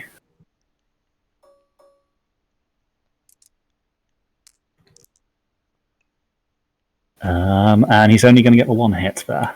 Oof. What's Triss's AC? 16 now. So that is going to be 13 damage for you there, Triss. The new armor actually it holds up against the first attack, but the force is sufficient that whilst the adamantine holds up, it directs the blade into a gap between two of these studs, and the leather is not so hardy. But it's taken a lot of the energy out of the blow, and the blade doesn't cut too deep into the flesh beneath. Alrighty. Titus and Torek, you get to decide. What do you think, big man? Well, you need to. I'm gonna try and tie up all three of these guys, because I think we need to get the fuck out of here. AC 24 and they're surrounding us. We don't have to fight them to the death. So Titus is gonna step. Well, you take the first turn, but I would recommend you get the fuck out of Dodge. If I leave, I'm gonna proc attacks of opportunity. Not if you disengage. But that's an action. Okay.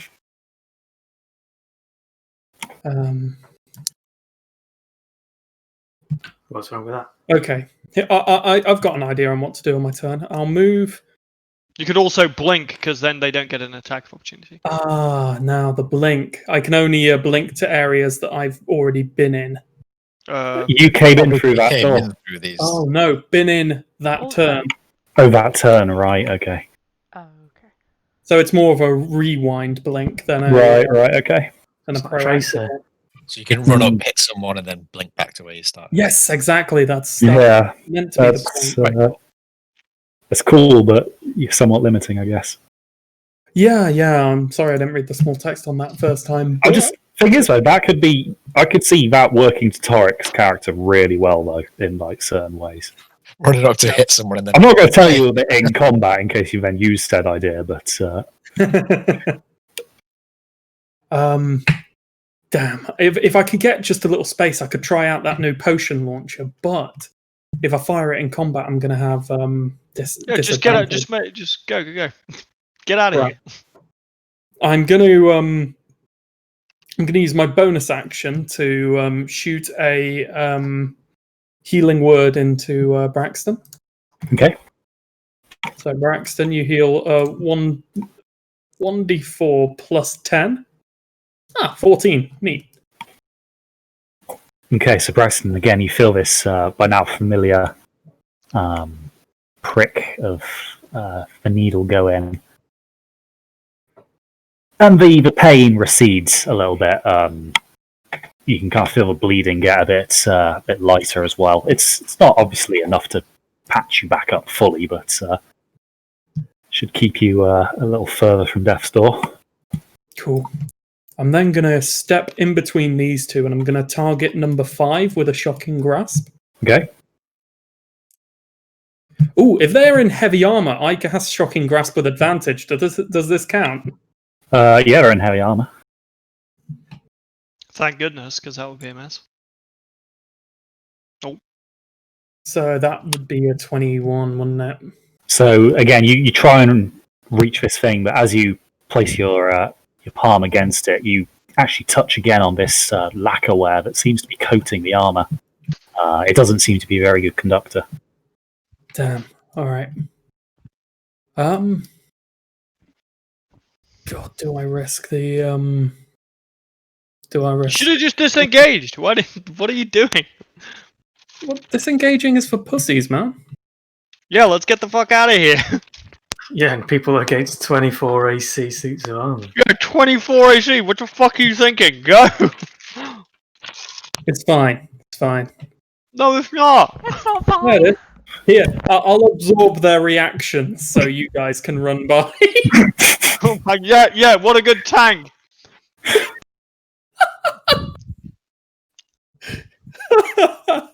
Oh shit. Yeah, I probably shouldn't do that. I guess I'll end my turn on that spot. Oh, Okay. Titus. what a bell end. All right.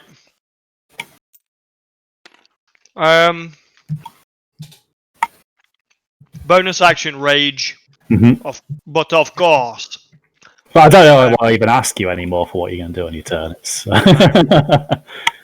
I'm gonna also let's scale you up a bit there. You're looking a bit let's get rid of stunty. Oh, thank you so much. That's a little more like it. Fuck it. These guys are pretty beefy, so I'm just gonna pull out the great axe. I'm gonna do 2 attacks on number 6, actually. Okay. Just because he's Taking a bit. a Yeah. little bit of beating, and he's also blocking the way out for everybody else. So first attack, reckless, die. Of course. That's That's a hit.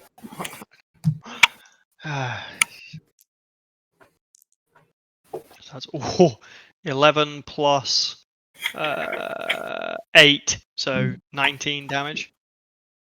Okay, so you put that axe in, and you can see a large kind of tear appear in the kind of shoulder pauldron of this armor. It's clearly penetrated that. Good. Fuck. That's gonna just be 20, which is not gonna hit. Now alert to this new threat, the suit takes a step back away from the axe blow, and you just miss as you bring it down from on high. Fuck. Con save for the axe. Oh, It's a fail. that is a fail. Okay, Titus. D6 necrotic. 3 necrotic damage. 3 necrotic damage to Titus. Ooh. So you can kind of almost feel this axe's frustration that there's no blood to be had in these things. It kind of drives your rage to the next level. Chaotic evil Titus, anyone? Jesus Christ. Okay, Tris, roll off again for who goes first. Just a flat d20, if you will. But now 6 gets disadvantage. On. Against the ancestors. Ooh. And again.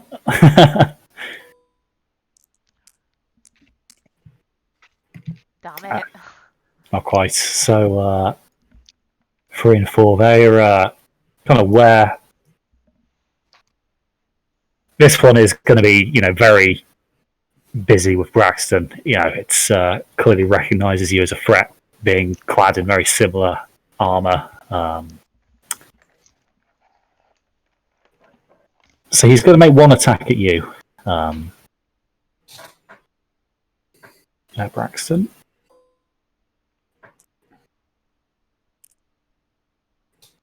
She's going to hit.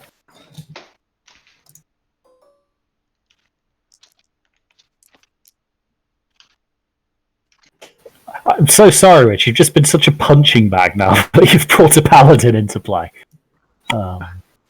Yeah. It's not ideal. That's another 24.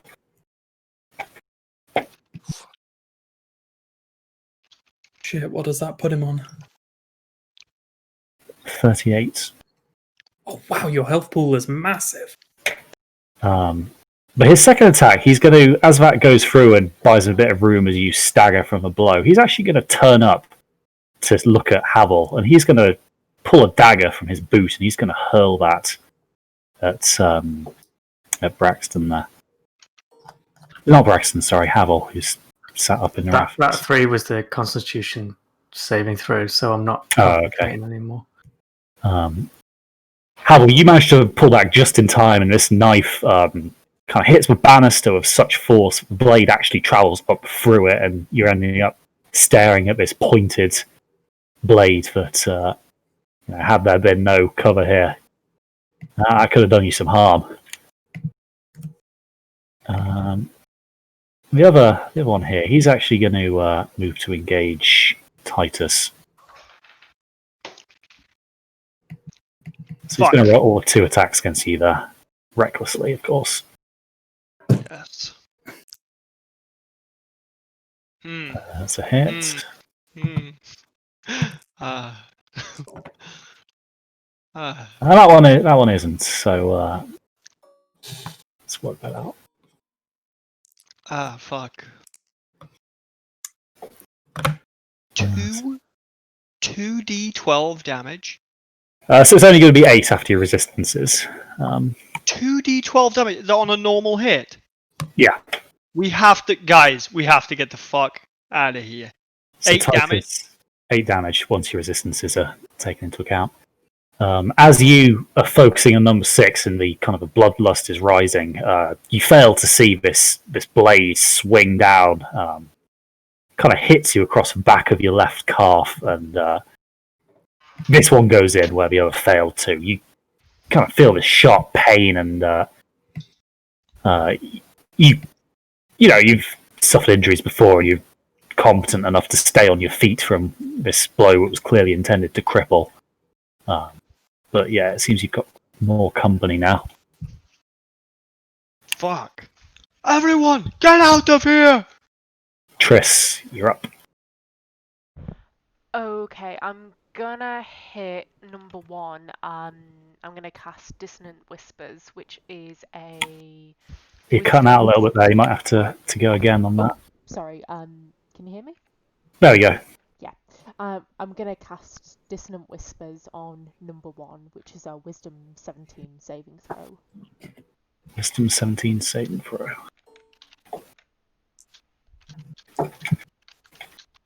Shit. Triss, whatever you were hoping to achieve here with these kind of otherworldly whispers, it appears that it has no effect on this creature. Right, you are. Do we have any bonus actions? That is the question. The answer is no. So I'm just gonna stand there and hope for the best. Shit, I had a bonus action with my homunculus. Fuck. I'll let you take it. I mean, that is just an oversight.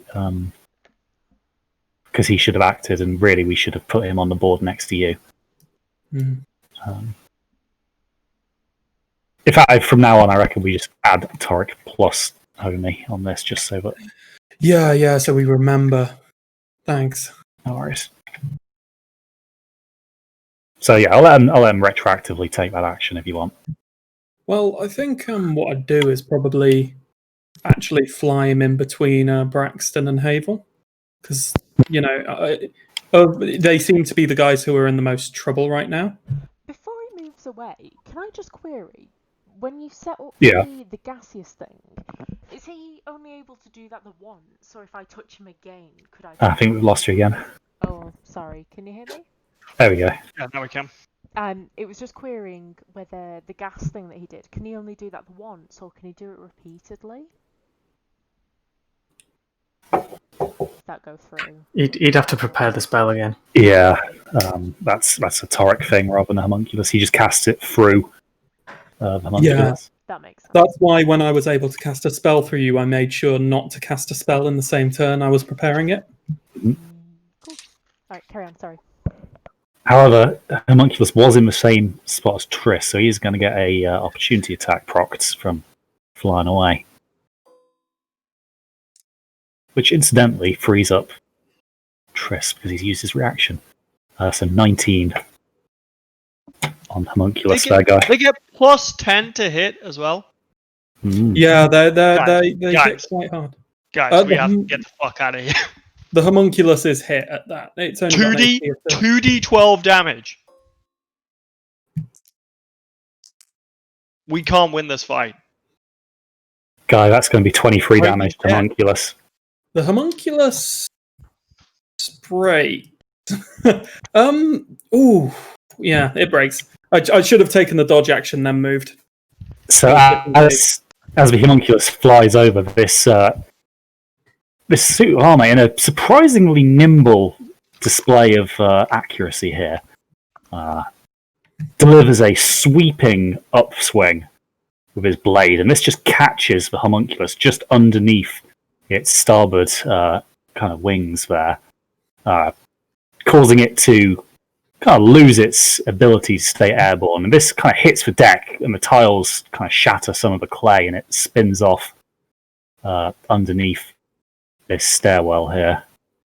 It's a bit of a skid.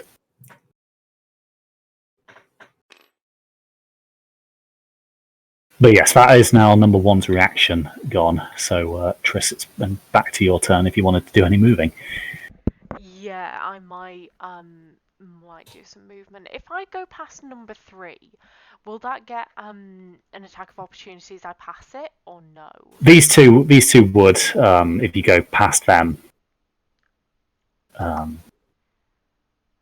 damn heck. I am in not the greatest position here. I mean, if you ran that way, You got any spells? then that way you could get around that one. Actually, Yeah, I if you can get go around up here. that stair, can't I? Mind you, I'd have to go past number 4. It's better to have one than. That's why I say you can probably run the gauntlet on one, but 2 would have been a challenge. But Yeah, I'll just get myself from that way, yeah, you can kind of take the long way around. It won't get you as far, but gets you at least out of where you were. Yeah, cool. That's where I'll stick. Does 4 get an attack? No, because she went this way around, went the long way. Sort of went dog-legged. Round. Took a, it won't be as expeditious, but it'll at least be safer. So, yeah, Triss, you kind of see that you're in a bad position, and you do the sensible thing and put some ground and altitude between you and these things. Havel, you're up. So you've obviously got the perfect position to watch all this unfold, and you can see that you're losing ground here. Or at least, not you personally, you're doing fine from a balcony. I always do fine from a distance. But it looks like the others are struggling here.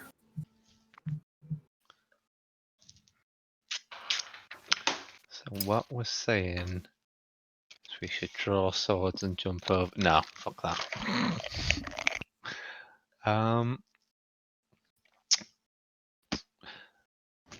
Do you have any tricks to get people out? I say we should get the fuck out of here. To get people out, no. None that I can think of.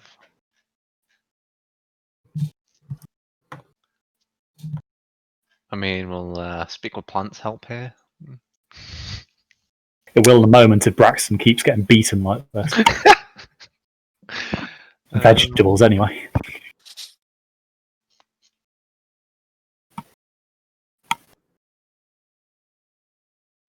Wait, maybe choke him up here.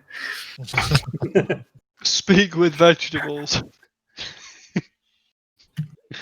Yeah, no, there's nothing I can use to assist in anything else. So how high is this? 10 foot. 10 foot. What kind of throw do you need to jump down summit? No! It wouldn't be a far drop, really. It'd be easy enough to land. So 5, 10, 15, 20, 25. So what, to like jump down here? Yeah, you could just drop down there. Gravity assisted, so I wouldn't say that needs too much movement. Just for, giggles and shits, because I'm here anyway. Bonus action Hunter's Mark on number 3. Mm-hmm.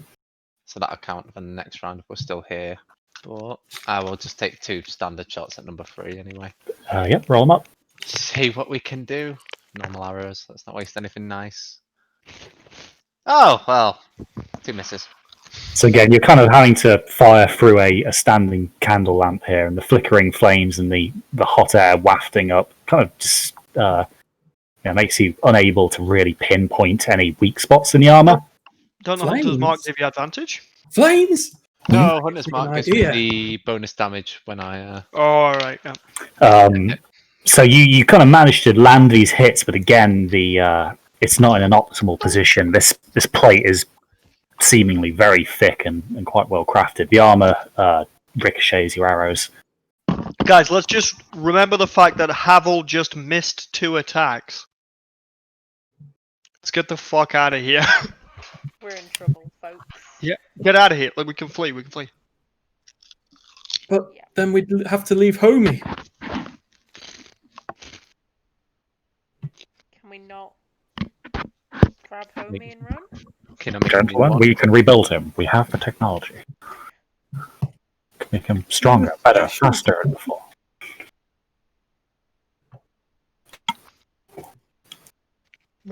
All right. Anyway, so Havel, you kind of land those shots, and yeah, as Tice has pointed out, your kind of trademark accuracy and marksmanship here is proving to be not quite as efficient against these heavily armored opponents. So Braxton, you're up. Oh boy.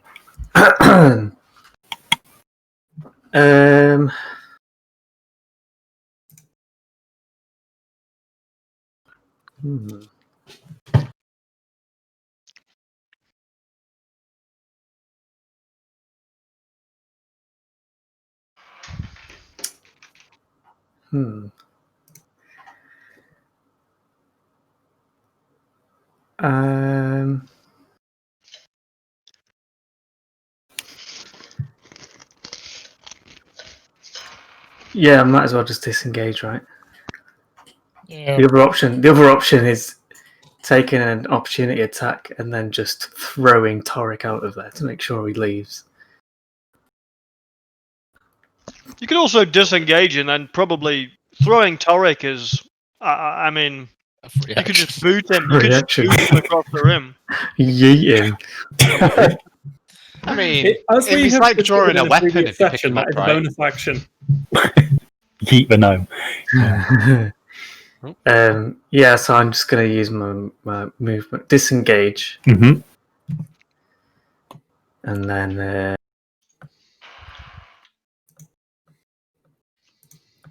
move to there. And then... yeah, that's it. Okay, so Braxton, you are executing what the military circles in Parfunis might call a tactical withdrawal. There is, absolutely nothing wrong with living to fight another day, especially when the terms seem unfavourable at the present time. Plus 10 to hit, 2d12, AC 24. Yeah, no. So, you can't take up a position at the bottom of the stairs here, next to Havel. It gives you a bit of breathing room to kind of put your hands to your side and try and stem a bit more of the blood that's flowing from your wounds. Alrighty, 5 and 6. So, Torek, you're going to get hit once by number 5, as will Titus, so we'll do Torek first.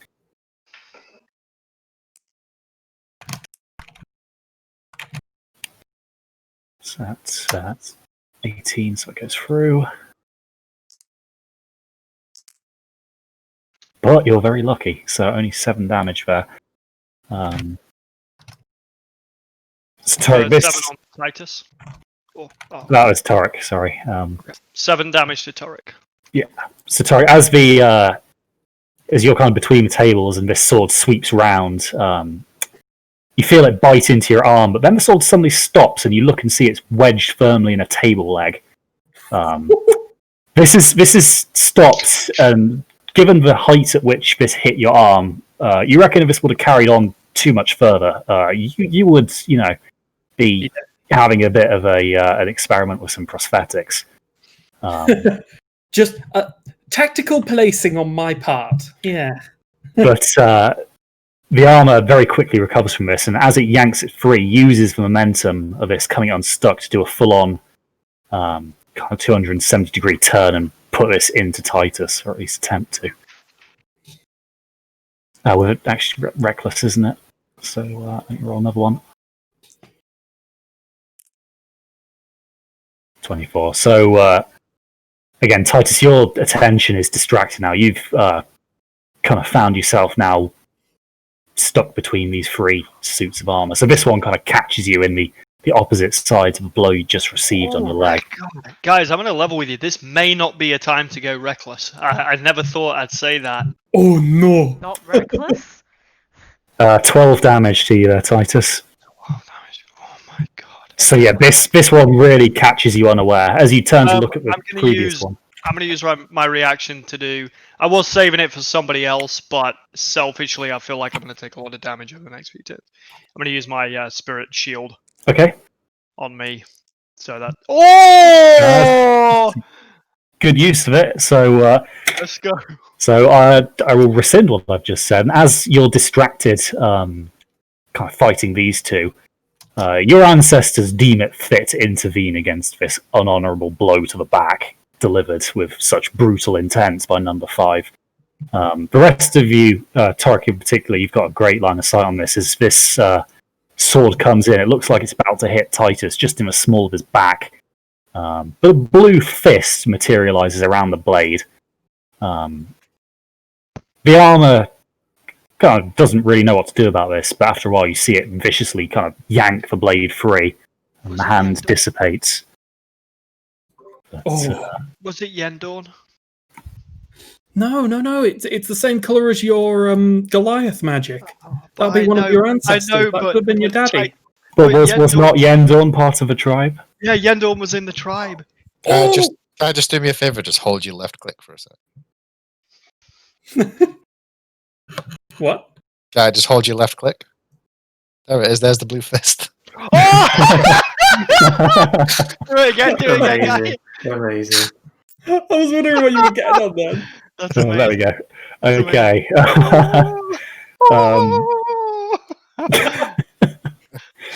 The next one, he's going to take a swing here. This time at Rulin and Titus. So we'll do Titus while we're on that note. While we're ganging up. While we're running a train. I mean, it is literally my job. This one, however, now that you're kind of free to focus, you kind of bring the shaft of this great axe that you're holding down in time to block this blow. It leaves a little nick in the handle, but it's a well-constructed axe. Granted, you didn't know who constructed it, but they did a good job, and the sword is stopped in its tracks.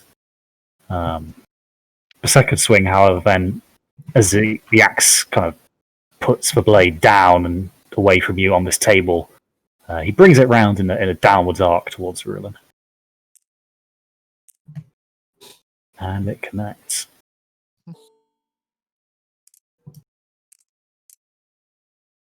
For 10 damage. I will So- use my reaction to attempt to blind the creature. Okay. And that is a DC 15 Constitution. Rune, this bright light flashes from the end of the spear. And you see the flash illuminate this thing's visor, but again, you see no reaction. That con save must be massive. Or it's just got so many immunities to like stun and blind and all that kind of. If anyone's got any spells targeting dexterity, that would probably be the thing right now. Okay, so they're done and Rulin, you're up. Okay. So.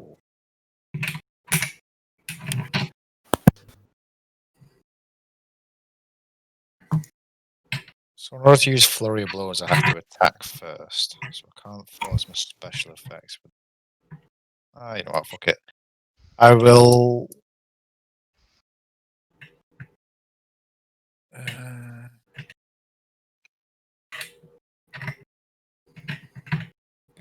Okay. I will disengage. Okay. Perform a tidy little cartwheel over the table. Mm-hmm. Rush over here, grab the remnants of Homie. So that's... And then leg it up to the stairs. Okay. Where I will... So, yeah, sweeping up at least the major parts of the homunculus, you tuck them under your arm and make a dash for the stairs. Okay, and then I will... okay, so use stow my spear and draw my bow, but I can't take a shot with it. Okay. Stay So, yeah, you've now kind of got the a little bit of the height advantage here, and you can see that these guys are closing in on your comrades here. Time to go. Alrighty, brings us to 1 and 2. So, Oh my god, Jesus Christ. seeing Titus is, pretty much the only one still standing. Number 1 is kind of not really got much in the way of targeting choices. Number 2 is still a little way off. He's not going to make it into combat, but he's going to follow Triss up the stairs. Or at least he's heading that way. You've still got a 5-foot head start. However, Titus is going to take a few more blows here. So first one. That's correct. No. Oh my god, oh my god, oh my god.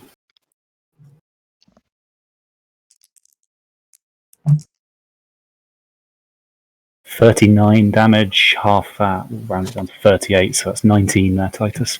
Oh my god. So you just get a two-handed swing down. You raise your axe to try and block it, but the force actually, you're a strong guy, but it just forces the axe down enough that the blade bites in to your shoulder blade. Again, goes in deep. You're bleeding quite heavily from that.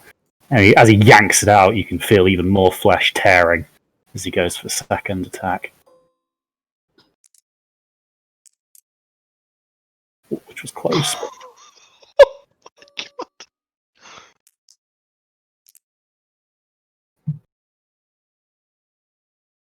So another 8 there.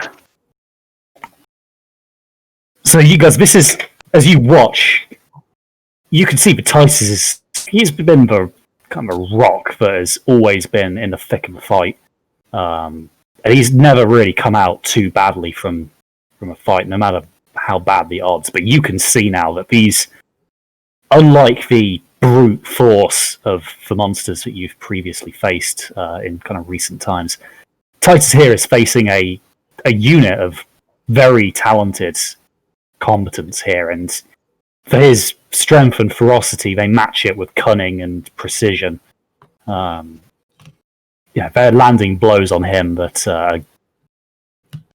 they're going to whistle him down. He's bleeding in a lot of places. You can see on his face a look of determination. He's clearly, up for the challenge, but you can see that it's probably going to be the death of Titus if he stays here too long. And that brings us round to Titus and Torik's turn.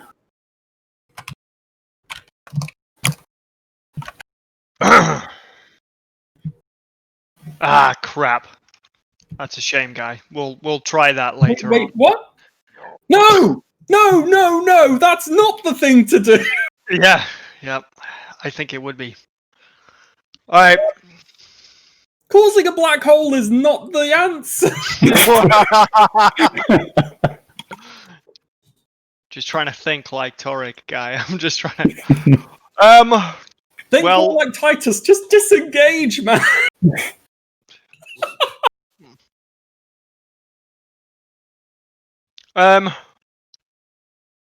Yeah, we have to get out of here. I am gonna disengage. Mm-hmm. I'm gonna go 10, 15, 20. I'm gonna stop right in front of Rulin. Just say, go! Get out of here! Do you have anything you could do with a bonus action? Whirl around with shield and javelins now. Okay. So you pull out your javelins and take up a kind of a low stance, with your shield covering most of your body. Your kind of eyes less exposed to watch the battlefield. I'm gonna hit number 6.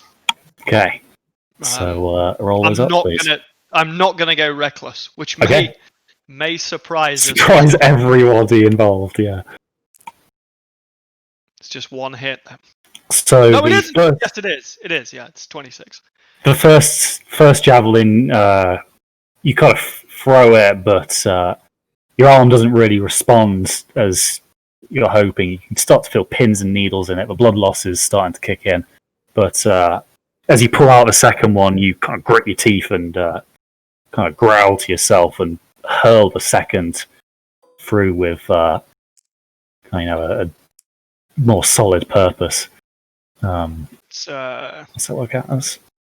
It's just 7 damage. 7 damage. In fact, you throw it with such force that it seems to pierce the kind of the thigh armor here. But being a javelin in it, seemingly fleshless construct, it actually over-penetrates. You go through and out, but the leg stays attached. That's cool. It goes rattling down the corridor. That's cool. I'm just gonna curse at them in giant and yell for everybody to get out. So the rest of you see Titus kind of skillfully extricate himself from in between these 4 vicious combatants here, using his shields on his back to kind of deflect a few blows as he leaves. You could see the wisdom in his words. When Titus is calling for withdrawal, it's usually a good time to get out. And Triss, me and you are going to roll off again. Torik? Torik! Oh, sorry, Torik's not done, has he? Don't leave Torik there! It's alright, no, You're peeking that too! Oh my god! Yeah, I'll keep the 2, but sorry, I thought... That would have been the death, It's okay, it's just me and Chaz have been PMing and we've come up with a pretty nifty little idea for what Torik is about to do. Oh my god. Now that Titus has moved from that square, Torik is going to throw a device onto the exposed table. He's going to use the magnetic orb on all 4 of these fuckers. Okay. So they're going to have to roll some saving throws. I'll start with number 1. What's your DC, guy? Spellcasting DC. Mm-hmm. 17. Okay, so Dex saving throw. Oh, disadvantage because they're in heavy armor. That's true. Thank God as well. You thought you got to nat 20, but it was me. So number 1 is blown backwards 30 feet into a bookshelf through this gate here. You hear it with a clap, and the bookshelf actually gets knocked over. It sets off a few of the display cases. Number 4, let's roll him. Disadvantage again, isn't it? I mean, that's not going to do it, so I don't know why I'm bothering.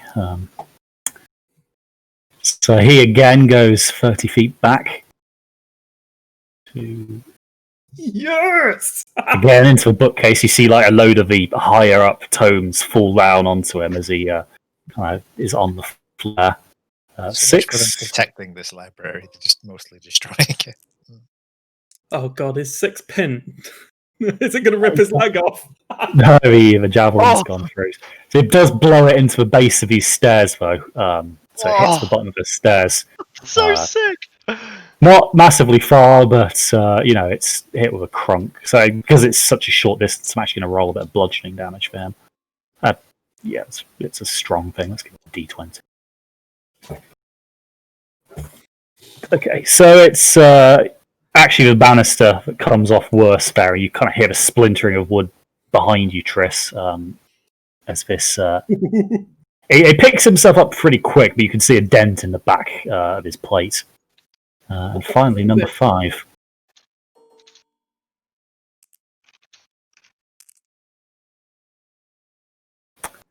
That's still a fail, so another was here, wasn't it? Yes, Again, dude. into the wall there. So, Tarek, as you watch this, Oh my god. you're actually wearing armor, which is metal too, so you're going to have to do that save as well, my boy. All right, it's a dexterity saving throw, right? DC 17, if you will. Oh. Cool. I'm going to add 5 from the Flash of Genius. Mm-hmm. Yeah, well, you knew it was coming, so... Yes! Oh, guy! You kind of throw this on the table and then kind of hurl yourself down and brace against the legs of the other reading table. And you see this wave go over you. And as you pick yourself up, you can now see this silver orb. And as it's kind of smouldering there, it kind of melts into a puddle, which seems to burn into the surface of this table. Oh, shame.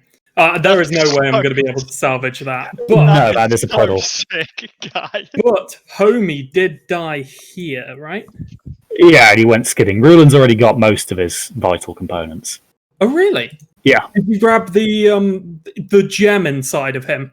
Yeah, that would have been in the kind of the core body. Oh, thank God. The rest of him is made of clay. It's worth. Yeah, Ruland's got the core. It was only really his kind of starboard side and the kind of wings there that took the critical damage. Was it that War Mage thing that you put inside? The Ruby of the War Mage. That's something else. I've got that set in my Boomer Blade. Oh, right. It lets me use my melee weapon as a spellcasting focus. Right. And I use the other hand for a shield. Because that's the clever thing. Mm-hmm. So, Torek, you get up from that unscathed, having dispersed this crowd of plate metal. Oh, fuck. And probably a few of the chairs as well, to be honest, but I can't really do that with the map. Would you count the use of an item a standard action? Because that felt like a standard action to me. Yeah, that would have been standard action throwing that. That's so sick. Right, as a bonus, would you allow me to like scoop up some of the pooled liquid as I run off? It's hot to the touch. You would be like trying to pick up molten metal. It's gone. Shit. So it was literally burning through the. Oh yeah. That was on its way down. I do not have a pipette. Or a heat-resistant stainless titanium pipette. Yeah, not sure how that would work, but okay. I just need to go. Just get the go. Right. What if I want to grab this? Torek needs to do something silly. Right, so go. Chris, I'm going to need you to roll, but you've got a score of 2 to beat, so you're probably good. Oh, if we're honest. Fuck this up. Watch me roll a 1. Oh, thank God. Okay, so you go first. Okay. So are we pretty much agreed that it's time to get the fuck out of here? It's either that or we Yes. hold this thin corridor like No. oh. Alrighty then. I could just imagine like Tarek be like, maybe we could hold this corridor and just Titus picking Just him up like boots him down the corridor. Just, he's a man of many talents, but military strategy is not one of them. Agreed. Am I gonna have issue with this fella next to me, number 6? So he's been hit pretty hard there. So as he's picking himself up, you would get to dash past there. Scooch past, right. And we decided it wasn't that high, right? It's 10 foot. You could drop down there fairly easily.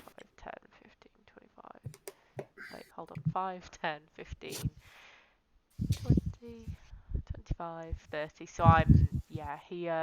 And then I'm gonna Eldritch Blast number 6 while he's already having a bad time.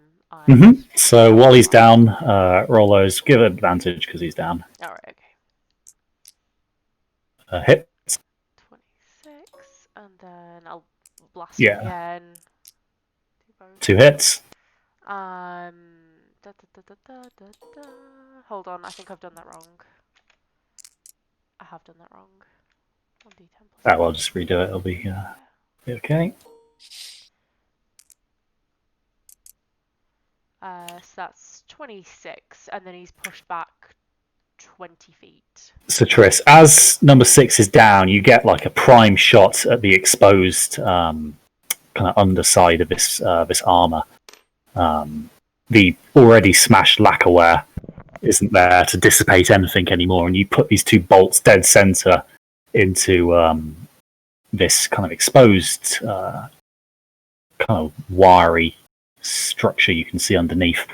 And as you do, you see these wires start to glow a bright green with energy, and then as you watch through the various kind of joints in the armor, you see these green flames just burst out before the visor actually gets kind of pinged off and shot 5 foot across the room as it skids down.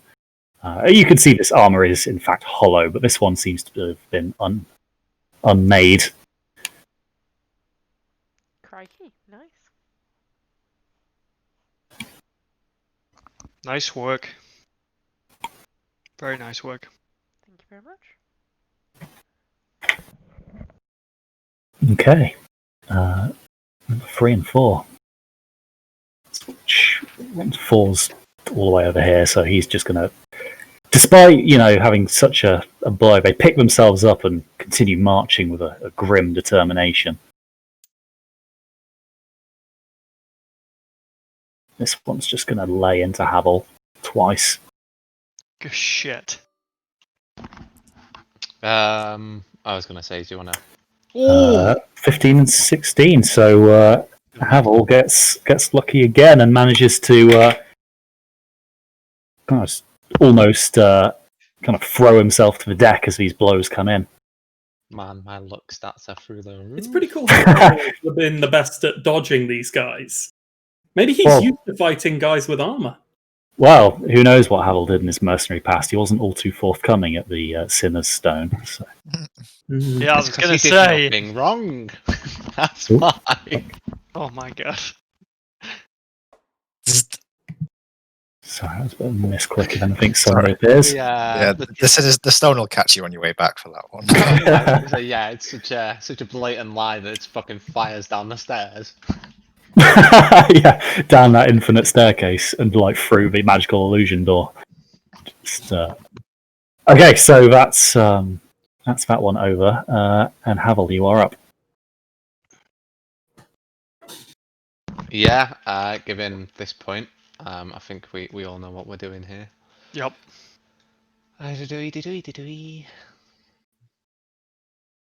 Do it. No, what am I on about? No, I don't even need to do that. Yeah, just disengage. Disengage and leg it I to was the stairs. like, do a heal Braxton. I was like, oh wait, he's going to be out of here in like the next fucking turn anyway. But yeah. Yeah, so you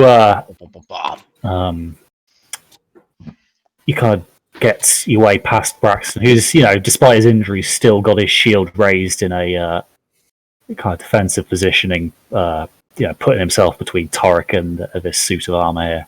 But you manage to just slip past him, no problems. He steps aside for you to go. And you tap him on the shoulder as you leave to signify, the leapfrogging maneuver. Because you obviously pegged him as another military man, so it's not an uncommon maneuver. So Braxton, you kind of get this hint from Havel. You're up. And off I go. And I'll say I disengage just in case that guy's within so 5. Yeah. Disengage. So you guys make it to the stairs, kind of bolt your way up. As you go there, Torek, you kind of get to the top and watch as everyone comes out, and after Titus is kind of through, not quite limping, but clearly bleeding quite heavily. You guys go! I'll hold them off! I'm kidding, Typical barbarian. You slam the door shut, Torek. Now roll me an acrobatics. Sorry, a sleight of hand check.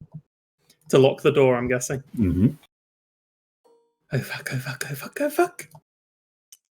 That didn't even roll in the air. Titus will assist. Titus will assist with Flash of Genius. So, Tarek, Key goes in the hole. You start reaching in your pockets for the key, and you find yourself panicking, but you manage to catch yourself and kind of take a deep breath and steady your hands. Less haste, more speed. Less haste, more speed. You pull out the key and you slot it into the lock and kind of quickly lock it, unlock it, and open the door again. And you find yourself looking at this spiral staircase going upwards. I'm going to keep the key in that door. That is where we're going to end tonight. Well done, everybody. Nice. We survived. That was fucking insane. That Havel not getting hit again, isn't that nice? Havel. You dodged a lot of shit there, Havel. You had like 4 blows that you managed to just completely avoid. So including damage that was negated, Titus took over 130 damage. Yeah, it's crazy. Oh my god! Because it was halved, and then I stoned endurance, and I used Spirit Guardian twice too. Like 10 minutes into that, I messaged Charlie and just said, "We're fucked." We're fucked. Yeah, because we're dead. We're dead. Well, I mean, the way I've kind of thought of this one is you've broken into the Imperial vaults. You've got what you came for. It was tough, but this is still a win because nobody died. Yeah. Yeah. This was the wise thing to do. As a board game player, I'm so curious to know that if we could have won, because it would have been. You would have had to been A, lucky, and B, cunning. Like that use of the grenade, like that was why I gave you that grenade. Because at some point I was going to throw animated armor at you, and that was in there to deal with that. So I'm glad you picked up with that and didn't just leave it rotting in your bag and then realise in the week, like, oh yeah, shit. God, that was good use. A few more items like that. That was incredible, dude. I'm just sad that I couldn't replicate that strange magnetic orb. I'll do some research and see if I can. It saved our lives, dude. It saved our lives. I know, but if I could learn to replicate it, that would be pretty sick. But although I don't know how it works. But yeah, good. It was quite a cruel one, really, because it was one of those ones where I wasn't sure whether you're going to actually like run or fight. Because I mean, it would have gone down to the wire, but it could have been won if you got lucky. I was thinking of using, because I had prepared heat metal. Yeah, that could have really helped us in the fight because it imposes disadvantage on attacks. Yeah, but it's crazy. Like just to hit an attack, I'd have to roll like a 16. Well, if Braxton, if you'd rolled higher on your history check, you would have got some information that would have definitely tipped the scales in deciding to leg it. Okay. Oh yeah. So was I right about? Did it have a massive constitution, or was it just immune? No, they being inanimate suits of armor, they're just largely immune to being stunned, blinded, charmed. So that's why Triss is dissonant whispers as well. Like the if that had gone through and he'd failed his save, it still wouldn't have done anything because it can't take psychic damage. I just love that lore-wise as well. Havel, the archer against the heavy armor. It's like some Agincourt shit. It's so cool. Yeah. Like the archers of Agincourt. Yeah. I had another crazy scheme that I was thinking of doing, but I wasn't sure if it would work. Okay. I was going to use pyrokinesis to make a 20-foot radius dense smoke cloud, but I didn't know if their knowledge of us was based on vision, so I decided not to. Well, it's a tricky one because these guys don't follow the biological rules, so like smoke isn't necessarily going to obstruct it because they're clearly operated by something that is magical as opposed to an eyeball or whatever. It was reaching my turn when I was thinking of doing that because Titus's fist fiasco made one like go, huh? And so I was like, okay, it can see visually. I can blind them kind of thing. But then Chaz messaged me like, have you got any tricks up your sleeve? I was like, I looked through my inventory. I was like, oh my god. That is a I haven't done it again. Dude, I was literally ready to have Titus's fucking goodbye stand in his ground. I was so ready. I was wondering if you'd kind of make that choice to... Yeah, I was almost... It would have been... I wouldn't let you die. I would not let you die. I know you wouldn't. It's quite a cool way to end that fight. Though Tarek just buys everybody just enough breathing room to just bolt to the stairs. Like Braxton and Havel kind of deflects and dodge one last blow from one that didn't get hit in that explosion, and then you guys just bolt up the stairs using your kind of faster movement. It was overall, I think we did really fucking well. You killed one, which honestly, considering their AC, yeah, that's what I was about to say. Fuck, at least we killed one. Fucking absolutely insane from Pascal there, taking down there. Guy was on the right lines with the dex saves though. They had a bit of a penalty to the dex, but they were a tough opponent. That was beyond a deadly challenge. I'm honestly amazed. The fact that nobody died is actually kind of sings praises to your decision making at that point. It was Rich really that keyed me in because as soon as I realized 24 AC, 2d12 damage plus 10 to hit. That you can't beat that. And no one know this many. No, it's as I said, it's these guys are the guardians of an imperial vault, so they're no expense was spared in the construction of these. Yeah, no kidding.